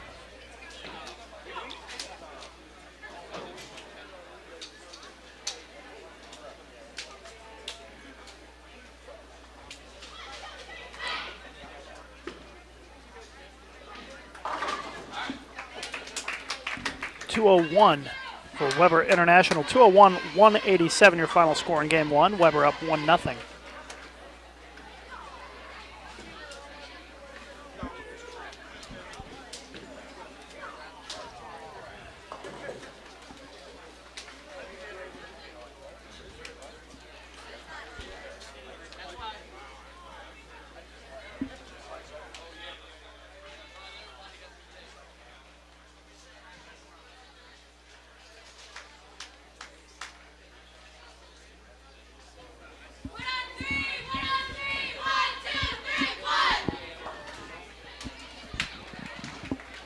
Waiting for the start of our second game in this best of 5 championship.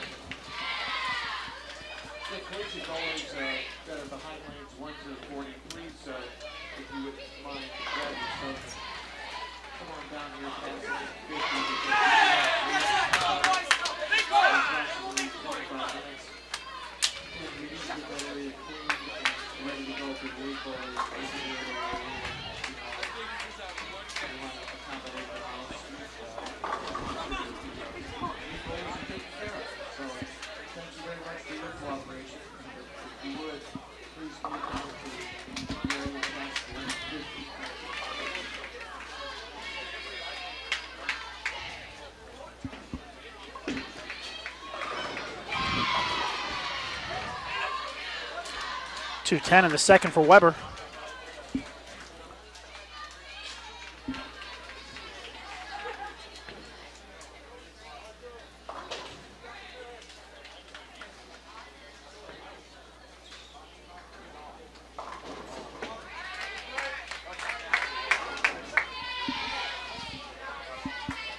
Again, we're in game 2.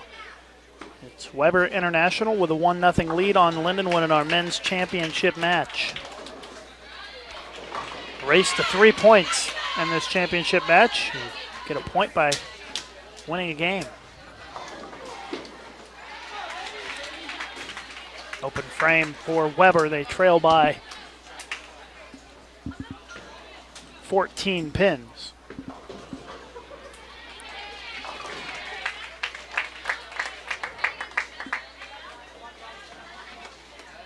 There's a balk there by Lindenwood. While we have a brief break, I want to remind you to watch our special event on Wednesday at 4 p.m. Eastern Time on Bowl TV. We're going to be announcing the postseason selections in college bowling along with what sectional they'll be going to. So be sure to tune in for that right here on Bowl TV this Wednesday at 4 p.m. Eastern Time.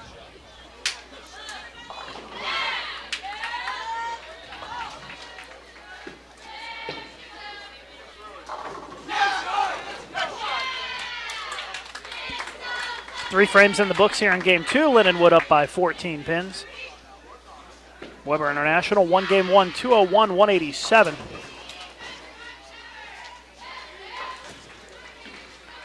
And Weber looking to get to back within single digits with a strike here in the 4th.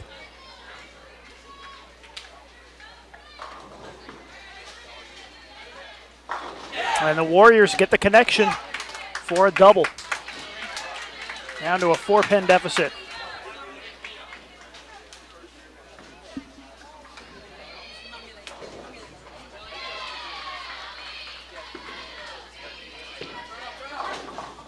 Well, 2-4-5 for Lindenwood in the 4th.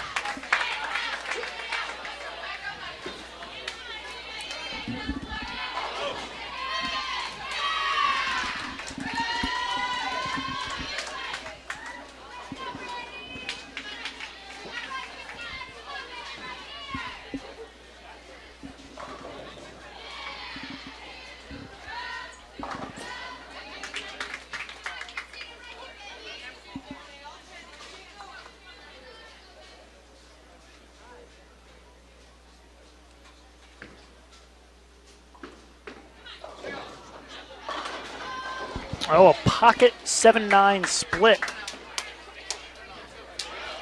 Don't see those every day.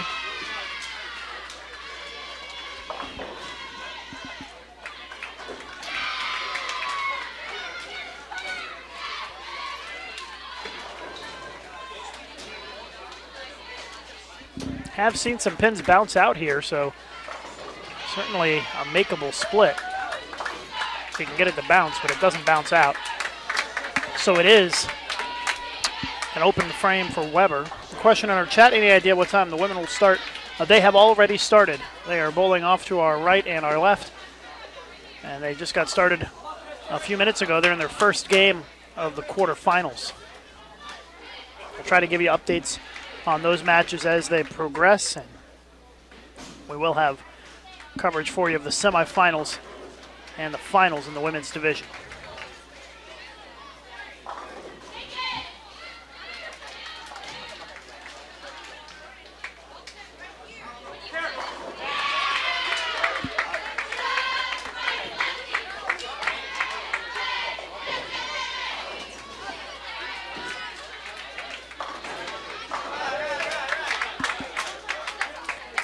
So 4-pin lead for Lindenwood. They're bowling in the 5th right now.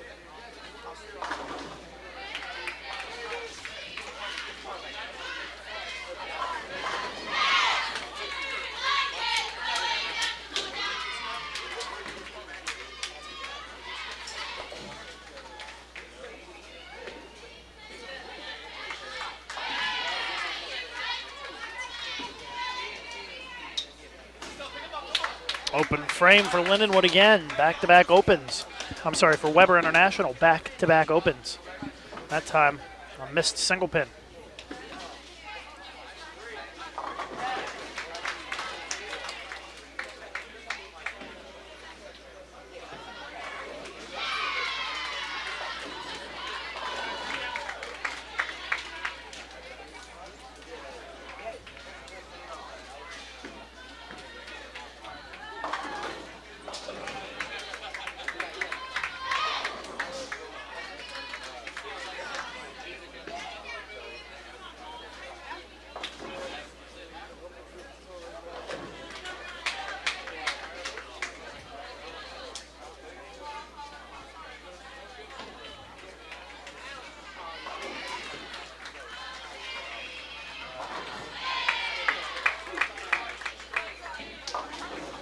Split for Lindenwood, a 4-6-7. It's turning into a game where nobody seems to want to pull away. With 2 on that split, Lindenwood will still lead by 1 pin.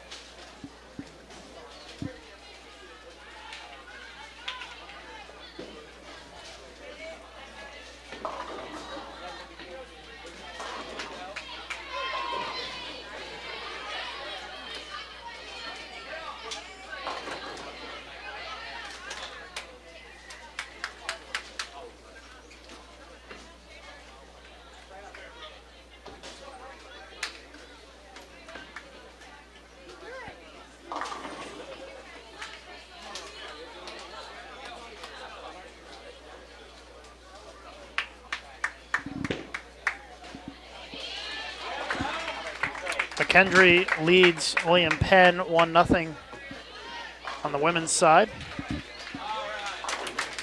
Wisconsin Whitewater is going to take a 1-0 lead on Weber International.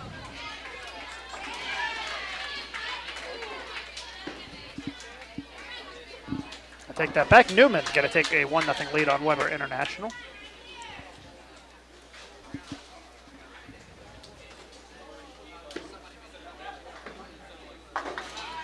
Again, we'll be showing the women after the men's championship match is over. They're bowling the quarterfinals.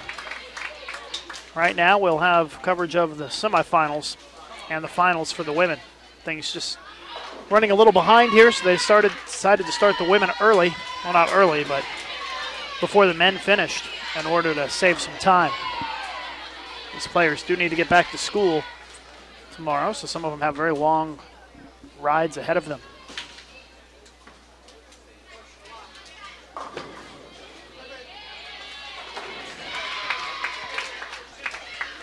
8th frame for Lindenwood. Take a look at the scoreboard right after this shot. They lead by 4.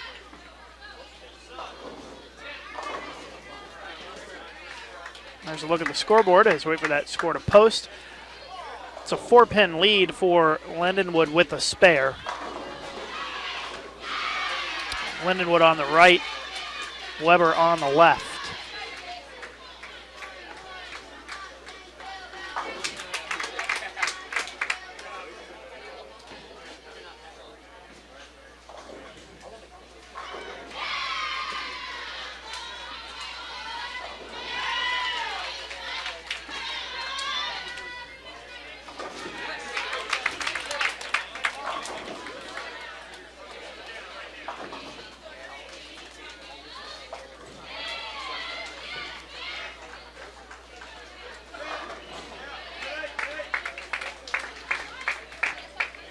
Pikeville women going to take a 1-0 lead on Lindenwood in that quarterfinal.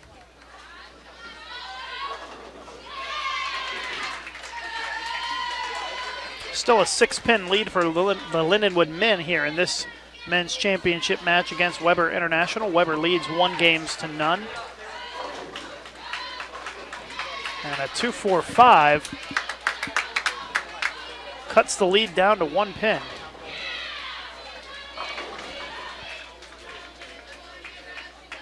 Wisconsin Whitewater takes a 1-0 lead on Wichita State.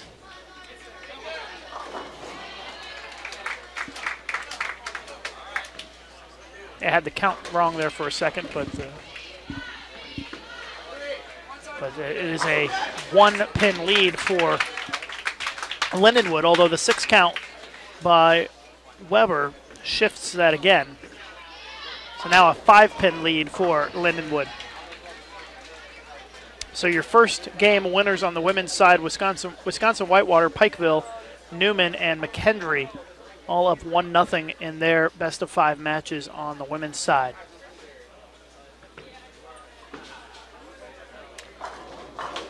Spare is good for Weber in the 10th. 162 is what they'll shoot if they strike on the fill. Lindenwood just needs a mark in the 10th to win the game. Oh, that could have been really, really bad. Very lucky to just leave the 3-6 on that shot. Just has to make it and get some good count on the fill.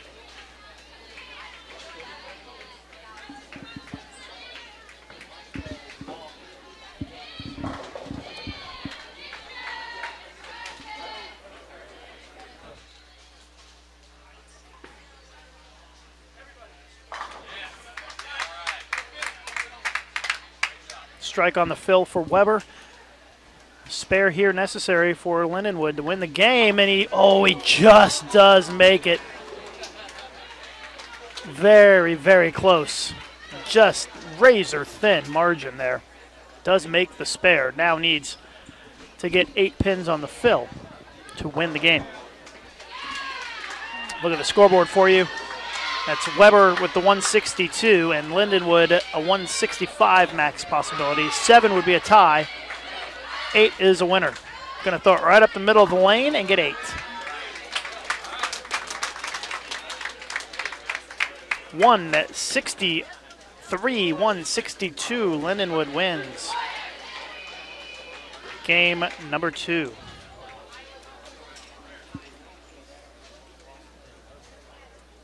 As they huddled up to get ready for the next game, we'll take a quick break. Back in just a minute here, live on Bowl TV.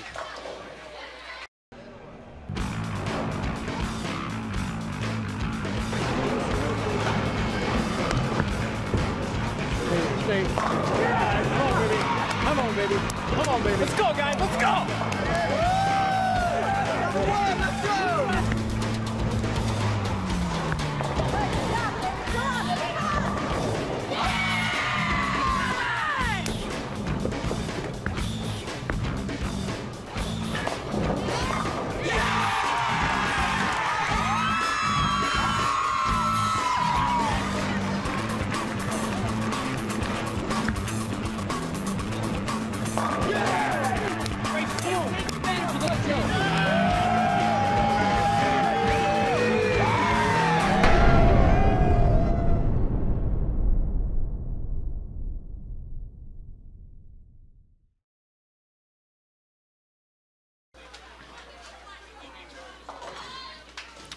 Back live now with the start of game number 3, tied at 1 game apiece.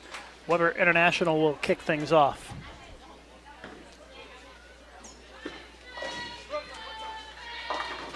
Three, 6, 9, 10.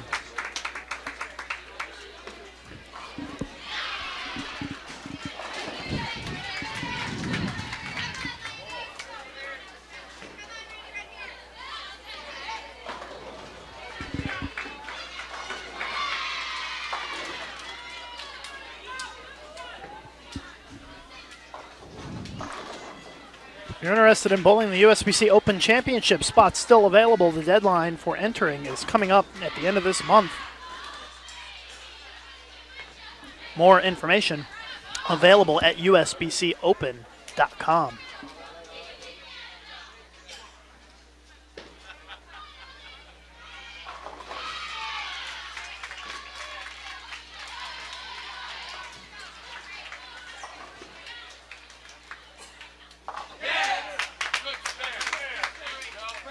Good spare there by Weber in the first.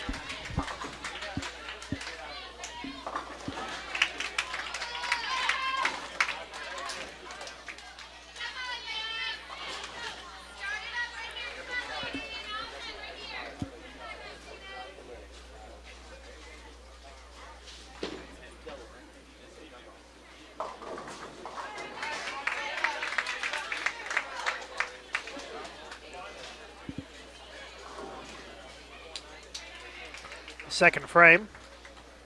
Both teams kind of taking their time here. Tied at 1 game apiece in this best of 5 match. And an errant shot there leaves the 5, 6, and the 10 pin.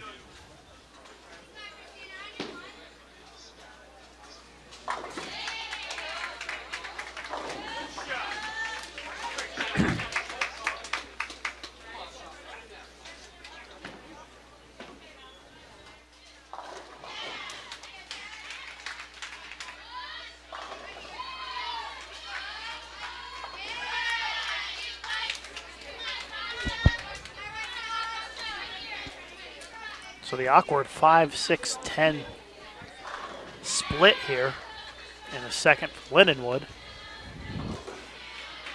And does leave an open frame, so slight advantage early on in game 3 for Weber International.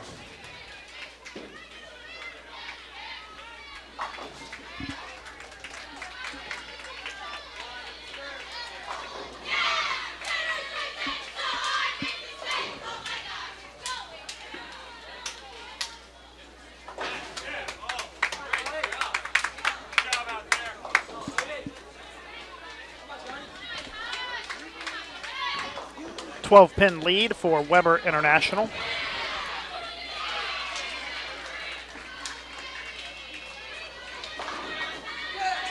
There's a strike, our first strike of the game by either team.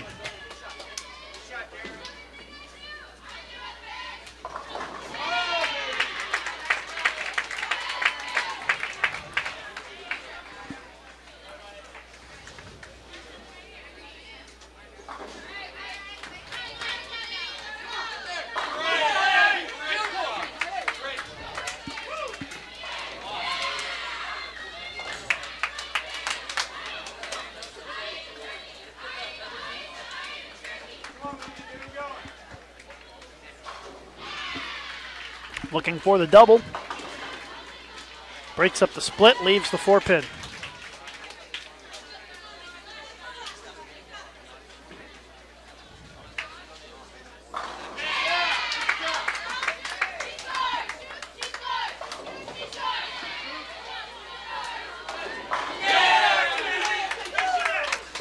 Double for Weber extends the lead to 22.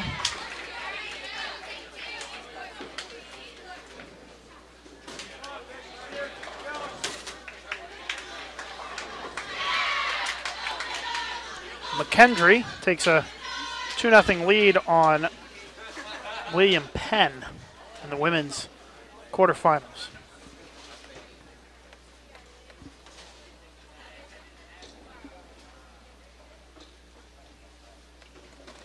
They're bowling a little faster than the rest of the women's teams. The rest of the teams have about a half a game left. We'll give you updates on their second game as they finish. Weber looking for 3 in a row. Extends the lead even further after that open frame by Lindenwood. A 44-pin lead now for Weber International here in Game 3.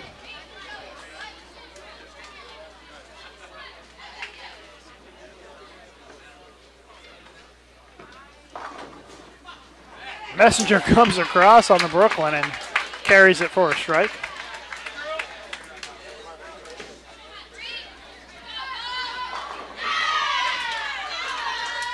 Look at the scoreboard. Lindenwood on the left, Weber on the right.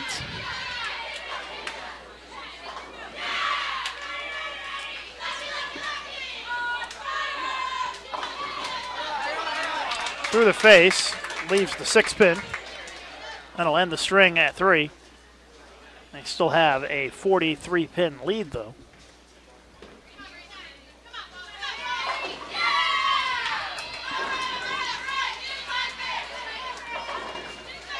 Looks like Wichita State comfortably ahead of Wisconsin Whitewater here in Game 2. The women's quarterfinals. That looks like it could be evened up, 1 game apiece.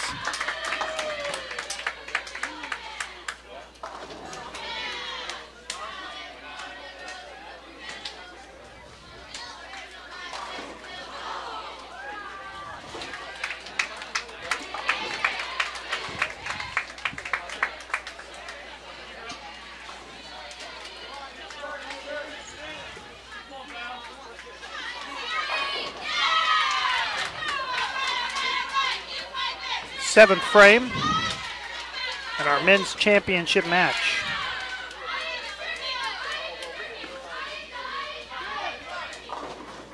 And it's a 2-4 leave. The 10 goes late.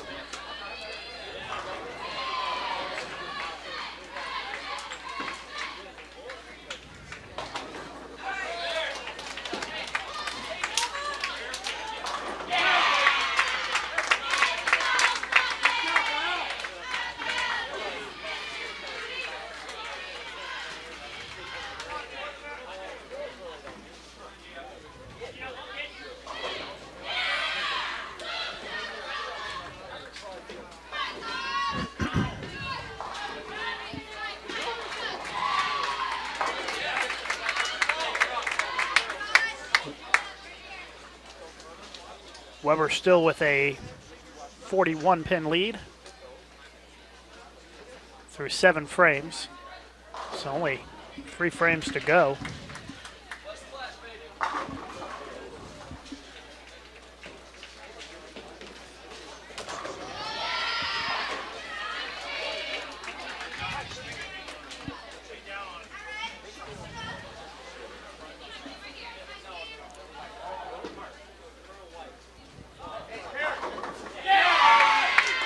Lindenwood and Pikeville tied at 1 game apiece on the women's side.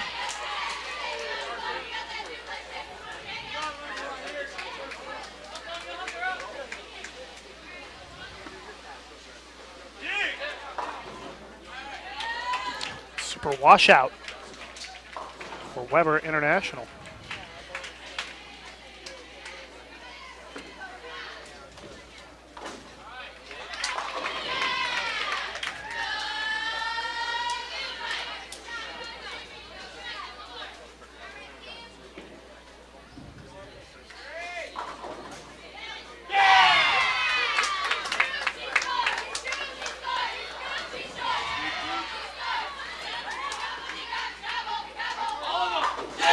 Makes the spare.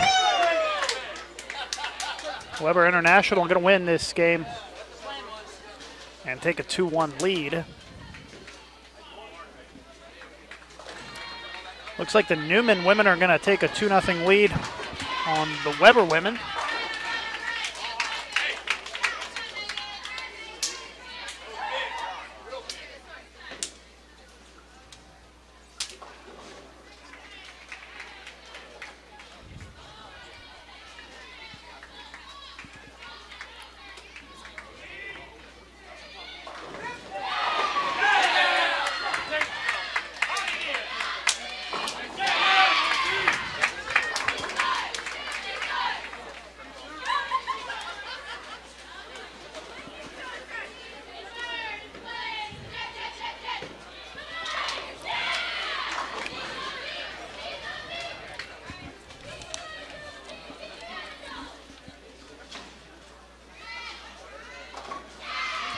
While we wait for the 10th frame to conclude, this game already decided. Weber's going to take a 2-1 lead on Lindenwood. We're going to take a quick break. We'll be back in just a minute here live on Bowl TV. This live event is brought to you in part by the Yes Fund. The Youth Education Services Fund is a joint initiative of the bowling industry dedicated to development and marketing of youth bowling at all levels. The Yes Fund is generously supported by its founding partners: Brunswick, Columbia 300, Ebonite, 900 Global, Hammer, Cubica AMF, Rotogrid, Storm, and Track. For more information about the Yes Fund, contact Chad Murphy at the Bowling Proprietors Association of America.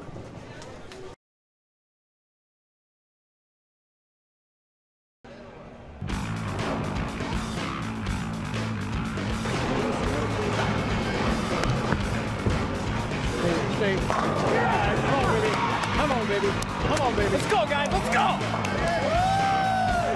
Let's go.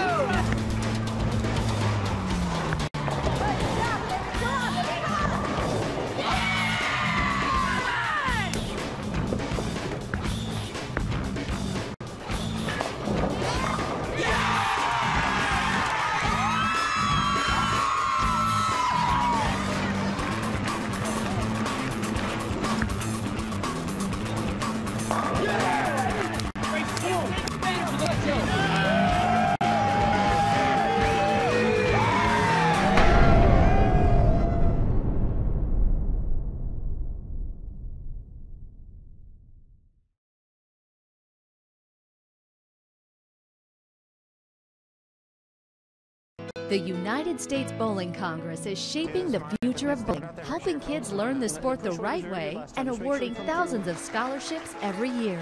USBC supports Special Olympics and America's best when they go for the gold as the home and heart of Team USA. We're reaching for new heights in research, raising the bar with spectacular national tournaments, and have raised millions of dollars to help fight cancer and support veterans. Visit bowl.com to learn more.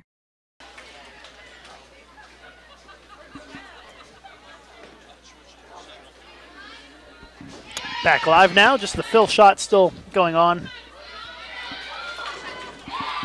in this game 3. Weber International 219 and Lindenwood 174.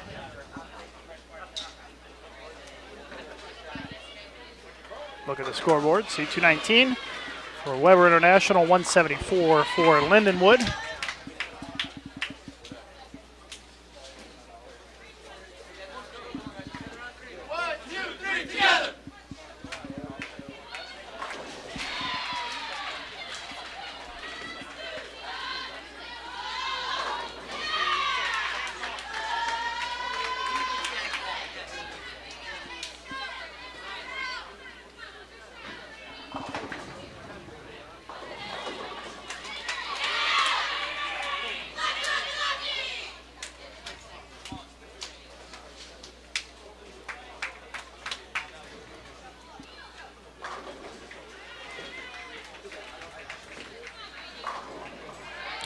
First shot of game number 4.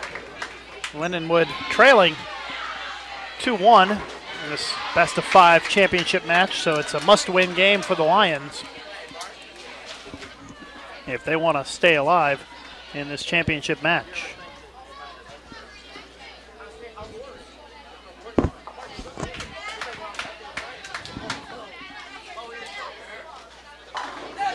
They're off to a good start with a strike in the first.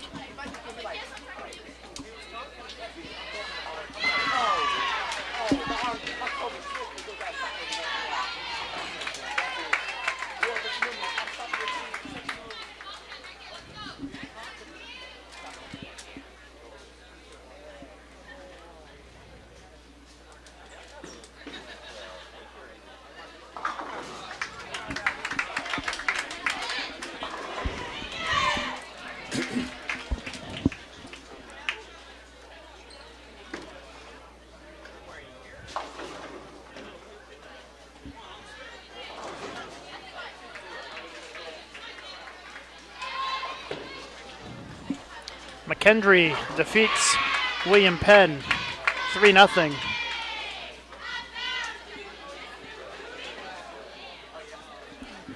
In the women's quarterfinals.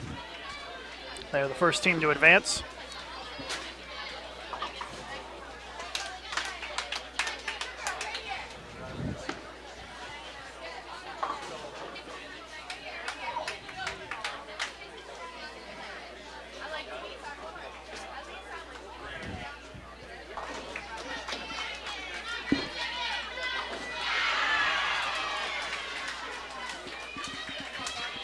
I see some talk about the sectionals in our chat. I'll remind you to tune in for our sectionals assignments show right here on Bowl TV Wednesday at 4 p.m. Eastern Time. We will be announcing the teams that advance to the postseason and also what sectional they have been assigned to. So be sure to tune in for that this Wednesday at 4 p.m. Eastern Time.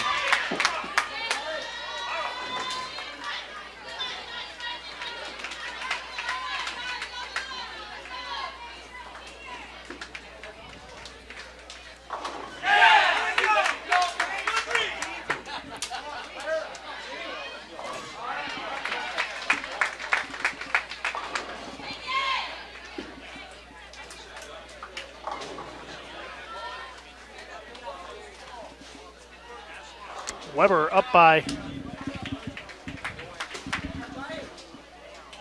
about 12 pins here.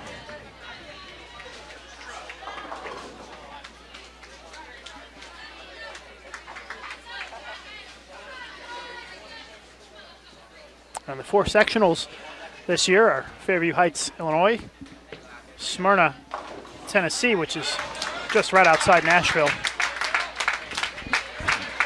Also have Allentown, Pennsylvania, and Euless, Texas. Euless just in between Dallas and Fort Worth.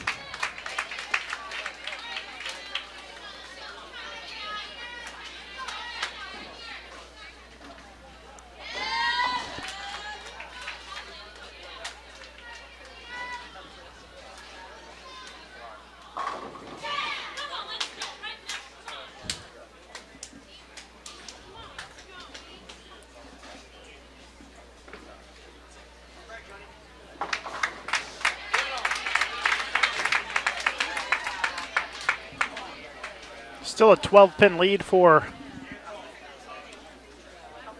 Weber International as we take a quick look at the scoreboard. Weber on the left and Lindenwood on the right. As Lindenwood adds a strike to their tally.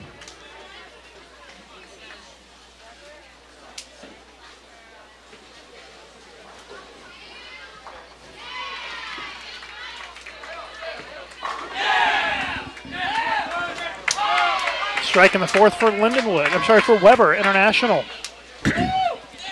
Neither team with a double yet in this game, though.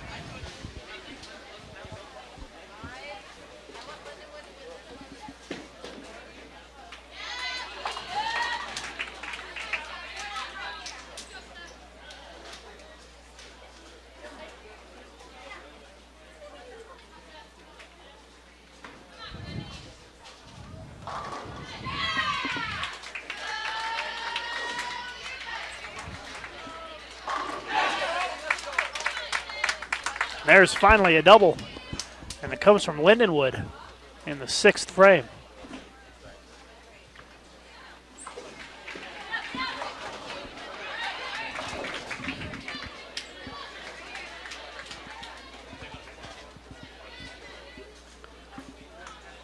Fifth frame for Weber, looking to get a double of their own here. Gets it done.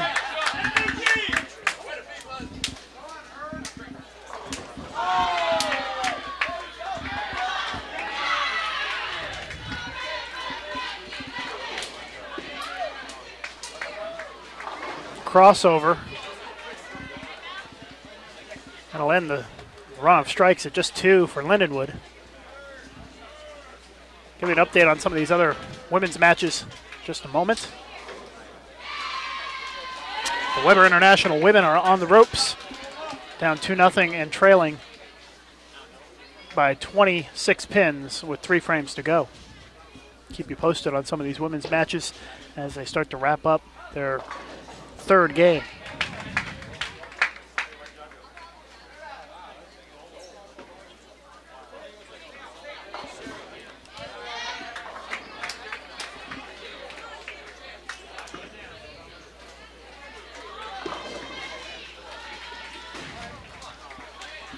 Missed single pin in the 7th frame by Lindenwood.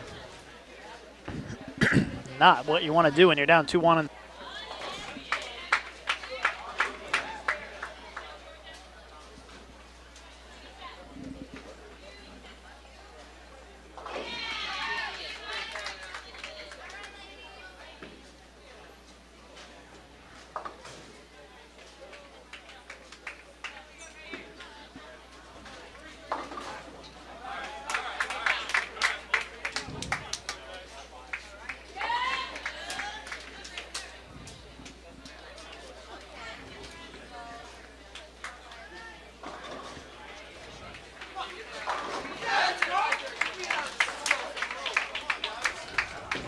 Still a very close game after that open by Weber in the 6th. They lead by 9 pins. Weber up now in the 7th. Lindenwood has already completed 8 frames.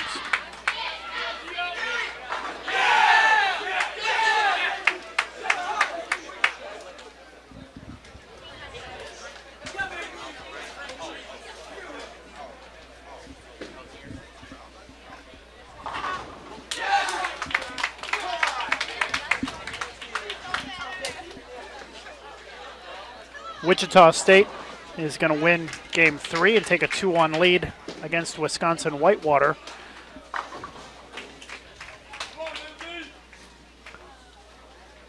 In our women's quarterfinals.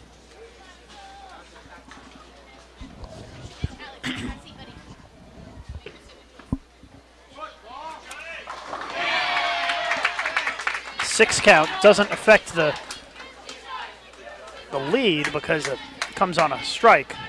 And actually, the double by Lindenwood has given them a 1-pin lead entering the 10th frame. Here is first shot in the 10th, and it's a strike. Lindenwood can shut out Weber International this game by 1 pin if they strike out.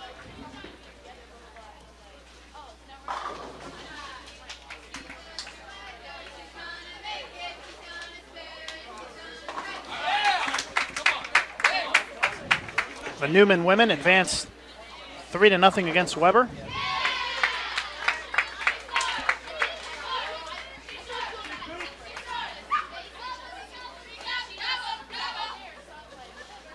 Big shot here for Lindenwood. They can get the shutout. Gets 8. And that opens the door for Weber to win the title in this game. But Weber needs 3 consecutive strikes, starting here in the 9th frame. If it doesn't strike here, they can't win the game. Does get the first one there. Gonna need a couple of more in the 10th from Marcelo Swartz. Do have the potential of a tie here in this game.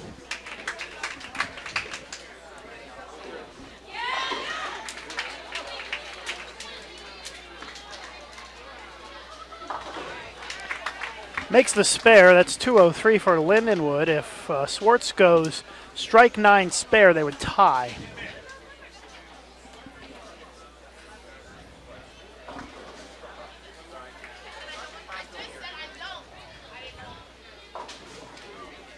Lindenwood women up 2-1 on Pikeville.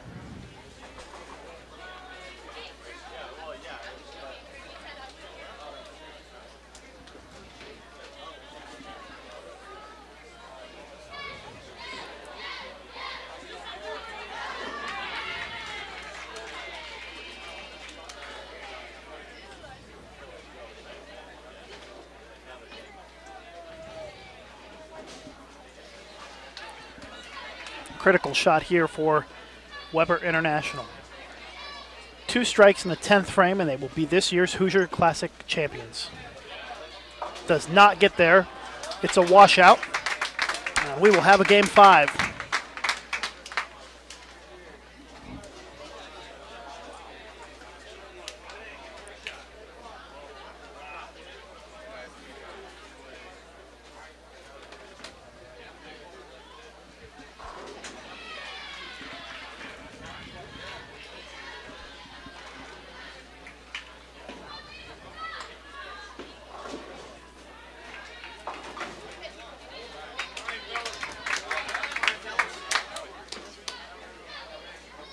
.203-182. Lindenwood takes game 4, and we are tied at 2 games apiece, deciding game 5.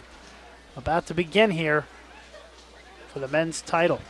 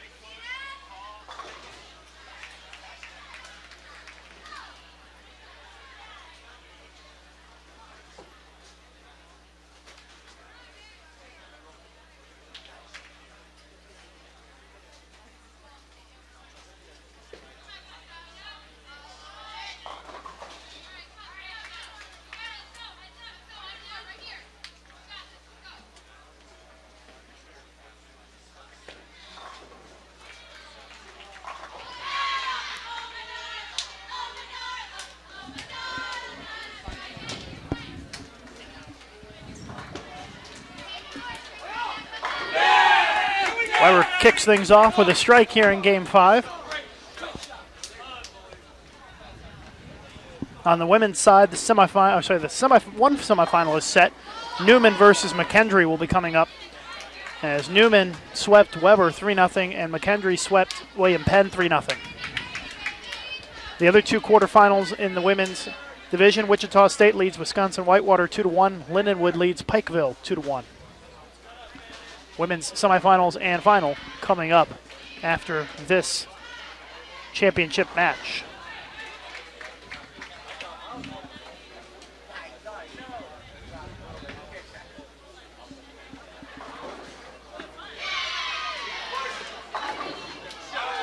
Four pin in the second for Weber.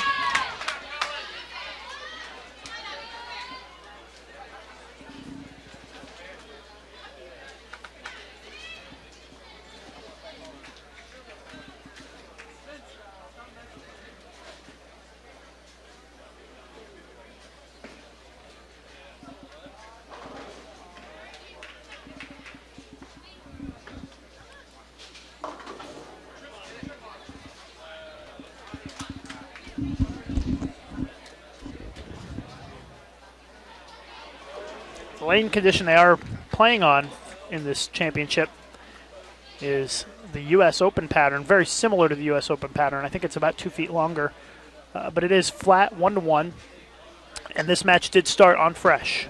Whoa. Does make the spare, even though he almost falls there. Almost pulled a Blanchard.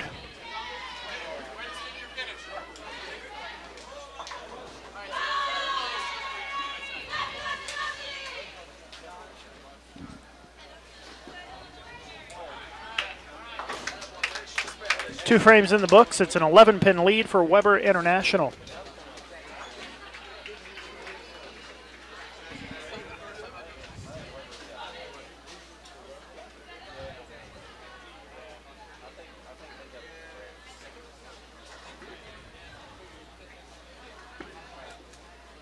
Come on. Yeah. 4-pin goes down late for Weber in the third.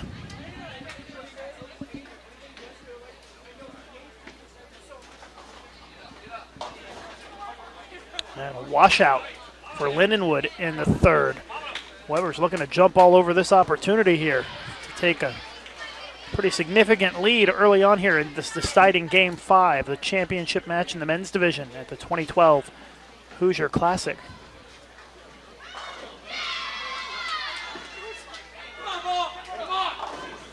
Comes up light, leaves the bucket. Missed opportunity there for Weber.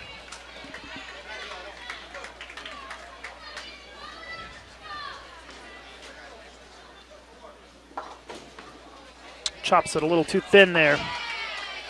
And it is an open frame for Lindenwood. Take a look at the scoreboard. Lindenwood on the left lane, Weber on the right. We are in Game 5, deciding Game 5, and Lindenwood trailing. But now it gets a little tighter as Weber leaves the door open there.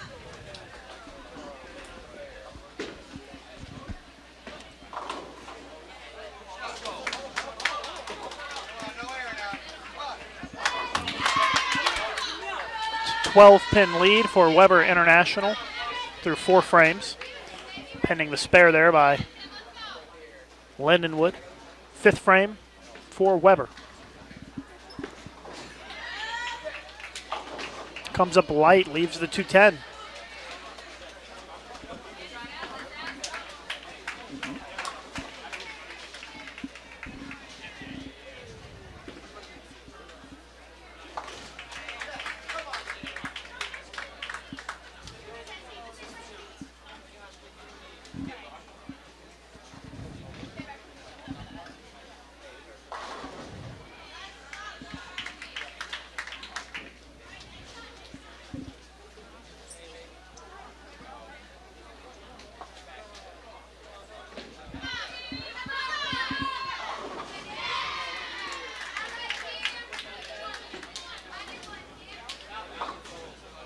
Open frame for Weber. Again, we're tied 2-2 in this best-of-5 match. And this game is pretty even as well. Nice strike there by Lindenwood in the 5th.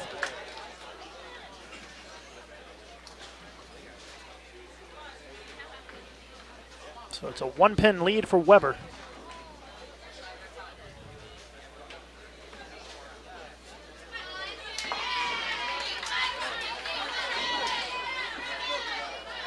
Look at the scoreboard while there's a break in the action. Lindenwood on the left, Weber on the right. You can see that if Lindenwood were to strike again and put a double on the board, they would take a 9-pin lead.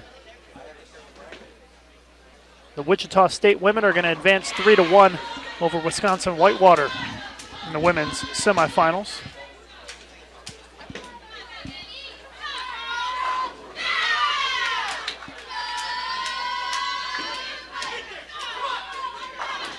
Oh, a blowout 7-10 there for Danny Spink.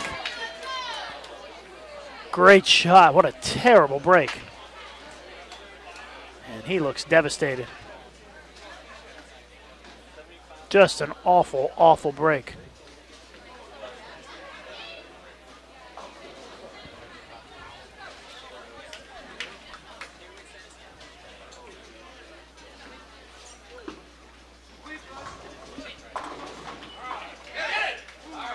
Four-pin leave in the 6th. Here's the 7-10 attempt. Sends it that direction, but not in the air. And it is an open frame for Lindenwood in the 6th frame, and Weber International holds a 13-pin lead now with a spare.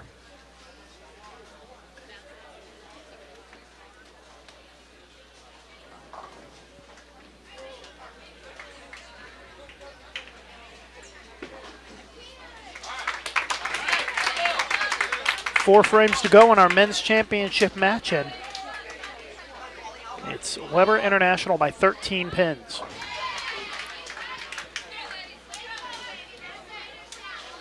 3 frames left in the women's women's quarterfinal between Pikeville and Lindenwood. And Pikeville with a 13-pin lead. They trail that match 2-1.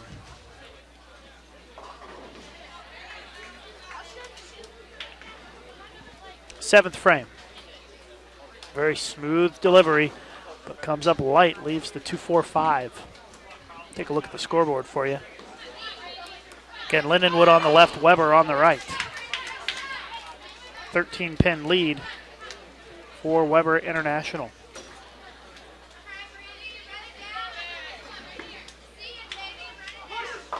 Oh no, the Greek Church. And that changes things drastically.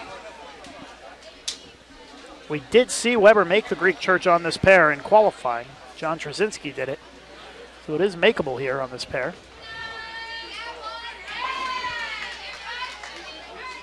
Oh no, but an open by Lindenwood. Unbelievable. Missed, easy spare. And Weber is still going to have the lead despite the Greek Church. They're up by 8. Very low scoring game 5 here. Here's a look at the scoreboard. 98-90. Weber International leads through 7 frames. Very low scoring. Neither team yet to hit triple digits. 8th frame. Lindenwood gets the strike.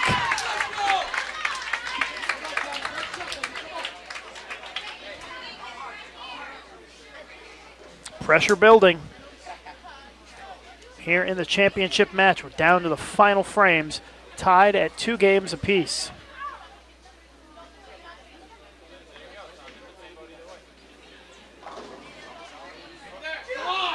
Great shot by Trzynski. Maintains that 8-pin lead, 2 frames to go.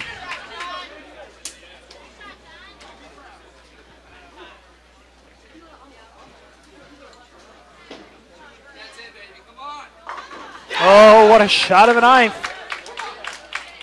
And the Lions now take the lead by 2. Fantastic championship match here. Big shot here in the 9th for Weber. They need to answer. They now trail by 2. They can take an 8-pin lead again if he strikes right here.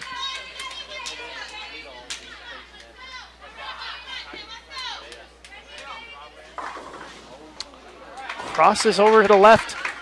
Leaves the 6-9, does Javier Diaz.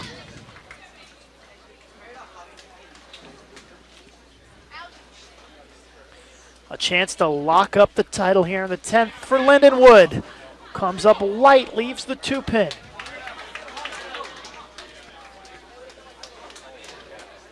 Very, very close match here now. Just a 1-pin lead for Lindenwood. As we are getting ready to enter the 10th frame, a huge spare attempt conversion for Weber International, and he makes it.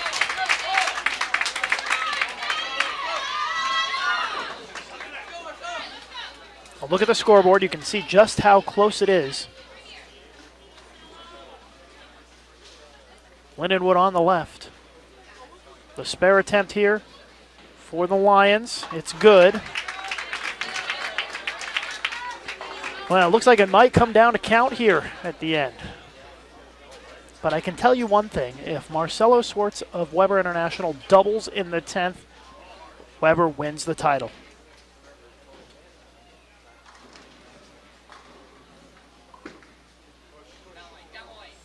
Through the face, leaves the split.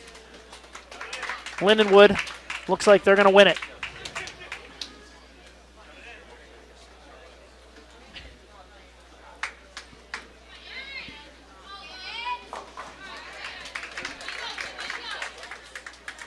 Just needs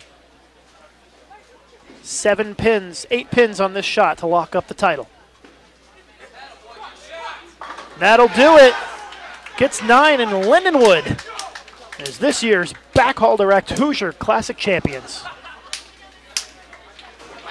Oh, as Swartz provides some late fireworks and makes the split. Unfortunately, in a losing effort. 158 for Lindenwood. Weber with a strike on the field can only shoot 156. The Pikeville and Lindenwood women are going to a Game 5.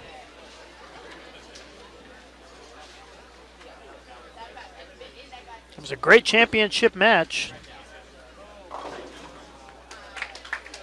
And Lindenwood comes out on top. 158-154 in Game 5 to take the 3-2 victory here at the Hoosier Classic. Congratulations again to the Lindenwood Lions as they win the men's title here at the Backhall Direct Hoosier Classic. Don't go anywhere. We are going to be right back in just a few minutes with the start of the women's semifinals. So stay tuned. The women's semifinals coming up in just a couple of minutes here live on Bowl TV. We're going to restart our live stream, so you may need to refresh once you lose the stream to get the women's broadcast. If you can't find us, go to youtube.com/bowltv, and that'll take you there in just about 3 or 4 minutes here.